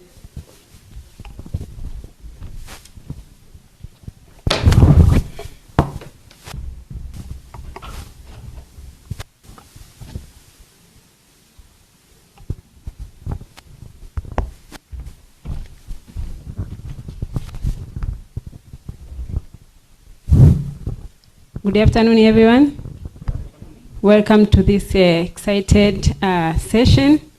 It's all about finance, and we know most of our youth, when we ask about our agribusiness, we all say about finance. So inside in the room, we have our colleague from KCB Bank. I'm sure he'll be able to give us some answers on our questions. Introducing myself, my name is Veronica Kebwe. I'm going to moderate this session, and I have my panel members. I would like them to introduce themselves in a very briefly, their names, what they are doing as we do the connection, and which country are they representing. Please, ladies first. Good afternoon. My name is Faith Mumo. I'm the CEO and co-founder at EAYAS Farm. EAYAS Farm is a Kenyan company which is in the agro-processing space, whereby we are doing value addition of different fruits and vegetables through steam drying. We are located deep in a village in Makueni, whereby There is no electricity grid, but we have been able to innovate around it, whereby we are using biowaste to generate three-phase electricity, which we are using then in the factory of value addition. Thank you. Thank you. The foreign person. Yes, good afternoon. My name is Kevin Nyonguru, and I'm from Burundi. I'm the founder and the CEO of Sweet Potato Company.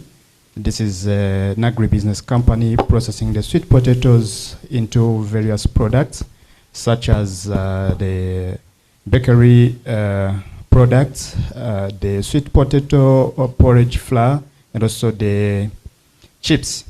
Yeah, that's it. Thank you. Hello everyone. My name is Juj Malikidogu Kambale. I'm from DRC. I work with CDIP. CDIP is a farmer organization that trains farmers to how to cultivate their crop. But I will beg you guys, because I will be mixing the languages, I will beg you to put these translation devices. I will be using French, English, even Swahili.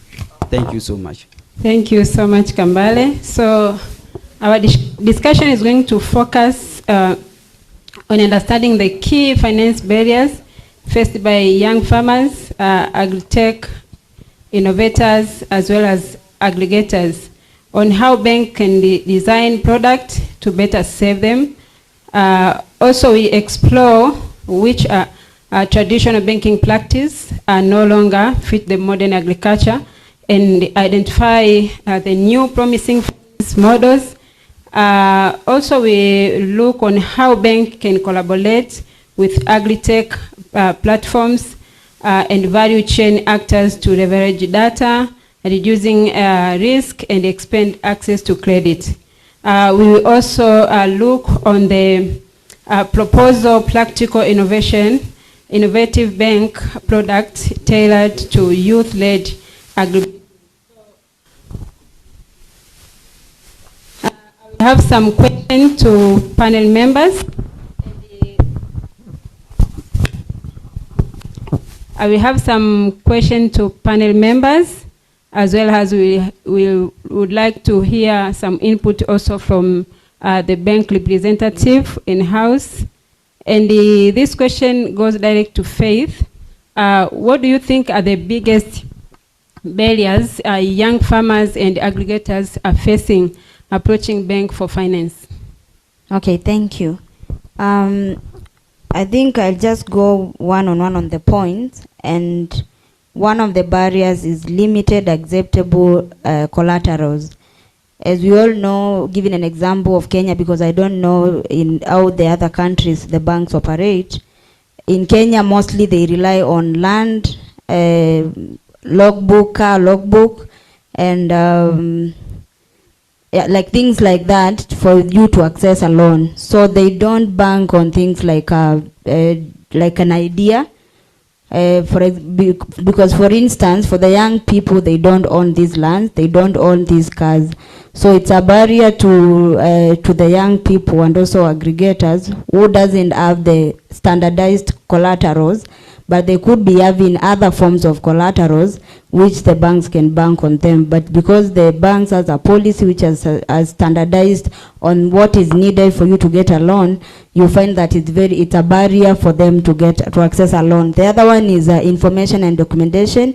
Most of the young people just do like agribusiness, which is informal, whereby they don't keep records.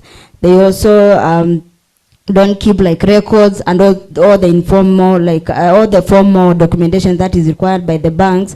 And you find that the banks are looking really into documentation, whereby you ask for bank statements. I think there's this thing that they have for 3 years, and the youth doesn't have, and I think the young people doesn't have that.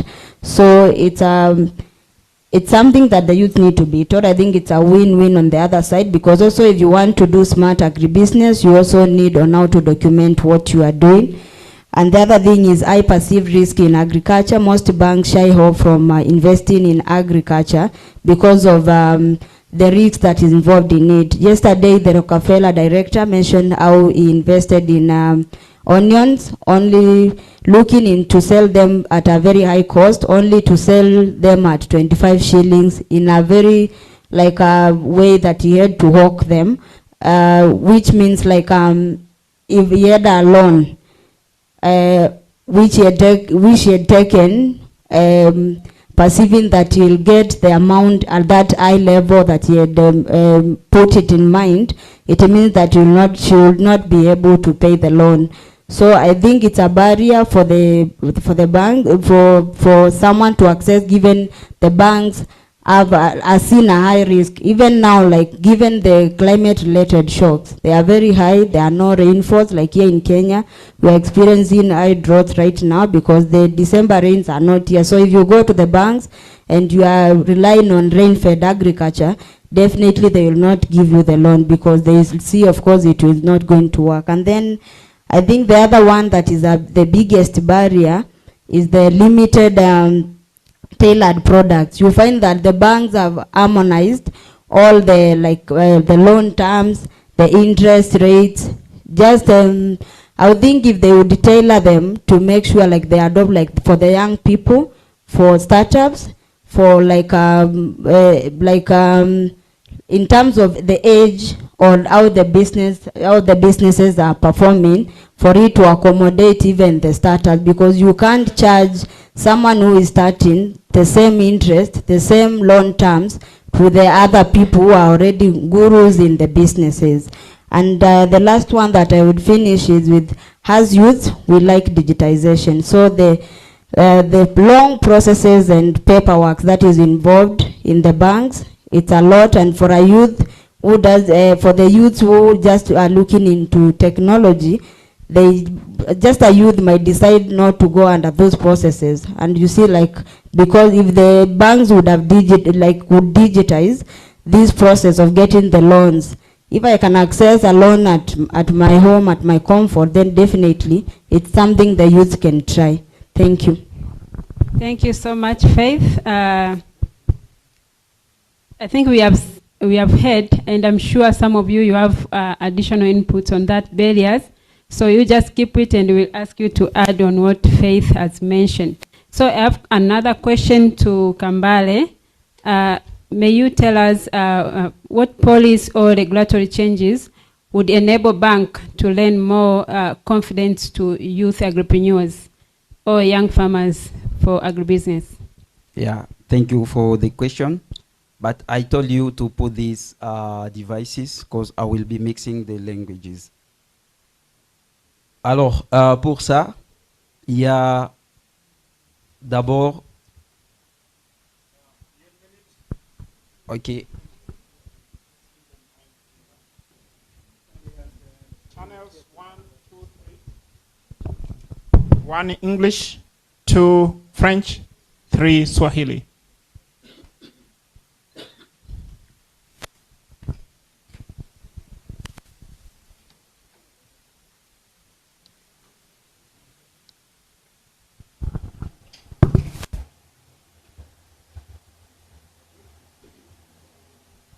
OK.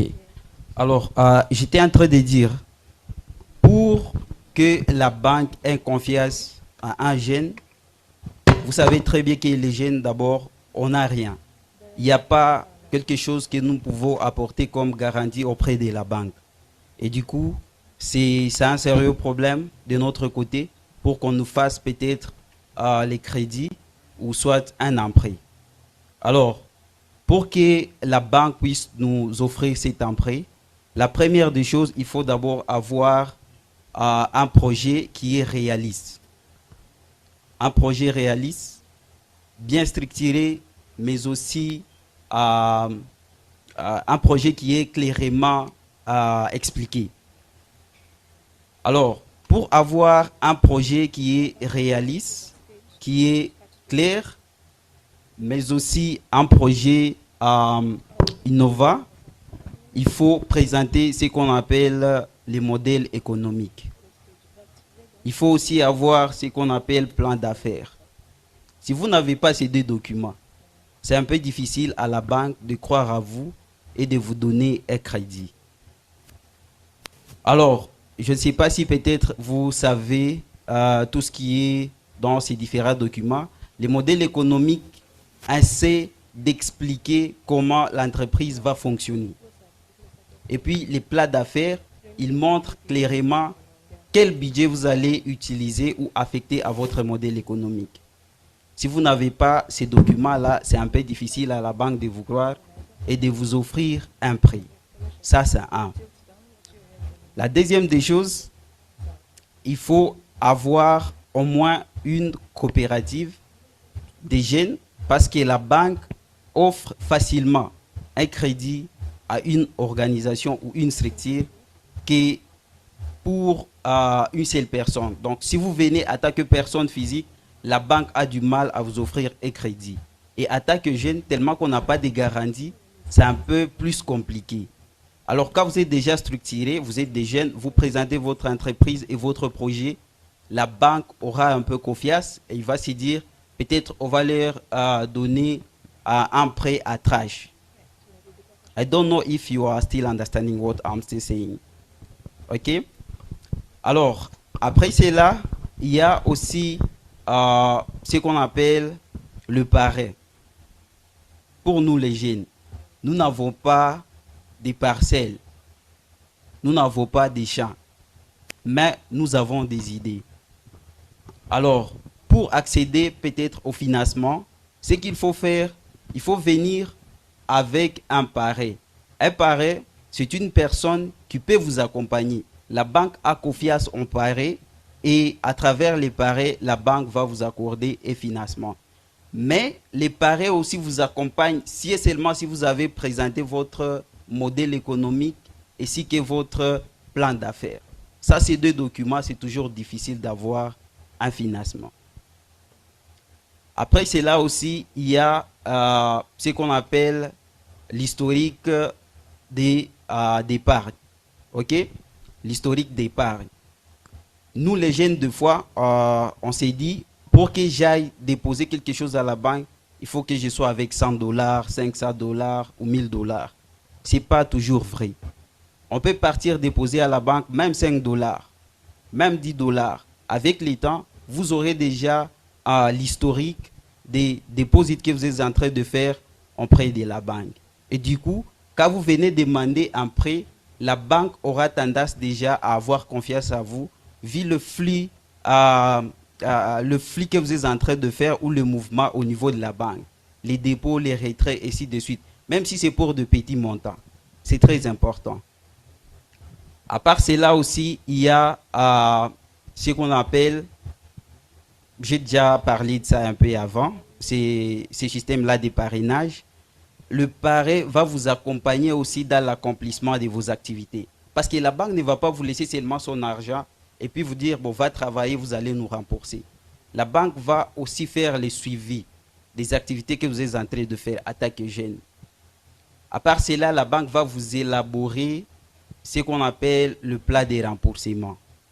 Ce plan de remboursement vous aide à ce que peut-être vous allez chaque fois rembourser tranche par tranche.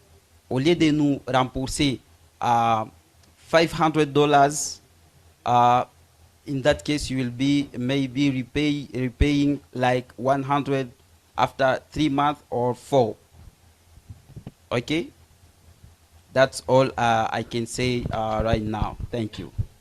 Thank you so much, Kambale, for the good explanation. I will pose a final question to Kevin. Then we would like to hear from Mr. Andrew. Kevin, can you tell us, do you think a bank can partner with the young people or aggregator as well as agri-tech innovators in accessing finance? Yeah, sure. The banks can work with aggregators, innovators, and even agri-techs because, as we know that agri-tech, innovators, and also the, as I said, aggregators, they directly work with farmers because, as we know that farmers after cropping, they have to harvest, and after harvesting, they have to get the from market. and thus they get the flea market. That market, most of the time, they work with aggregators, they work with agri-techs, they work with innovators, and thus they are working with those people. These are the people most of the time when they come back to the banks, the data they get from these farmers. For example, let us take the case of an agri-tech working in food processing, for example. This agri-tech has a number of farmers that it is partnering with. It is working with in procuring the raw materials. And suppose that this agri-tech has a number of 120 farmers.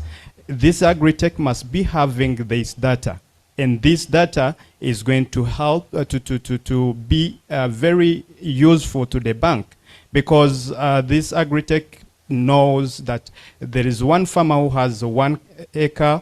The total of 120 farmers, they have around 150 acres. Then the bank, we also know that there is a number of people who are in the domain of farming who can per year use this budget, for example, X budget or Y budget, without mentioning the budget. And there, the bank, for the bank to also be easy for it to monitor, to know exactly per year what can be the loan that these farmers and even the agri-techs, the innovators can look for per year. Then this is to facilitate in data. That is number one, to facilitate in data collection at the level of the banks, because not every farmer is able to go to contract a loan to the bank.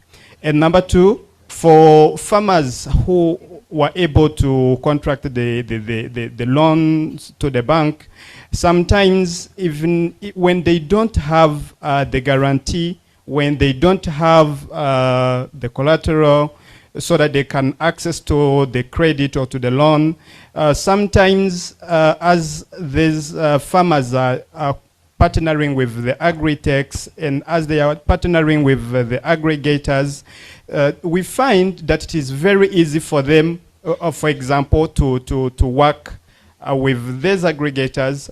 A farmer knows that after 3 months he is going to harvest. Then he can go to the aggregator, they sign a contract saying that after 3 months, once we harvest, our products is going to be directed to you. And with this contract, then the contract is going to be taken to the bank, and the bank from there is going to be able to offer the loan to the farmer.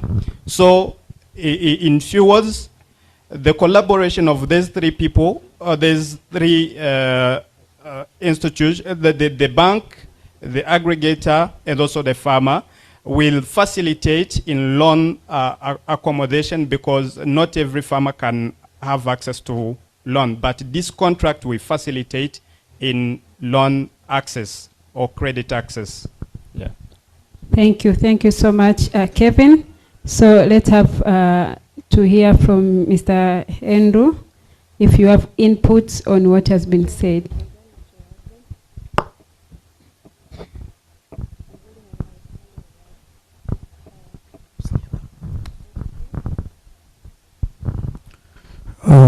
Thank you very much for those the remarks which you've already heard. Mine is just to say that from where I sit and from the financial institution perspective, speaking on behalf of the KCB, not the other banks, we do have 3 lines of financing.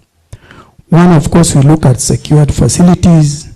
We do have unsecured facilities, and also what we call the digital facilities.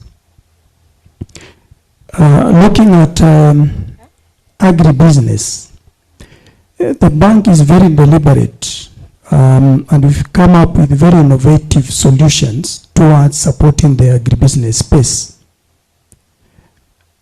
You've highlighted quite a number of barriers to accessing finance, collateral being one of them.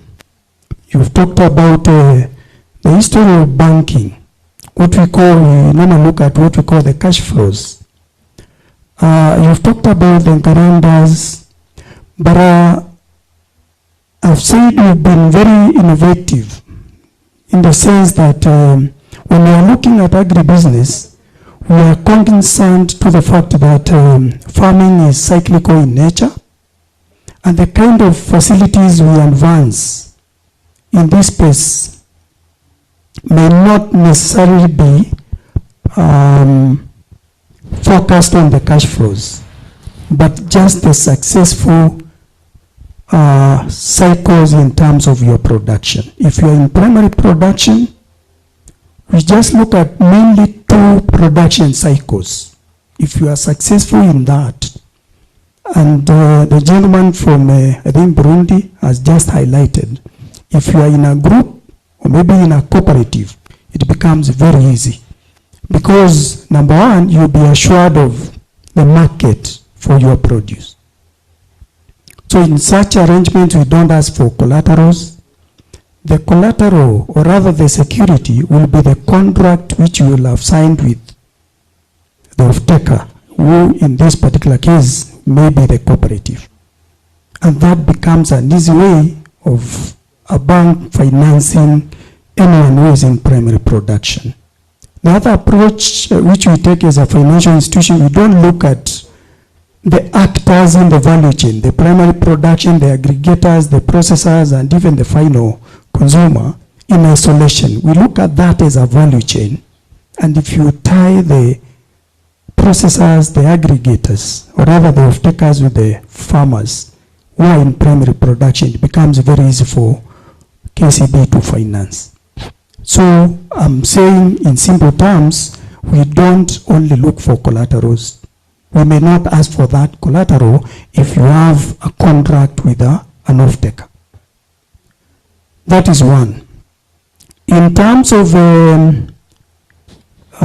you've talked about the aspect of digitization, okay, which is also very key. I've talked about the digital facilities. As a bank, we have a very robust platform. We are calling it a MobiGrow platform. It's a platform which is linking the farmers to the off-takers, to the input providers, and that platform has quite a number of modules whereby there is an onboarding module, there is a loan module, there is an aspect of insurance in it, just to mitigate against the risks which are associated with especially the primary production. So in that platform, you'll also be able to, we prescore your data, and we'll be able to map a limit in terms of loan facility which you can access. So in terms of digitization, we're also in that space, and we are very keen on ensuring what we call the aspect of financial inclusion, and that can only be done through digitization of most of these solutions. I said we're also very deliberate because you have specific solutions towards supporting the farmer. KCB has specific account for a farmer and a specific account for agribusiness. Whoever now is in farming as a business, okay? And mainly for the registered entities in agribusiness value chain. So there is a farmer's account which goes to the farmer who is in primary production, and an agribusiness account for those who have registered businesses. Accounts which have very key features. And these features I'm talking about, features like account which doesn't have what we call the maintenance fee. An account which takes to consideration the farming, the cyclical nature of farming, whereby you don't expect cash flows to be trickling in every day, every month, but only after the successful production cycle. So basically, I thought it's important I just highlight on that.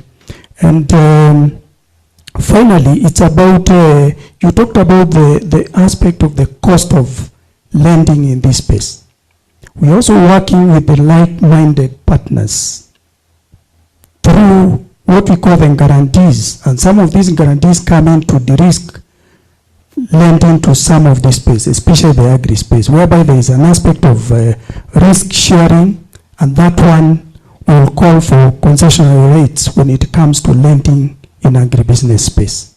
So thank you, but willing to maybe to respond to another question which I might not have tackled. Thank you so much, Mr. Andrew, for the good inputs, and I hope we have taken it mostly on the products which commercial bank they are giving out, and I think most of the youth now you have taken the notes.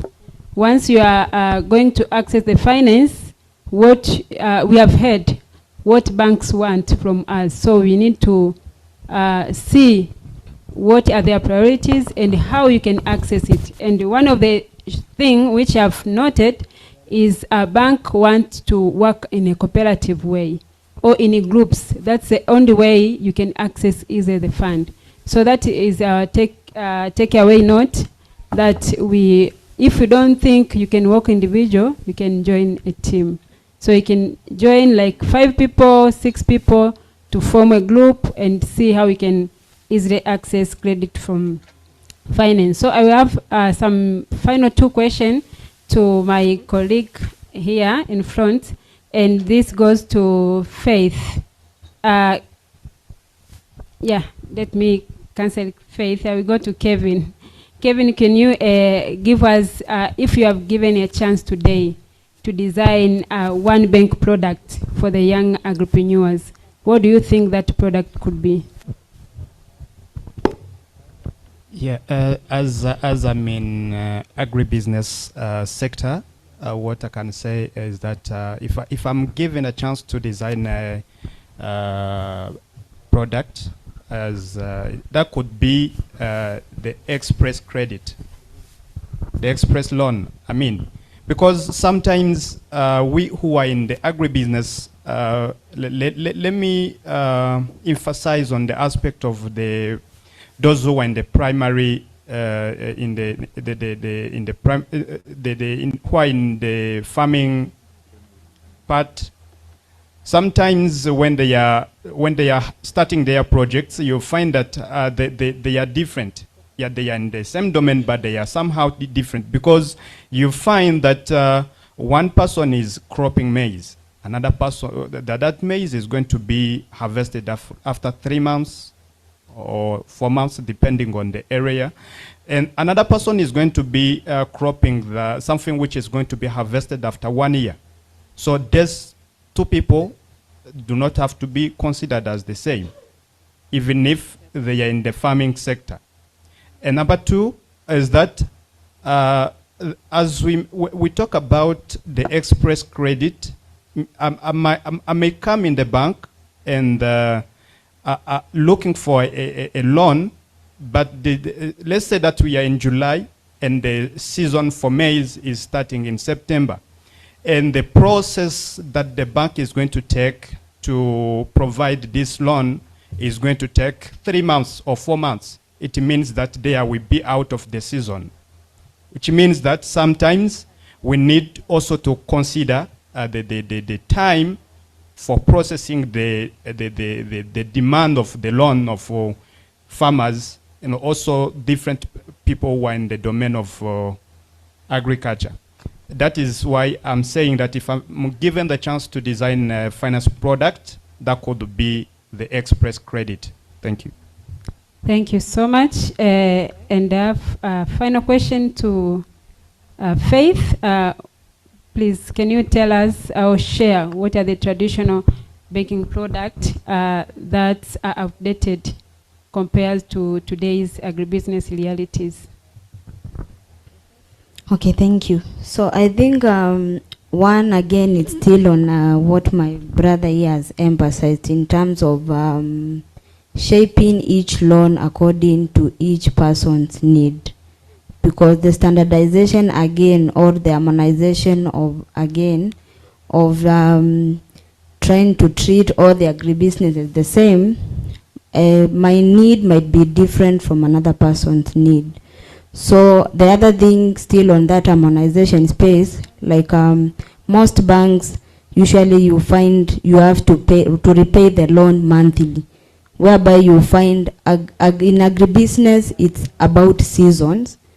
Like agribusiness is seasonal, so we should just I think the old model of repayment in terms of monthly is outdated. We need just to not follow the calendar, but follow the seasons, whereby this agribusiness is falling under. I think the other one, which the KCB has mentioned, is in terms of the collateral, whereby he has mentioned some of the, if you come into cooperative or a group, you will not you have a contract, will not be asked for a collateral. This leaves us to live in the individual agribusiness people, because where I sit, 95% I agree with the cooperatives, but I have a 5% with groupings, because sometimes in a group your visions might not be the same. So if you are, and you know, like sometimes money is evil. So once you borrow as a cooperative, then you might end up even separating because of that money. So if you are alone, you know how to go about it. And just to give an example, anyway, away from the bank, it's despite all these challenges that we are getting to access finance from the bank, I think there is a route as young people that we can use for us to reach somewhere whereby now the bank are the one who are looking for you now to get the loans. And it is the social media, which I think someone mentioned about it.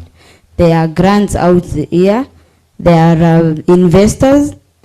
Because for us, we have built a multi-million company out of an investor who bet on us when we had nothing, zero collateral, just a 20-acre mango farm. That is what we had, and a challenge of post-harvest losses. He bet on us, invested in us, and now we are exporting to more than 5 countries, including the EU, which is one of the difficult countries to take your product to that.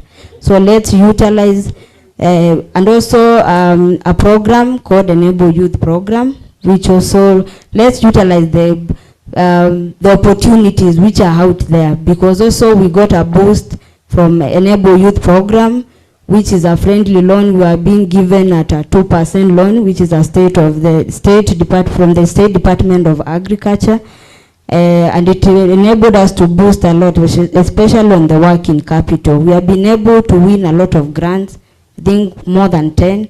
So the money is there. Let's start. Let the bank see the idea, and then try to be aggressive. Just look where there is an opportunity, grab it as fast as possible, build your cash flow CV, and the banks will find you the way they are finding us right now. Thank you. Thank you so much, Faith. I think Faith has finished all. Bank will look for you as you try to do something. So you have to start doing something, then those people, they will look at you because they also want to make profit. So once you have done something, they will see this thing is workable. We have to remember also, bank are also business people. They are commercial bank. So it's not a grant, but they are giving it to get the profit on it. So my request also to bank representative, before I give you Mr. Andrew to wind up, is you also need to, as my colleagues say, on the issue of flexibility. Like, we need to consider this product as like you can divide them, you can just update them.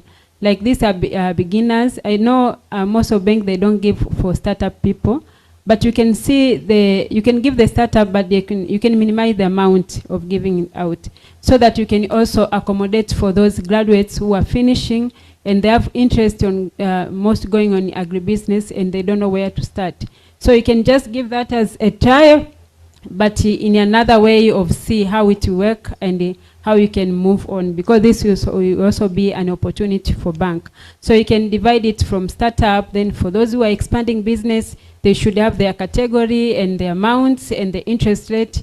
And those who are already in a business, you also put, because if a person is in a startup category and you are giving the interest rate the same of the person who is in business for 5 years or 10 years, I think that is a bit unfair. So for the youth, I think you should give as a priority, but also a consideration, so that once we preach on smart agriculture, we see how we can accommodate young farmers who are interested in agribusiness. Thank you so much. Let me give you 1 minute to wind up and give advice to the... Andrew, as I bring to you the microphones, somebody next to me here says that she must say something, otherwise I will not continue doing this. Thank you. Good afternoon, everybody.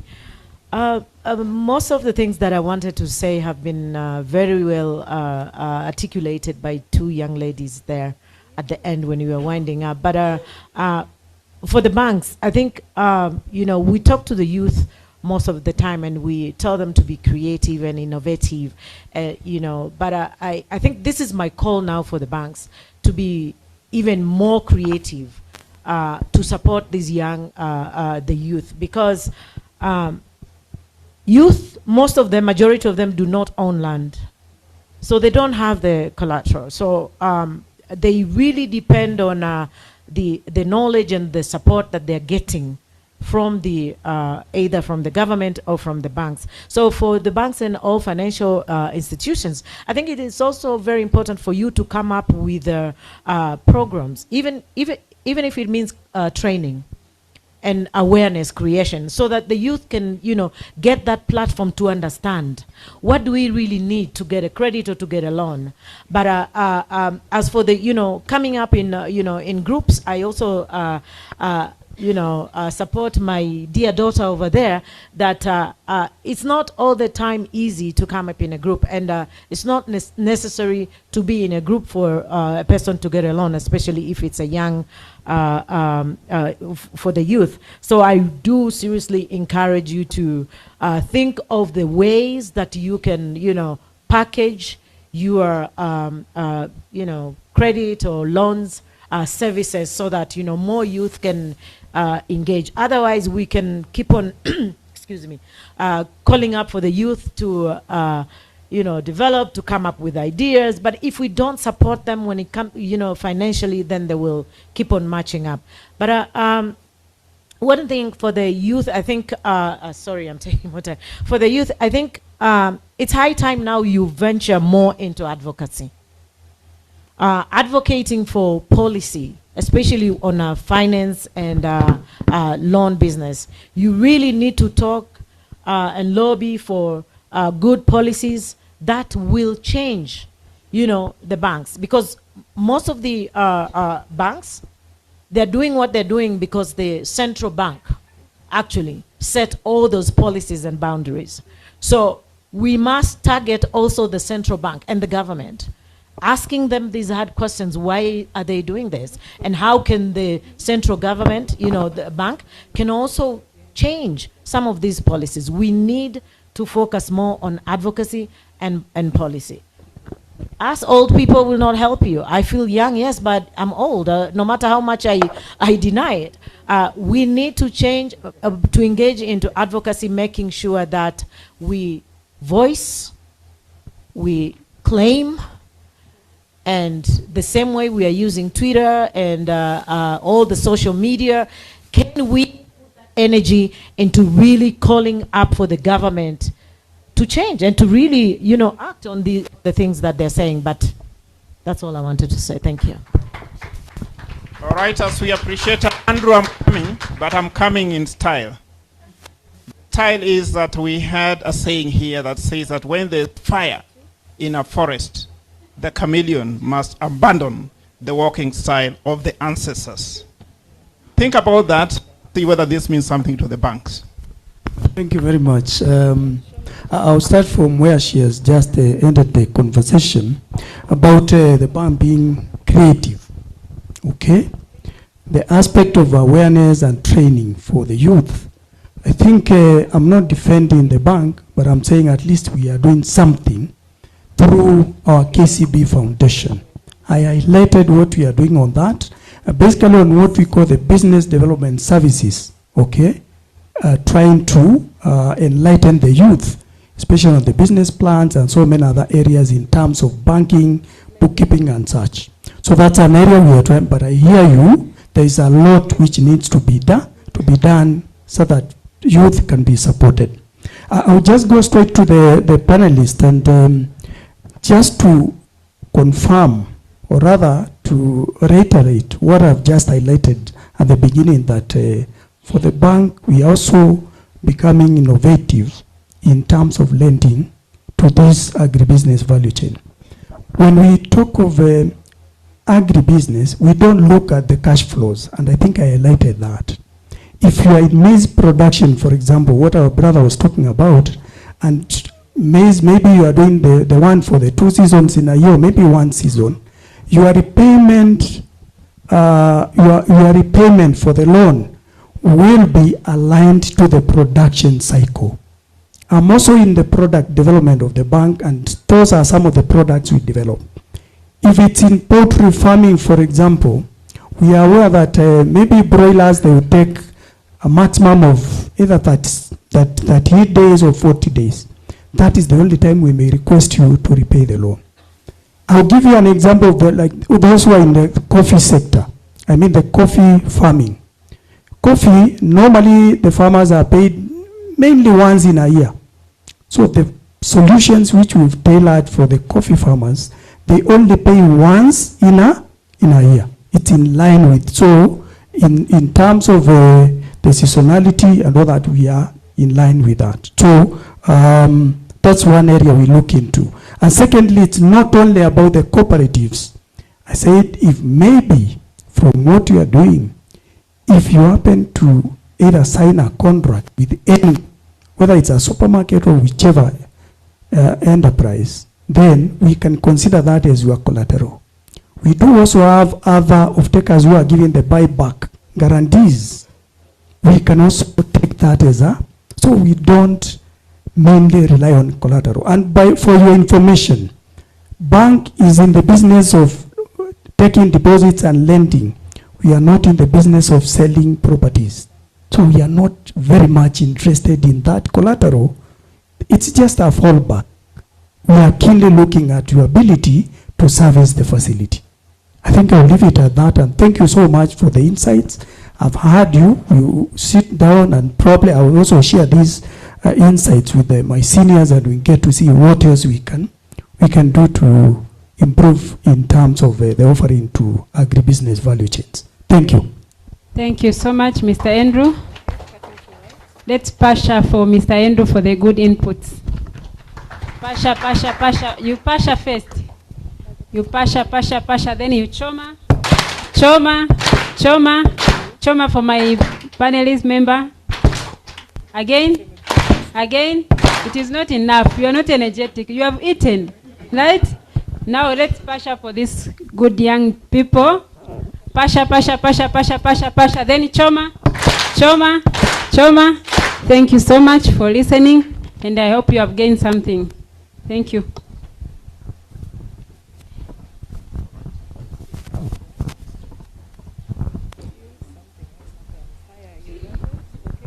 Hello. Are you ready for another Vox Box? I'm only hearing this table here. Vox Box? Great. Allow me to invite our moderator for this Vox Box, Cosmas Jada from South Sudan. Thank you so much, Beatrice, for allowing me to be the moderator of this session. Here we are going to hear some stories from some agro business people who are dealing in agro business. Here we have Asunta from Uganda. Asunta from Uganda, can you come and share with us your story? Thank you so much. Can I speak from here? Thank you so much. I'm Assumpta Nakalema from Uganda. I'm the CEO and founder of Hatchright. Hatchright is an innovative startup based in Uganda, dealing in manufacturing poultry products in poultry products like egg incubators and breeding systems. More to that, I'm an agri-tech innovator, like I've said, and also an IoT award winner of 2024. Yes, so like I said, we are dealing in poultry products. When I was still a young girl in Uganda, most times we used to eat chicken once in a while. That is once in a year, like on Christmas. Yes, like on Christmas. And then eggs were made for my father, maybe on special days, yeah. So, and I would feel so bad. Yeah, but when I joined university, I was able to take information technology. I'm an information engineer. Yes, so one of those days they gave us a challenge of like innovate something. So when I was making my research, I found out that actually there is a space in poultry, like being a poultry lover, like there was no production. There was less production, like 80% of poultry production in Uganda is from smallholder farmers.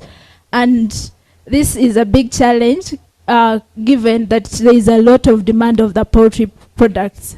Yeah, so with my technology, I was like, okay, now I have a chance to produce as much chicken as I can so that I can feed on it, and then also, but also make sure that other children, other kids, like have enough access to it, because I do not see a reason as to why someone doesn't have to feed on chicken. I mean, why wouldn't they feed on eggs?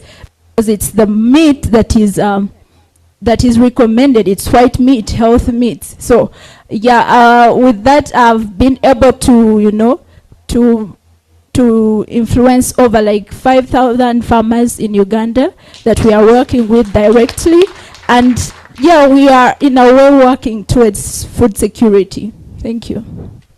Thank you so much, Assumpta. If you wanted to be supported also, like Assumpta is supporting people in Uganda, you can come and meet her, and actually she will give you the tips.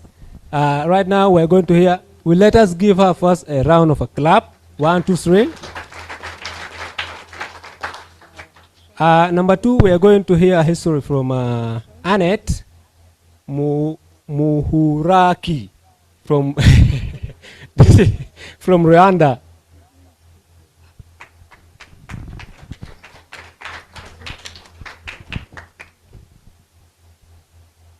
You have 3 minutes. Muraho. Hello, my name is Aneti Mwarake from Kigali, Rwanda. I have a business that is called Elite Cafe Training Center. Elite Cafe started in 2022 as a coffee shop, but after I realized that I had a dream. I had a big dream for like empowering other young youth. So I started a training center. Now I trained 850 young people.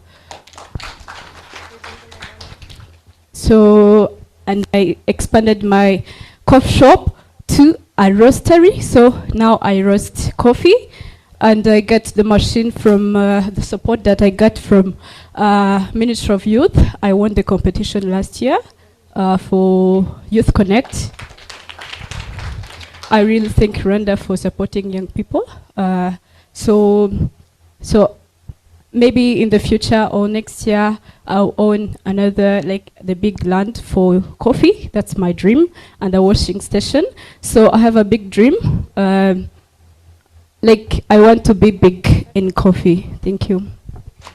Wow. That is really so nice. 800 people. 800 people. I don't know what is the population of Rwanda. But this is really a big number. Right now, let us also give her a round of clap. 1, 2, 3. Number 3, we are going to have Amina Kasim from Tanzania. Amina Kasim.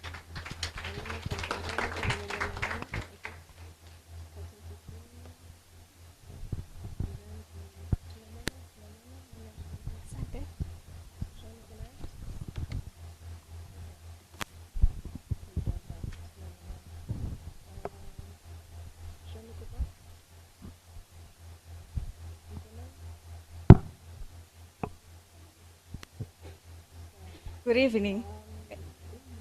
My name is Amina Kasim from Tanzania. I'm BBT beneficiary. BBT is a Building Better Tomorrow. It's a program from Tanzania that empowered youth in agribusiness. I'm from Dogoe Farm, where we have 11,000 acres. 3 and 402 for the youth, where each of one has 10 acres from the government. Our government give us a free seed. First of all, they give us a training, technical training, free support, health insurance, until now. Currently, we are farming sunflower for cooking oil. And we also have 5,400 acres for investors. Who wants to invest in our land? Please welcome. We are ready to work with you. Thank you so much for your listening. God bless you. God bless Tanzania. God bless Africa. Thank you so much, Amina. Actually, today I met Amina, and she told me that they were doing sunflower, and I asked her whether she can do the same in South Sudan. And she was like, it's right, but then it's only need once once in a while. Let us also give her a round of applause. And also, if you're looking for a land, you go to Tanzania, because there is big empty land there. Right now, let us go and hear from Joyce Nanga from Kenya, Nairobi. Joyce.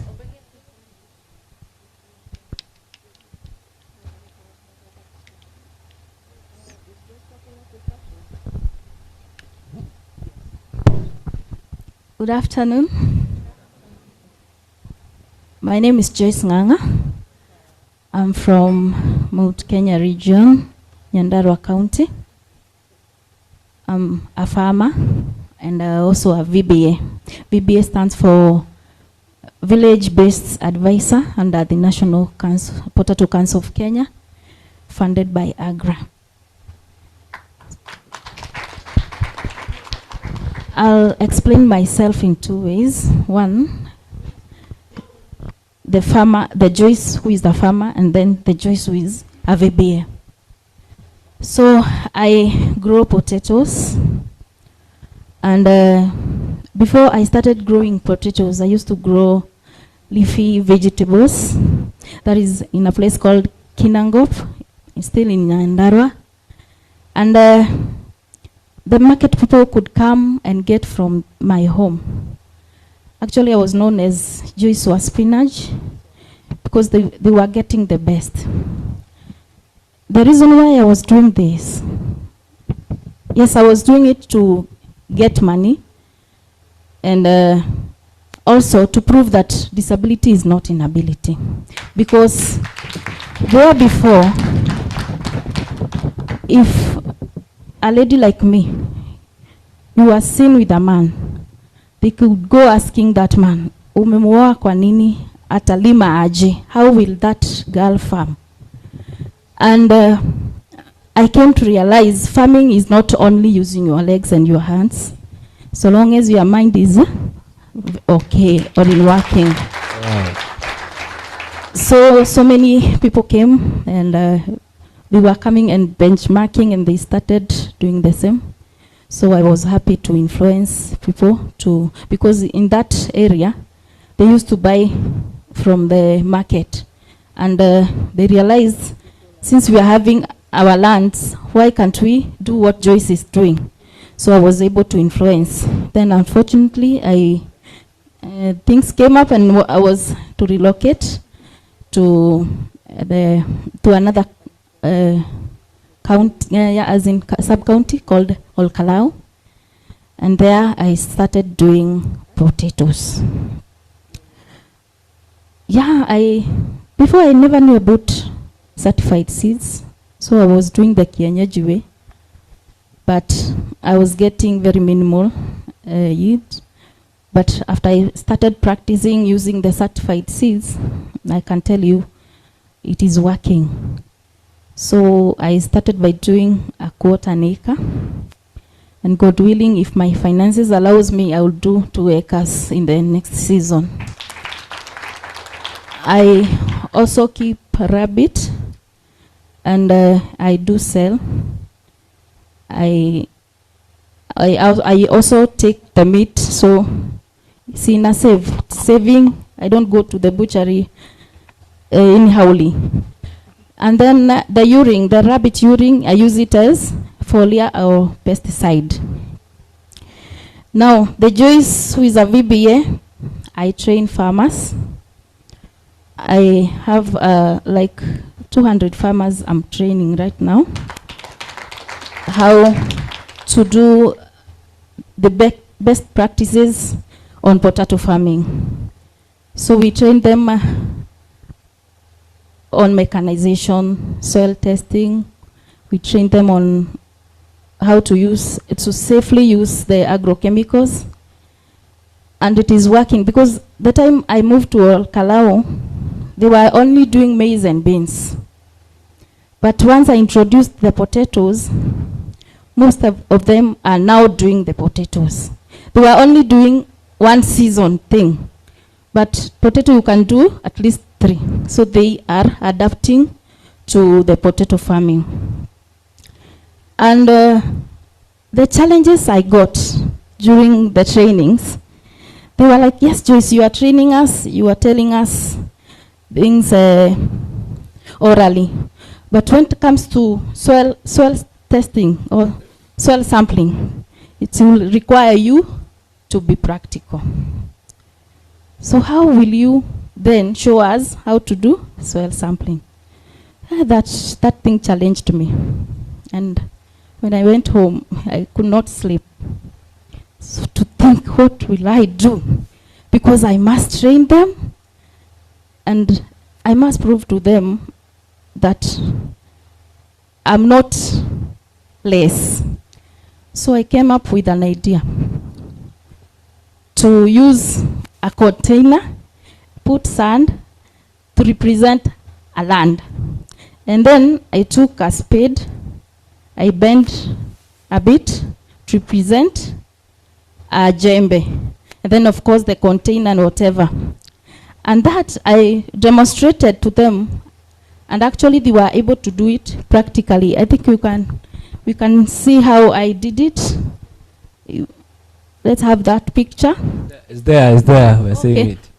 Oh, that is me as a farmer. Yes, and today they are able to do it on their own. So nothing should limit you. You have to think ways on how you can improve yourselves. You heard me saying that we have to do or to have inclusive agricultural practices, because there are so many challenges out there. People don't believe in our abilities. Yeah, you see, Joyce, unashanga. The first time I went to training, people were like, how come you are in this sector? It's very rare to get a PWD in agricultural sector. But I answered them, I told them it's my passion, I love it, and I will find ways to do it. And I've proven to them that I'm very able. So there are so many challenges surrounding people with disabilities in agricultural sector, and one of them is access to land. Some even don't get their portion when they are given by their parents. Why? Because they tend to ask themselves, what for? But what I want you to know is that we can do it in our different ways. And then there is lack of accessible tools and technology. Nowadays, we do drive. The cars are adjusted. The same way, tractors can be adjusted for me to use. Then there is financial barrier. Accessing maybe a loan as a person with disability, you are judged from the door. What can I do? But I would advise everybody, first give me a chance, listen to me, and say me, I'm representing the whole fraternity of people with disability. Why should we include PWDs in Agri-Food system? Because the system needs everyone. We eat, we get hungry, and we are mostly affected by drought. Because it tends to happen like this. You are able-bodied, you can go fetch for water, long distances. Me, I cannot go. You can go and get food relief from afar, and you are given a small portion, then you ask yourself, why should I even go and give to that person? You eat on the way. So I'll be left with nothing. So this also will reduce dependency and increase household income. Like, I need a new cloth. Must I ask my mother to buy for me? No. I can put some chicken. I can sell eggs. I can have a greengrocer, and then I'll depend on myself financially. It will also promote innovation. Those industries, if I go and tell them I want a tractor designed for me to operate, it will make them innovate even more. So I will urge all the organization, and first of all, let me thank AGRA for their efforts in including people with disability in Agri-Food system. And even in the trainings, let us try to bring them close so that everyone can learn. Let me give an example like this forum we are in. Yes, we are represented, we have visually impaired, we have physically. But there is one category that is missing, and they are also farmers. That is the deaf community. If we have a deaf person here, we will need interpreter. So many organizations fear to invite people with disability because they say it's very expensive. Just you need to be in a hotel where there is lift, where there is an accessible room. Like here in this hotel, they are very good. There is those special rooms for us. They fear to invite us. But once you realize that we need, all of us, we need to work towards improving our food system, then we will be able to accommodate everybody. So as I finish, my future is to feed the community. Thank you so much.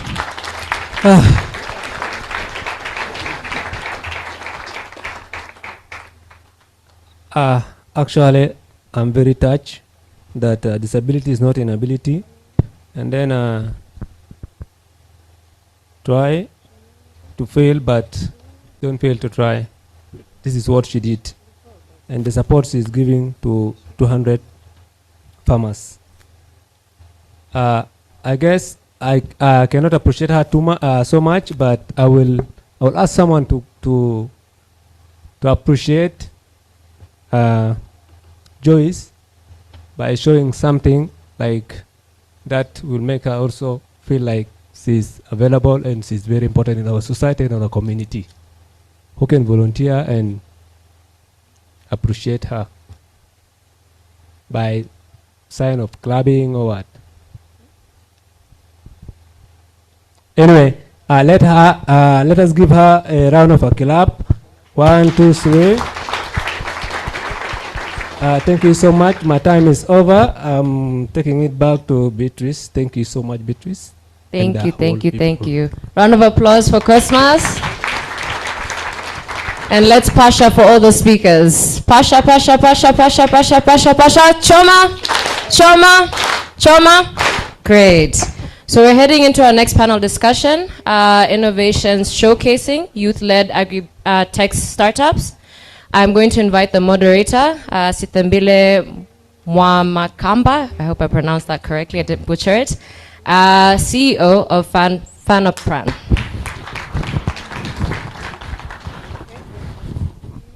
Thanks, Beatrice. I wish I was the CEO. Not quite there yet, but getting there. Good afternoon, everyone. Let's all stand up. Do you want a song? DJ? So I want to see us, you know, we are here for the what? East African Youth and Agri-Food Systems Expo. I want us to spell out youth with our bodies. You get? Okay, so we'll do a Y, right? We'll do an O, right? We will do a U. Do you see that? And we will do a T. How do we do the H?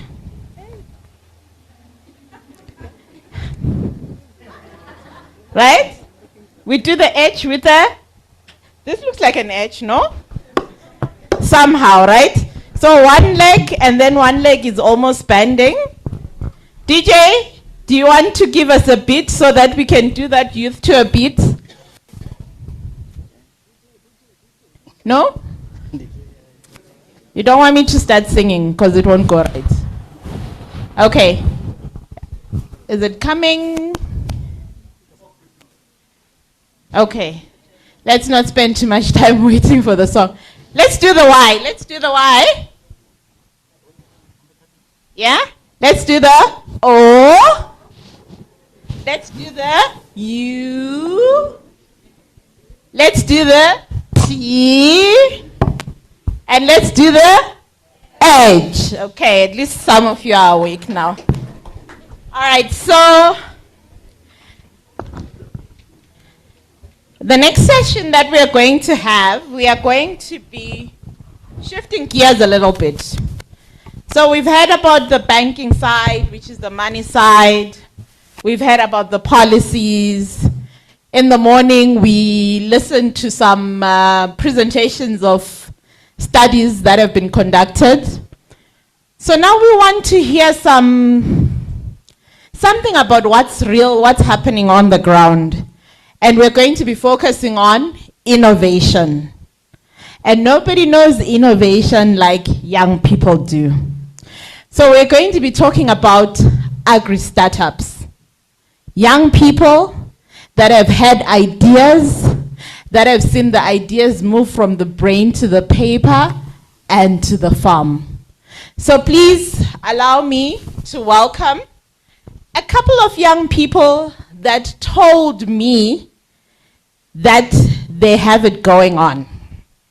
I'm going to welcome first onto the stage Elizabeth Wanjiru, who is doing aquaculture. She has been at it for at least a year now, and she has a lot to say about her experience. Welcome, Elizabeth. Next, I'm going to welcome Robin Ndungu, who is a bit more experienced than Elizabeth. He is also into aquaculture tech. He has been doing it for 8 years.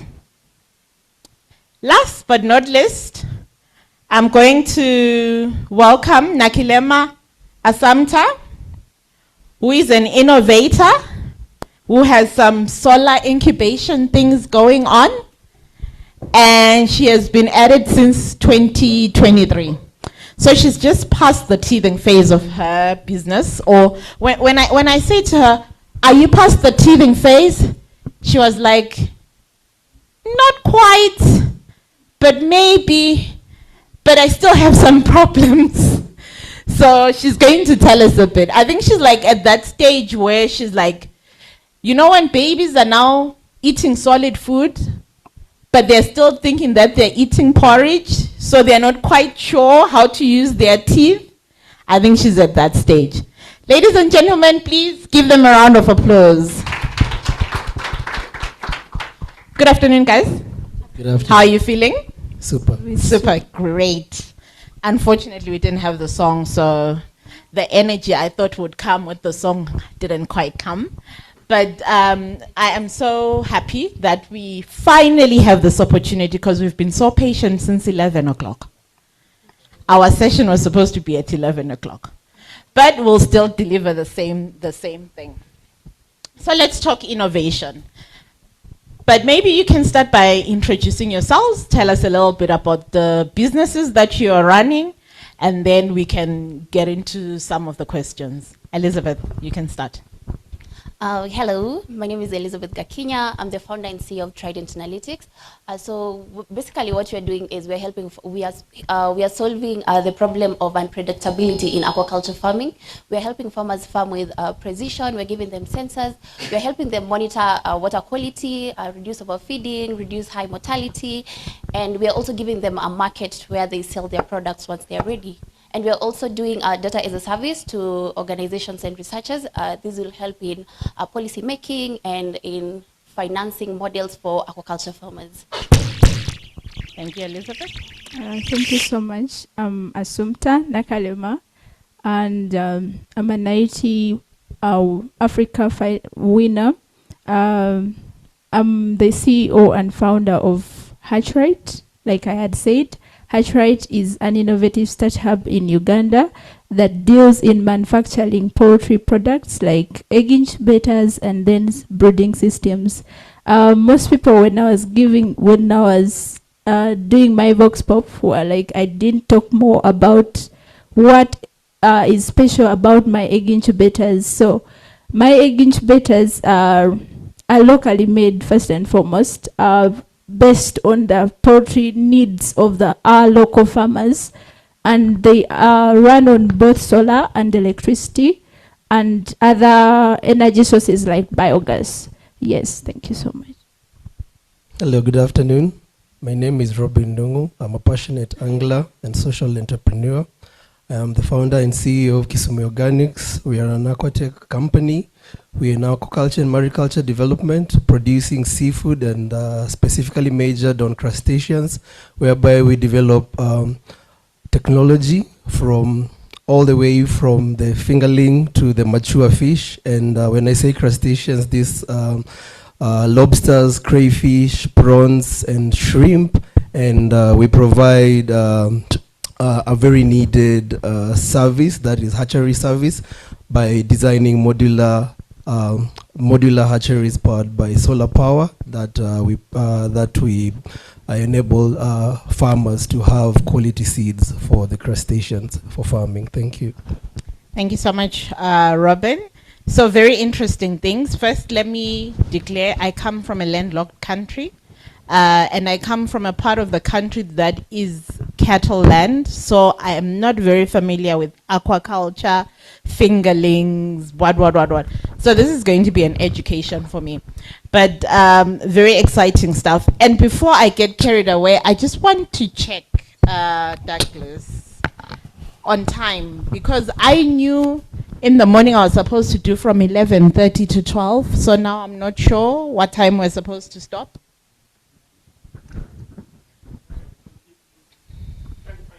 25 minutes. Okay, all right, that's fine. So guys, we've got 25 minutes for this conversation. We'll try and see if we can get some voices from the audience as well to come and be part of this conversation.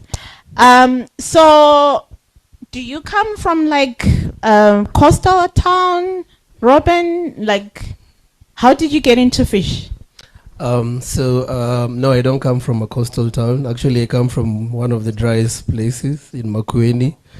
I started Kisumu Organics as an organic farm. I was doing mixed farming. I was doing African indigenous vegetables, chicken, goats, fish. Actually, I wasn't doing crustaceans. That is 8 years ago. Then we were just doing tilapia and catfish for home consumption and selling to the local community.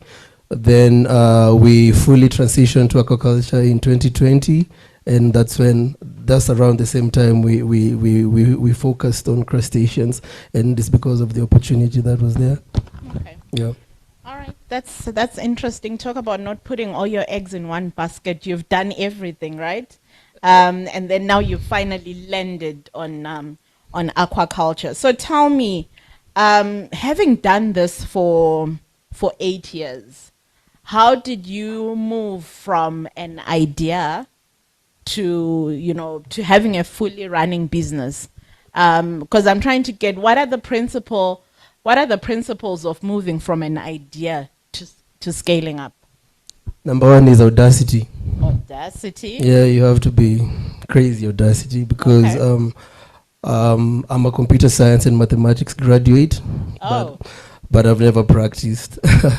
I studied computers since high school, so by the time I was going to campus, I was studying just so that my parents, I have a twin brother who's a tech engineer, so I had to match up with him.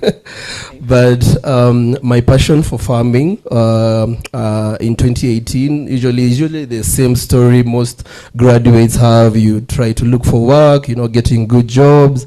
I was running a business that didn't do well, then I had to go back to the village where we were raised.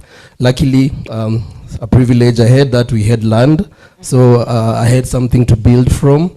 But building a business from an idea, as I've said, is number one, you have to be really, really, really believing in what you want to do.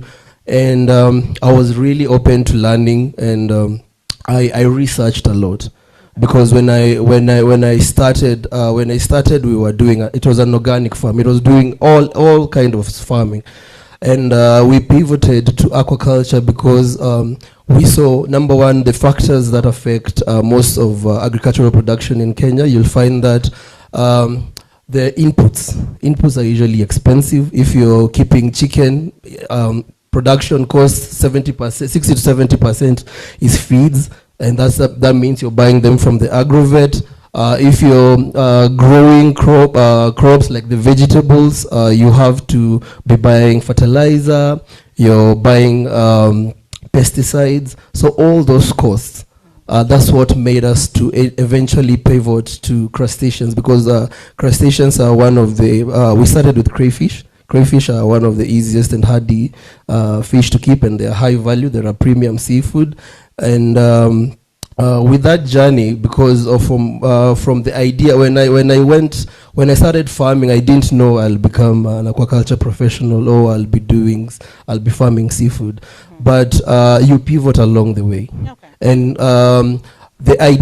starting the idea, usually it's about conviction, opportunity, and also information, because you cannot start building a business about drones and you've never seen a drone. You have to have the exposure. You have to have seen the drones working somewhere. So I will say, first of all, you need to have the information. You need to have that conviction that you can do it, and now you have to be open to learning. And that's the easiest way to turn an idea to a tangible business. Thank you. Clap, guys. Oh, you're not paying attention. There's a lady there in red that I might just call upon to tell me what were the 4 things that Robin mentioned. Okay. All right. Anyway, let me mention them as I had them. Conviction, opportunity and exposure, have the information, and be open to learning. Those are some of the nuggets I picked from his. So he didn't mean to be in the aquaculture business. He found himself there, but then when the opportunity presented itself, he grabbed onto it and ran with it. And now he's producing crayfish, which is premium fish. Did you hear that part? Yeah, premium, not just any fish. Yeah. Okay.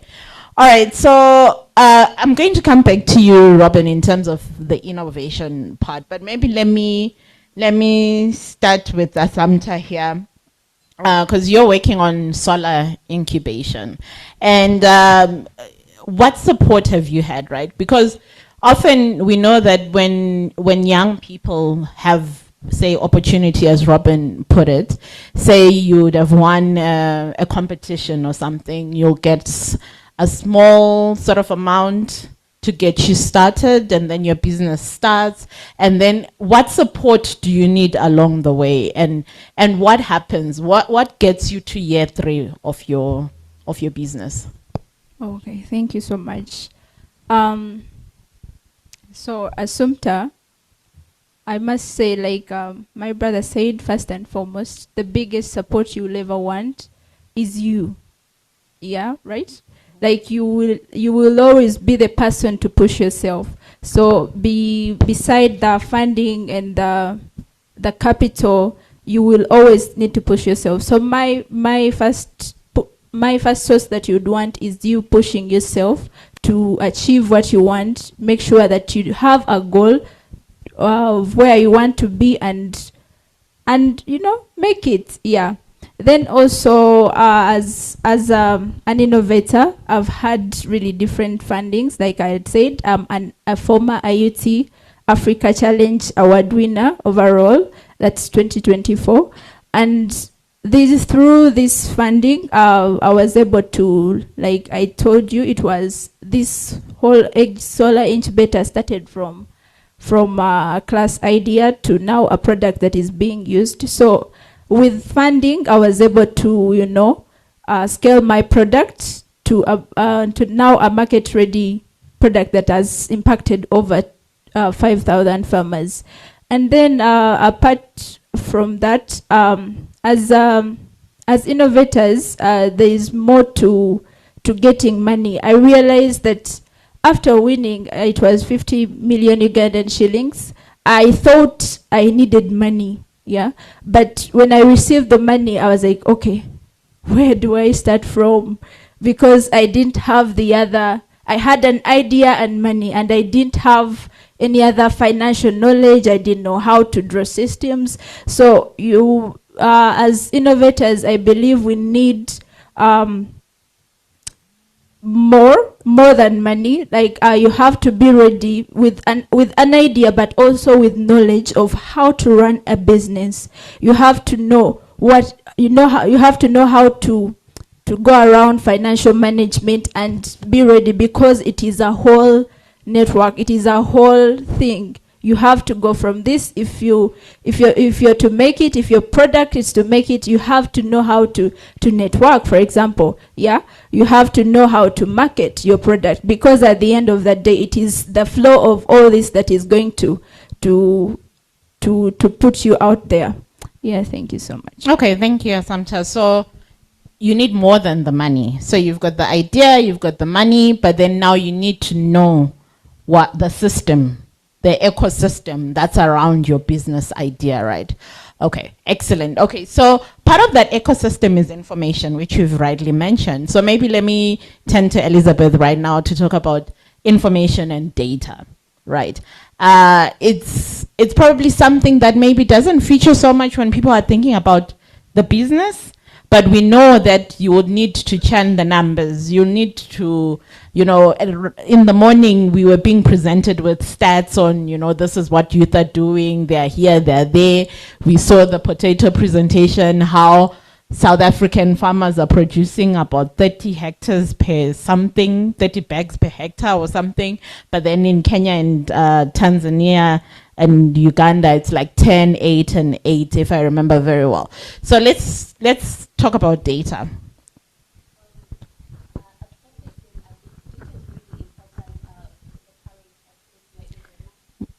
Move the mic. We can't hear. Data is really important in the current space that we're in right now. This data, for example, what we're doing with Trident Analytics, collecting this data from different farmers in different regions, there is enough data for financiers, for insurers, for even for you as a farmer. We always send, we will be sending sort of like how you receive an e-statement monthly on your email. You'll be receiving reports on what has been happening for that period of that month in your email, and this report is what you're going to be using to go to KCB, to Equity, to give you loans, to give you finances on what to do. And this data also helps you in predicting what is happening in the near future, what has been happening in 3 months, what has happened in the past a whole year, and what is going to happen in the next. You see how that data itself is really important. And collecting this data frequently helps us. There was a guy who talked about AI a while back.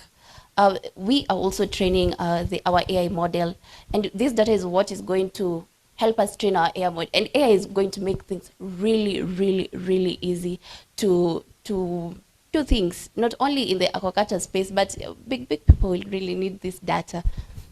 Okay, so you work with farmers to collect their data and help them to understand the trends of their production over time? Exactly. Okay, all right. And so on the data side, like, do you charge for that? How does that work? How do farmers get involved with you? So how do farmers get involved? So we sell monitoring devices. We sell sensors to the farmers. They put the sensors in the pond. It measures the water parameter. Data is taken to our cloud. We analyze the data, and we help the farmer to make decisions. Like, we have a software that analyzes the patterns in the pond, and it tells the farmer, turn the aerator on, turn the feeder on, do feeding to this percentage, reduce water to this percentage, add water to this percentage. And from there, there's also a digital camera that helps the farmer to stock how much fish they have in the pond. And from there, when the fish is ready, they're given alerts on your fish is ready in 3 months, you can start selling them out. And farmers usually start selling their stock way early to get market. You start advertising, and by the time they're really ready out there, you put them out there, you sell, you start another cycle. So that is what we're doing with Trident Analytics. Okay, that sounds very interesting and very useful. You're helping farmers make the right decision by making sure that they have the right information. Okay, perfect. So we have moved from having the idea, testing it, and then, scaling it up. Then we've also had about having money and an idea is not enough. You need to know the ecosystem and be able to navigate that ecosystem and understand what support and what services you need. And one of such services is the data sort of element that we have heard about. So maybe let me go back to you, Robin, to just understand a little bit in terms of your product innovation, right? Because you're also in aquaculture, and I want you maybe to speak a little bit about what's the core of your innovation in the work that you're doing. So what's the solution? Because, right, innovation is something that's different. It's not doing, aquaculture as it has been done for years and years. So what's different with your approach? Also, I will start by just posing a question to the audience. How many people love seafood? Just by a raise. When was the last time you ate seafood? Yeah. Okay, the reason why I'm asking that is because our innovation is trying to solve that.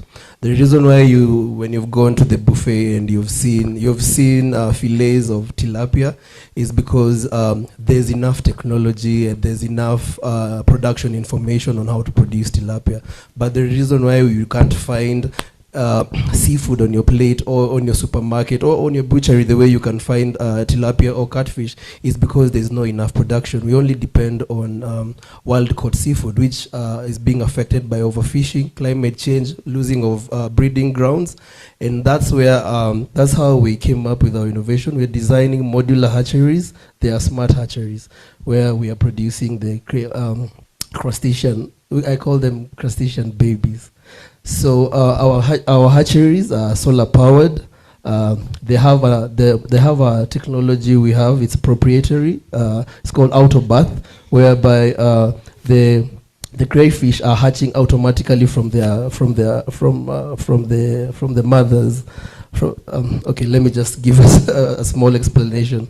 Crustaceans are not like these other fish. Tilapia, they lay the eggs and they incubate them in the mouth, or you incubate them in incubation jars.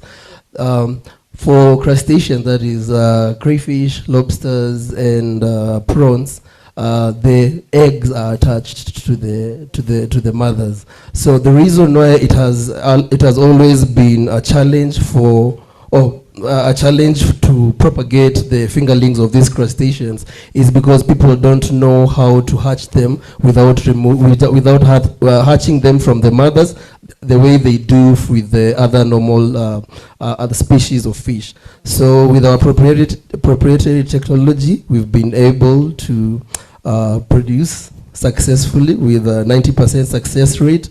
And just for information, we are the first commercial hatchery in Africa. Wow. Yes.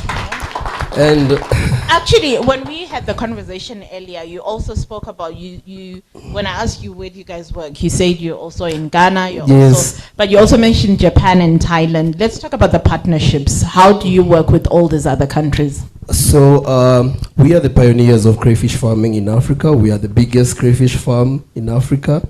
Farmed crayfish, and one of the reasons why people aren't doing it is because it's a new species. So in our early years in 2020 and 2021, we focused on R&D, and one of the things that made us successful to get the technology that we have and the systems that we have is we were open to collaboration.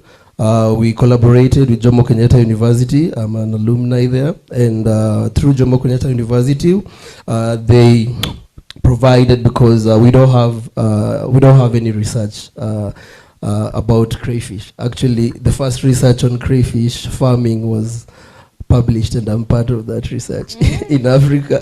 Pioneering. So we collaborated with experts who have been doing it for years, and Japan and Thailand have been farming crayfish for so many years, and that's how we brought them on board to help us design and also learn, because as I said, when I started we were doing mixed farming, and the fish farming we were doing is the normal fish farming, tilapia and catfish. There was no information. How I landed into crayfish is, I said I'm a passionate angler. We were fishing with my friend in a river in 2020 during Corona, when people were very free, and we caught some crayfish, and that's how I learned about crayfish. And we from that discovery to learning and bringing on board the research partners, researching until launching the product in 2021. Oh, okay. Yeah. That sounds very exciting. So, one of the things, so you said you're like the pioneers of crayfish farming in Africa, the first research that has been published about crayfish farming in Africa is, you're part of all that. So I can't help but wonder to say, do you own the IP on that? Yes, I do. Okay, please speak a bit more about intellectual property, because I think oftentimes when Africa discovers something, we are not very quick to patent or to claim it or to have rights over it, and so some people will then come and then they'll claim the rights before we are able to do that. If you can just comment on that as well. There's something that my colleague here mentioned, and she said when you were talking about that, you can have the idea and money, but you need other aspects so that you can make a business stand. Mm-hmm. So one of the things we did is I've been in so many accelerators. And one of the accelerators was by WIPO, World Intellectual Property Organization, mm-hmm. and they've been able to support us through the process, learning how to register your patents, learning how to own your intellectual property. Mm-hmm. And yes, it's through that collaboration, through that accelerator, that we were able to access that. Even me, I didn't know when I started. So yes. You were learning as you're going along. But that's a few years ago. Okay, yes. All right. Okay, so maybe let me ask Asamta and Elizabeth to also maybe comment on intellectual property issues, Because Elizabeth, for instance, you were talking about your AI and how you're programming it to do this, but there are many other sort of AIs out there and many people doing this whole artificial intelligence stuff. So how have you guys made sure that your program or your innovation, let's say, remains yours and is acknowledged as yours and not somebody sitting in Silicon Valley in California can claim it? Being a baby company, we are 1 year old. We bootstrapped where we are right now.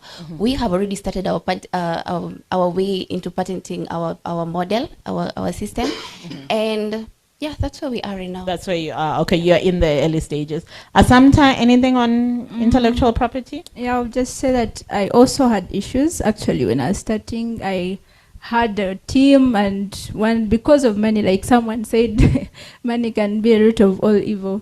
So we had issues and challenges of one wants to continue with the idea, another one wants to divide the money into other things. So I had to be forced to go and patent my product, and it is fully patented by URSB in Uganda. Oh, okay, great. Okay, so the reason why I ask that is because, with innovations, it's so easy to lose control of that innovation, and some other people then start. I think we saw it with Facebook, right? Where the friends started it together, but then later on when it blew up, it was then Mark Zuckerberg's idea, and we don't know who the other guys were. So I think conversation around protecting your innovation and your idea are very important.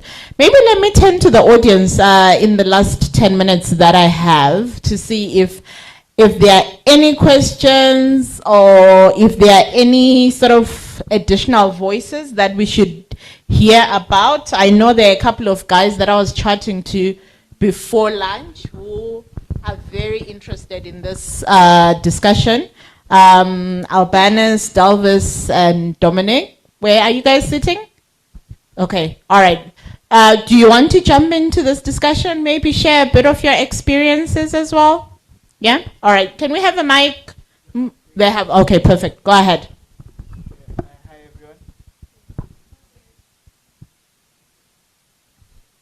Hi, everyone. Maybe you can take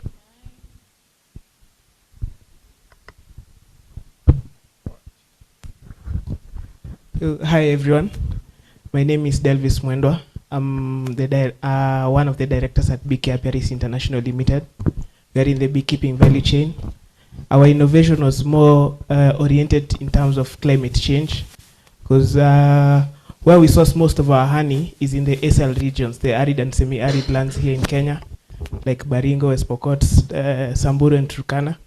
So what we noticed, there was a lot of charcoal burning in those areas, because you see people, their main economic activities may be cattle rearing and now charcoal burning, but also they are doing honey as well.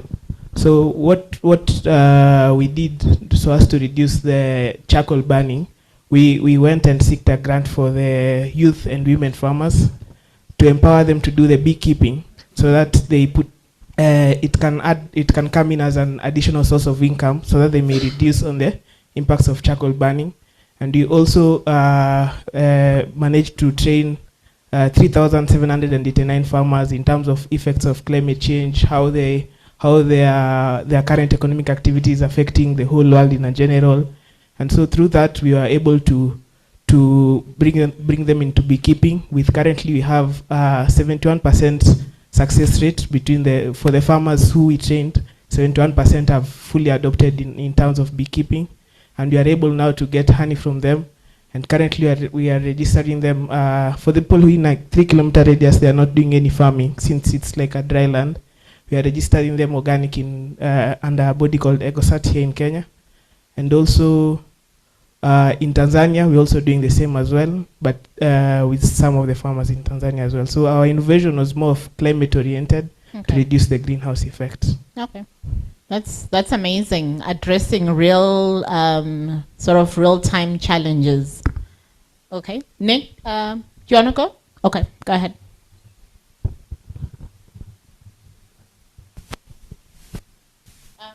Maybe Yeah, we can hear you. It's Hello. on. Good evening. My name is Mwangan Garbanas, a CEO and co-founder Empire Innovation. Empire Innovation, we do rely most on designing and fabricate agricultural machineries as well as in dryers. Our first invention was to look at the gap in between farmers produce well, being in a different stage in East Africa and also in Kenya. But when it comes to mechanization part and post-harvest part, that is where we have our main challenges. Then, as an engineer, I sat down and learned how can I tap this opportunity.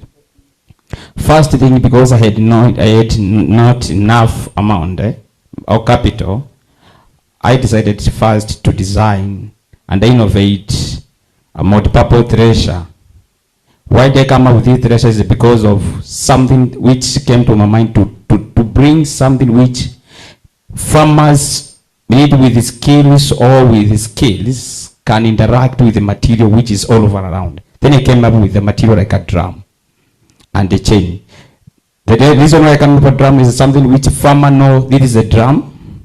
Chain is the reason because they used to pull in their ox.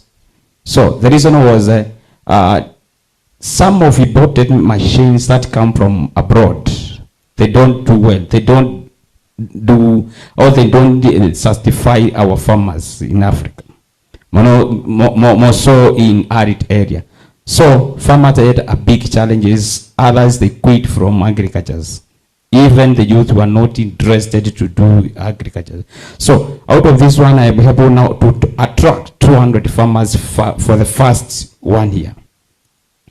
So because I had no capital, I started like with that 200 farmers, and all over the Sunday, I came across a challenge whereby I managed to be the winner of that challenge both for our country. And that's why I want to challenge the youth in the house. You don't need all capital to start the business. Just start where you are. The money will come across. Wow, yeah. So after getting the capital, now I knew everything would come across. So I went ahead and invented solar gas hybrid dryer. It is something that, the reason I come up with this one, I wanted now to look at, there are some people in the lakes, there are some people in coastal region, there are some people in dry part, also in upland, everywhere there is a challenges in terms of the climate, but rains is not be the normal as it was earlier before because of climate changes. So how can our farmers, our people live normal life with the technologies from our which can be fabricated or designed within our region?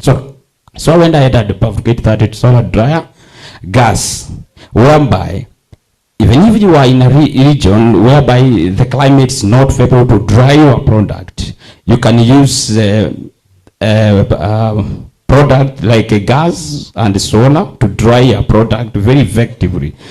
For a case like upland area of our country, that is Kenya, we find that there is a lot of production in cabbage and potatoes and vegetable. Whereas in northern part of our country, people are dying. Why can't the youth tap these opportunities? Dry, package, and also export or move to the dryer part. That is what came to my mind, and it worked best. Thank you. Thank you so much. Very exciting to know that you don't need money to get started on your idea, right? If you have the idea, start moving on it, the money will follow. That's what I picked up. Okay, so I see one last hand. Please go ahead at the back. Good afternoon. Good afternoon. Good afternoon. My name is Abna Kuzuayo, and I'm an advocate of the High Court of Kenya. I'll talk a bit about intellectual property protection from a legal perspective. So I like that we've talked about protecting our innovations, and as the moderator has rightly said, it's quite common that some of our innovations are stolen a lot of times. So intellectual property, there are forms of intellectual property and innovations that can be protected. So number one, whatever you're protecting has to be something that is new, it has to be useful, and you have to show inventive step. So one of the panelists has talked about sensors, for example.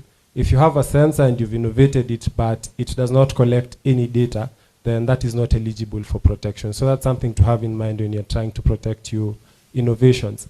And then you also have to show inventive step. So what we mean by inventive step is, for example, when you're talking about, again, same case for the sensors. Yes, this is a sensor, but there are a lot of sensors. What is different about your sensor? So for example, maybe with older sensors, technicians had to show up to collect the data themselves. But for us, the data is sent directly to the cloud. So that is inventive step. You've brought in something that is new to the field. Then when it comes to trademark protection, I think this is now the part where I wanted to contribute. There are different types of intellectual property protections that apply at different stages.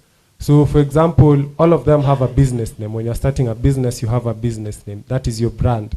So that is protected typically under a trademark. But a trademark would not protect your invention. That would be something protected under a patent, because this is something new that you have created. So as a business owner, you also have to, we're in the information age, so a lot of this information is easily accessible online. So just try and understand, these are the different types of intellectual property protections that are accessible to me. Then you go through the different stages and try to understand, this is how this applies to my business at this stage. So there's trademark, there's patenting, there's things like plant variety protection. So plant varieties, if you come up with a new variety of a maize seed, for example, that doesn't exist, there are protections for that. There are geographical indicators. So if you check the water bottles, we have water bottles for Myers. Somewhere here they've written source on our forested estate in the Kedong Valley. So this is an indicator. It's not legally protected, this one specifically, but it's an indicator that this is not just water. It is sourced at a specific place. It has probably a specific taste that you can't get anywhere else in the world. And the thing with trademark protections now is, one, it gives you legitimacy. For example, if you're pitching to an investor, this is something that is protected. No one can come and steal it from you. So that's a legally protected thing. It can't be stolen from you. You can go and sue someone if they if they steal your idea, and you get compensation. And it also gives you higher market power. So something like the geographical indicators, it's not just water. So you have a higher bargaining power when you go to the market. This is a unique product, has a unique taste. Now that you're talking about food, has a unique taste, flavor that you won't get anywhere else in the world. Thank you. Thank you so much. I think that's a very important contribution to the conversation, because we've got one more hand. Okay, all right. Maybe is the mic there already? Yes. Okay, just give me a minute to reflect, because I think often, you know, we come up with innovations and you think, voila, you know, I have this brilliant thing. And then you think you're the only one that has come up with that, right? But it's until you understand, like, the things that he spoke about, what is unique about it, and can you then make sure that you protect it. Before we come back to you, I think there's a hand there. Please go ahead, sir. Muraho. Muraho. No one knows Kinyarwanda. Muraho. Good afternoon, everyone. I'm going to speak as a second generation youth. So we have been hearing about the first generation. So let me also give a testimony as a second generation. 2012, my name is Alfred Bizoza. I'm a professor of agricultural economics from the University of Rwanda. 2012, we had a training on leadership and food security. For Champions for Change, Douglas was my trainer. So I was his trainee. So one of the statements that kept coming was how Rwanda is becoming a model in terms of leadership and how we are really championing the food security. So from that statement, I say, oh, Rwanda is now the center of leadership for development. Knowing also the history that we had, 1994, genocide against the Tutsi. So I thought, let me create a center called Highland Center of Leadership for Development. So the Highlands means Rwanda because it's a country of highlands. And we call it Pays de Mille Collines, a country of highlands. So, and then the innovation will be to venture mostly in policy advisory, in impact evaluation, coaching and mentorship of the young people in doing policy research. So I started with my 2 undergrad students. After they graduated, I invited them, then we started to work together. We got the first assignment in 2013, where I had to do it, and then they have to go to the field, collect data, and then do research. 2015, they went to do their masters, so we closed the office. So by closing the office, then I said, go and do masters once you are done, and then you'll come back, and then we continue. So we sent them to do their masters, and then they came back. As we speak today, one is finishing his PhD, and then the center has been there now for the last 13 years. We have been doing a lot of advisory services work to the government, to the development partners, to the private sector, and we coach every year 6 graduates from the university. Now we are dealing with the master's students, those who finish with the masters. So today we have a team of permanent staff of 15. And from them there are some PhDs, masters, especially from the master's level and PhD. The center is one of the, maybe Orol will testify more, is one of the 3 to 4 top think tanks in the country. So the message I wanted to give you is that to also support what Joyce was talking about, and also the colleague has just mentioned. The first thing you need is to have the idea, and we have the ideas. The only challenge, we don't test them. So, and my thinking is that whatever your brain can think, then you can do. So, and if you are not able to ask your brain, then you will not be able to do anything. So I don't believe in the school of people saying there is no money. Start with what you have, and what you have is your idea, is your brain, is your capacity. Thank you again. Thank you for that.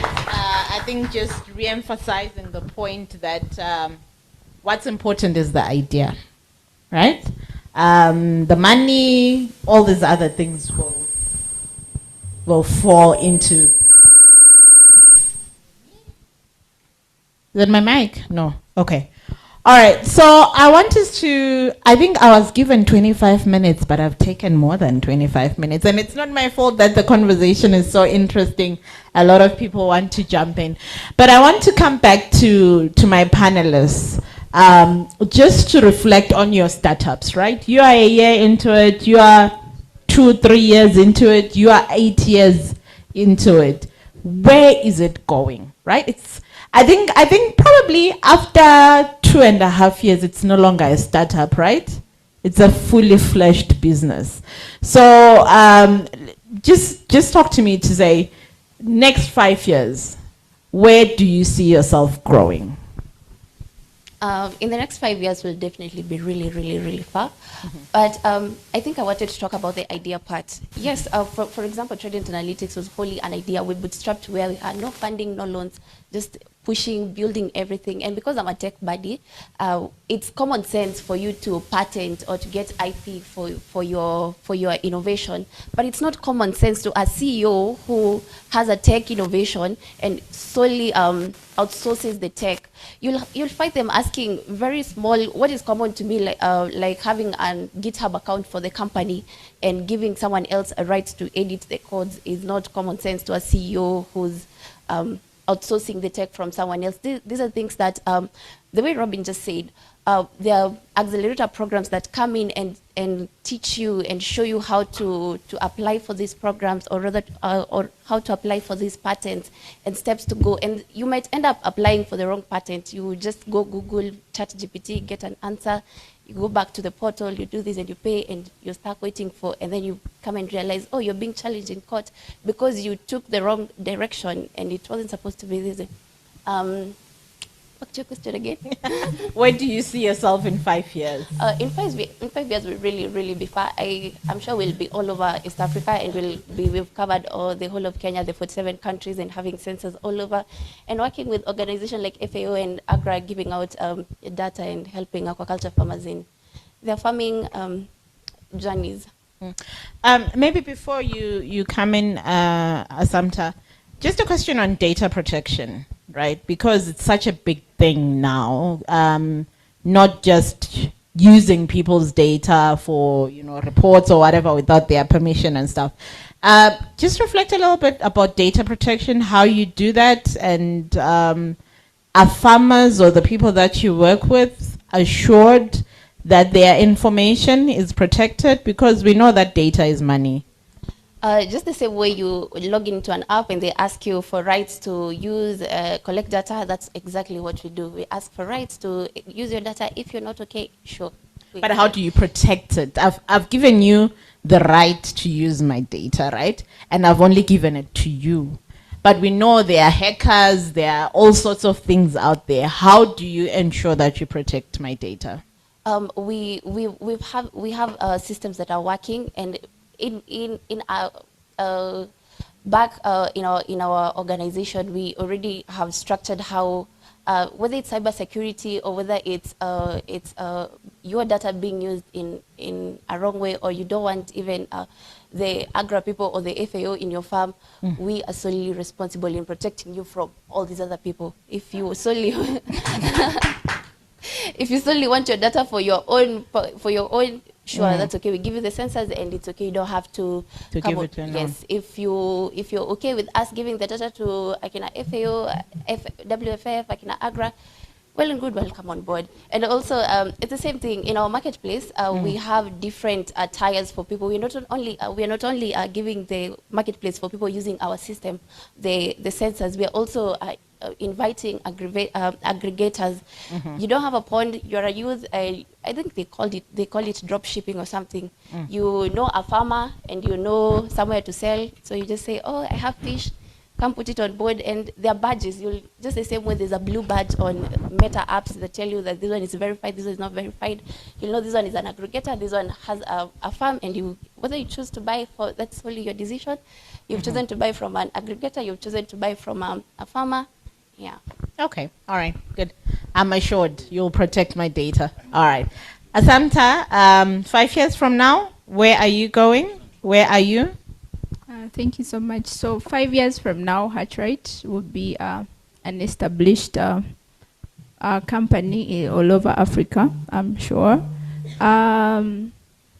Why? Because we are working on things like mastery. Most of us have ideas, have products, but we don't give our time, we don't give in time to understand and to learn everything about that product. So I had issues, like I had said, I had issues with team formation, and when I had issues, because I was in technology, I am more of a software engineer. Yeah, so I didn't have the mechanical part of it. So, but because I wanted to bring my product is more of a hardware product mixed with IoT. So I gave myself time. I gave myself in to study, to learn. And actually, if I'm given a chance, I could actually show you that I learned how to weld. I learned the whole thing of, okay, what does the farmer need? How do they cut wood? We use boards. Yeah. Where do we source wood? How do we assemble this whole thing? If I'm given a chance, I can play a video. I have it of my product, and I've mastered my product. And because I've mastered my product, and I've also interacted more with the farmers, especially we work more with the smallholder farmers, or farmers that are in the villages. Why? Because they are the ones that do a lot of productivity in Uganda. like I'd said, 80% of poultry production is from Uganda. So you find that, like, we have built a model of a community.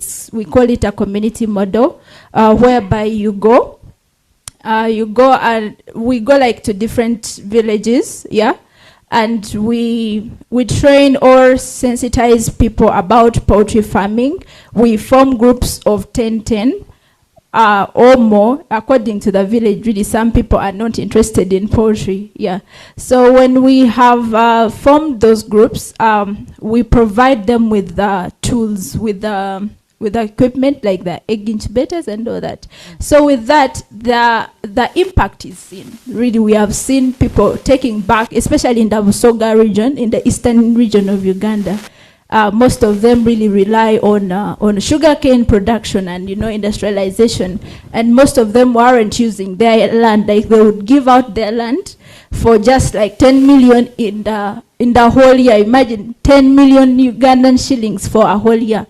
So it was underutilized. But when we brought in this system of, giving them these incubators, they are making more money, educating their children, and having something on their account. So we see in the 5 years we will have impacted many more farmers. Okay. We will have impacted Uganda itself and Africa at large. Okay, great job. But just to maybe clarify something, you said 80% of poultry production is in Uganda. What did you mean?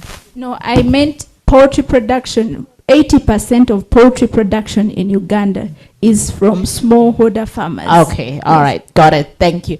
All right, yeah, Robin, last word. You have done 8 years, so you don't need a 5-year timeline. Yeah. Give me a longer projection. First, from what the professor said, you don't need money. I burnt charcoal. Like I cut a tree with an axe to buy my first rabbit and chicken. I remember, oh God, bless my late mother. When I went to the rural village, here in Kenya we call it shags, ushago. When I went there, my mom told me, you don't want to look for a work, you've come to cut my trees. When I was buying so that I could buy the first stock. Anyways, fast forward, we are a profitable company. We did our pre-seed and we did an early exit, which is something I'm very proud of. Immediate focus is in the next few months. We are in the process of expanding to other regions. We've been sending our products to Rwanda, Nigeria, Ghana, Thailand, and China. Right now, we have our hatchery already in Rwanda, and actually that is special thanks to FAO, because FAO made the opportunity possible by taking me last year to Youth Connect, and that's how I got the client. And we have our hatchery in Ghana, and now we're expanding our hatcheries to Nigeria. That is the immediate in the next few, like 6 months. And in the next 1 year, we are including other species, that is the lobster and lobsters and crabs, whereby we are tweaking our modular hatchery so that they can be able to produce other species. You just carry it there because they are fitted in containers, in shipping containers. So you just plug and play and carry it to any region that you want. Okay. So our projection is just more expansion in Africa, and having more of our products in Asia. Okay. All right. Thank you. Excellent, guys. Please give a round of applause to the panelists. I think really exciting work that they're doing, and I am hoping to bump into you in the next 3-4 years so that you'll tell me that what you said you were projecting has come through. So thank you very much. I think for me, key lessons that I've picked up from here, definitely the idea is what's important. It all starts with you. Innovation starts with you, and it starts in the mind. All these other things will then fall into place. I also like what Atsamtu said, mastery. Because sometimes our businesses don't take off because they are half cooked. You know, we haven't invested enough in making sure that we understand them in and out. So mastery of your business is very important. And then finally, I think from Elizabeth, what I also picked out is the importance of tracking your performance by understanding your data so that you're able to adapt and to improve with times. Thank you very much. I think I'll hand over to Douglas. All right, another round of applause for the team. Wonderful, wonderful. So to bring it to closure for the day, I had made a request that we can start tomorrow a bit early, 8:30 instead of 9, so that we can also just take care of the spillover that we had from today. So is that request granted? Do you have a deal? Deal. All right. As we close it, we are in Kenya. We were talking about the things that are happening at the continental level, and we take them down to the country's level. We are privileged to have the CADIP coordinator for country Kenya. I want to invite her just for a quick introduction, but also to be able to see the opportunities of some of these great things that we are going to talk about. There is an opportunity to really take them down to the grassroots where it matters. So, Josephine?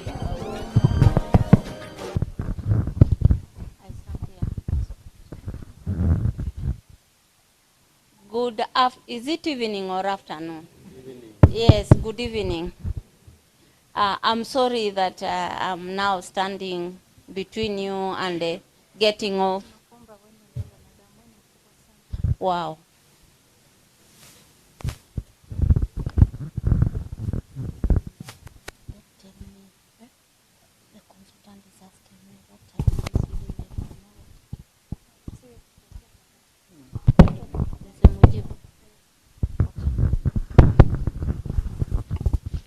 Nowhere else. I'm as short as that. So good evening. Yeah, my name is Josephine Love. When I'm in Kenya, I'm called Josephine Love. But when I get out through the immigration, I change the name and I call myself Josephine Ongosi. So I'm the same person, and you can understand why, can't you? Yeah, so I want to take this opportunity first of all to congratulate you for being here and sitting here.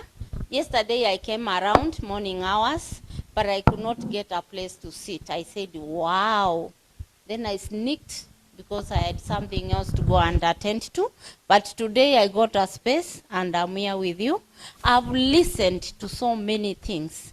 I've listened to so many things, and I've gotten to so many answers, and I've realized that the youth know what they want. We are just distorting them by pretending that we know what they want. But today, I've gotten it that you youth, you have your ideas, isn't it? Very unique ideas, isn't it? You just need somebody to pick up your idea, which you have started implementing, and support you to move forward. I'm happy. I just came in when somebody was saying they are land in Western, small, but what they want is somebody to have a big land and they can lend many youth and they do some vegetable growing for economic purposes. I was so excited because for me, I have a belief that land is not really the critical issue with the youth. Is it the one? Is it the critical problem of your getting into agri-food systems? Anyway, you may not say yes because maybe you are supported to say no.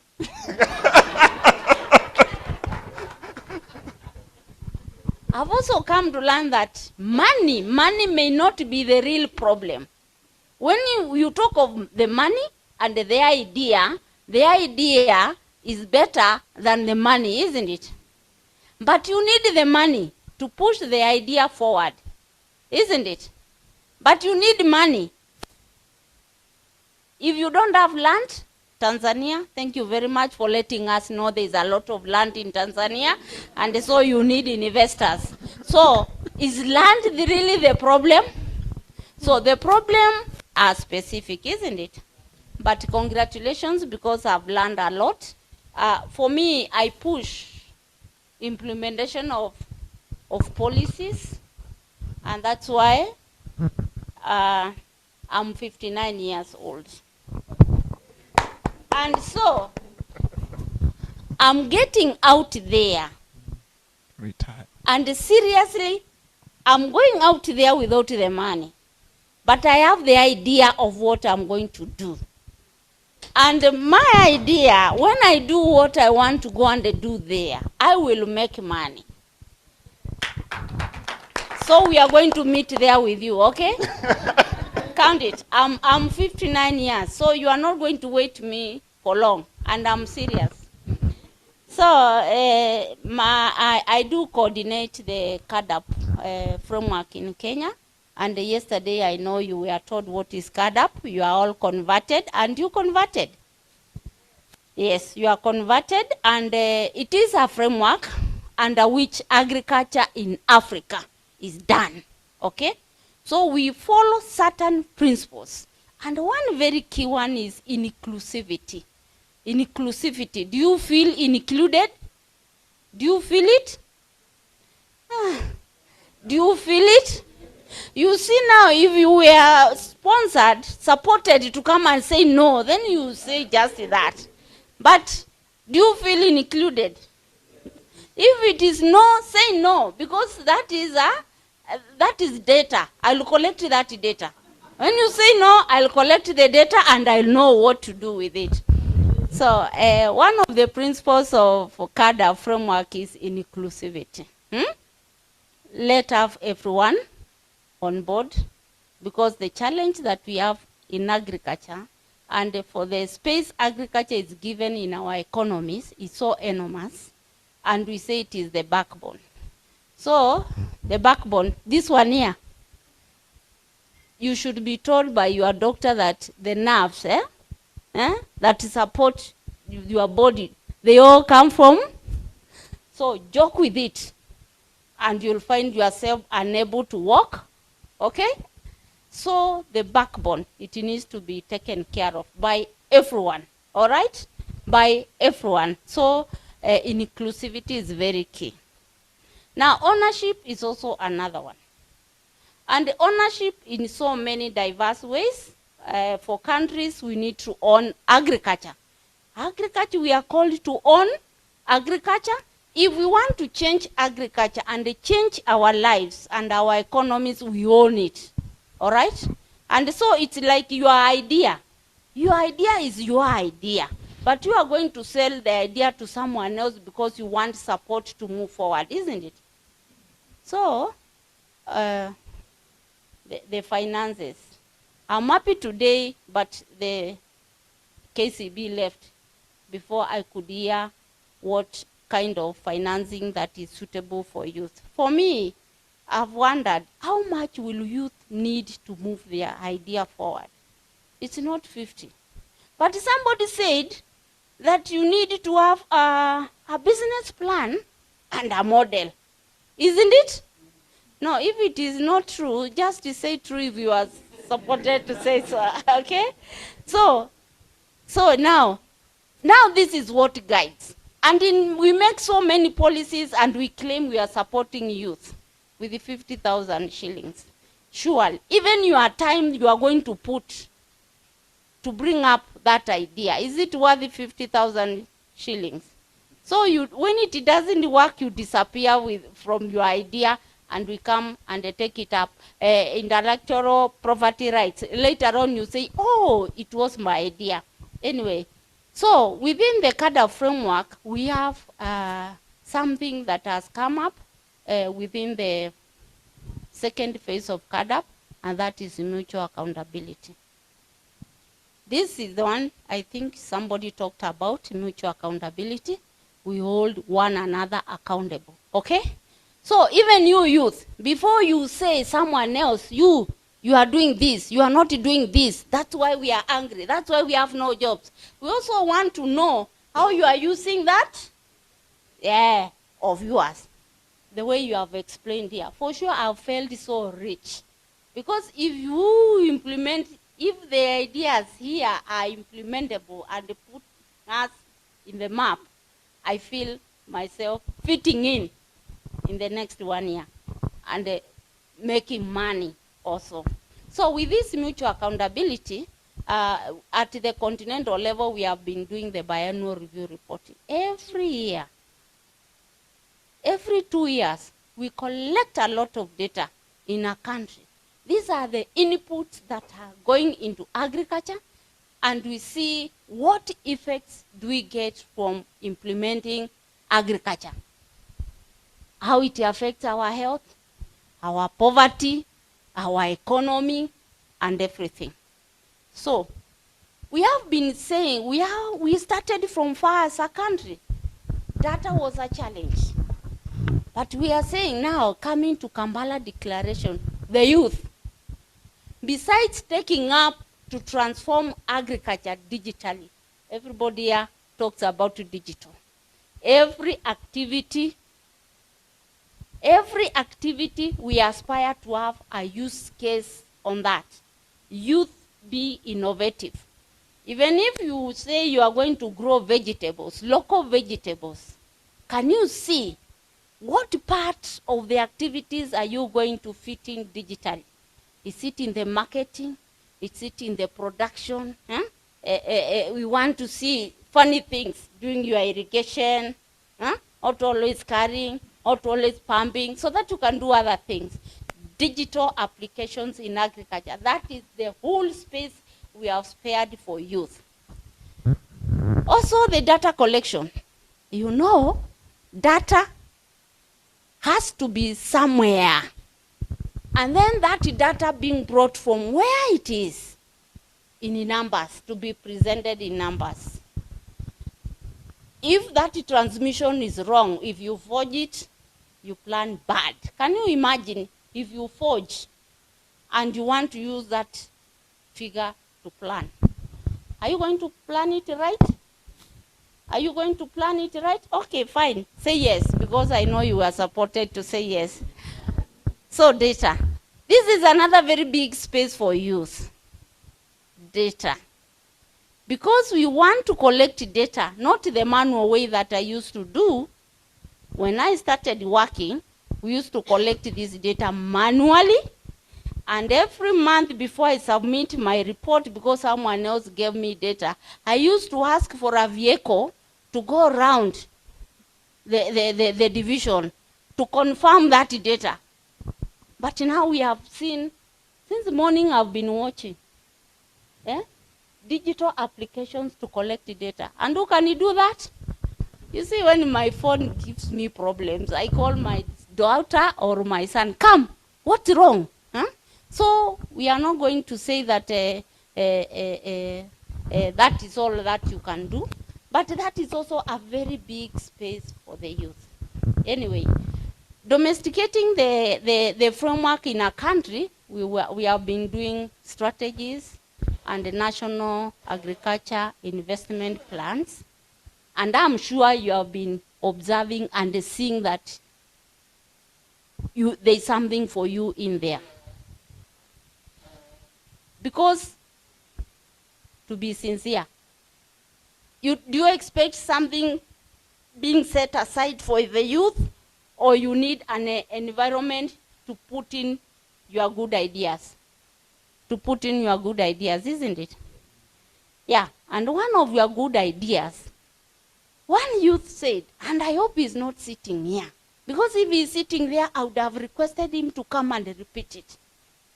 The youth, they are taken to school, they read books, they research, they do many things. They have it here. So what do they need? Money, isn't it? But you want to tell them to go back to the farming that they have supported their parents and they have seen it. It doesn't take them a step out of where they are. No. He said, no. The youth have different ideas, isn't it? How to fit into agriculture. How to transform their lives using agriculture, and I've listened to them. Anyway, collectively, as a country, we need to come together and see, youth, what exactly do you want? Are the plans we have suitable for you? Today in Kenya, we are advanced in developing our national agriculture, agri-food systems investment plan, and we shall be consulting you. I'm discussing with the organizers if I can have an opportunity tomorrow that you can have somebody come and present to you and see what we are planning move forward and see whether it is palatable with your ideas, okay?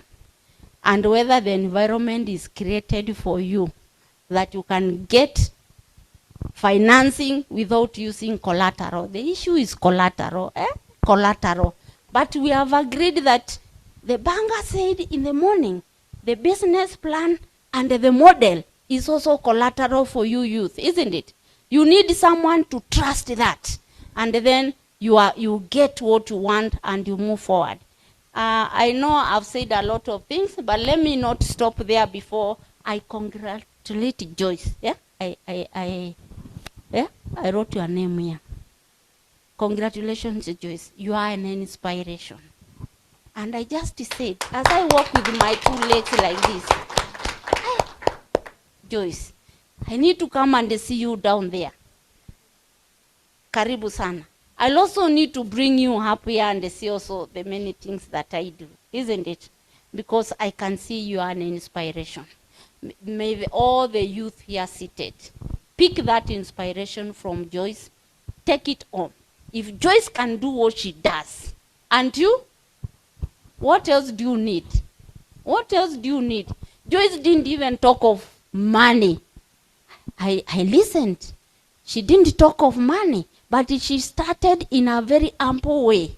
And the support that came on her way, she embraced that. And she's where she is. She can proudly talk of good in agriculture. Thank you very much, Joyce. Thank you. I think I stop there. I don't want to take much of your time. I like talking a lot. All right. Thank you very much, Josephine. Yes, we appreciate it. I may not have said what you wanted me to say because I'm inspired differently. Thank you very much. All right. I think for the youths who are in here, especially the Kenyan youth, Josephine has opened up our office. Whatever ideas that you have that can actually help, she has assured me that there is now that pathway for you to be able to reach. With that said, let me hand over to Anasha to say something, 2 minutes, and then we move on to the networking stage, tea, and all other things. Anasha. Yes, good evening, everyone. I just want to remind you of the profiles that I want. I shared the template, and from yesterday and today, my little research tells me that maybe not everyone has the information for the key 6 points that I had set. Maybe that's the reason they are not bringing some of their profiles. Let me encourage you to do this. Share your idea. Just put in the roadmap that you want to take your idea to achieve what you want.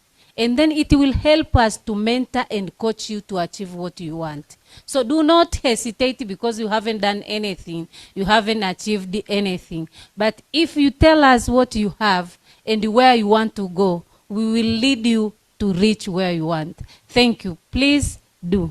Thank you. All right. With that said, we bring this session to closure. We see you tomorrow, 8:30.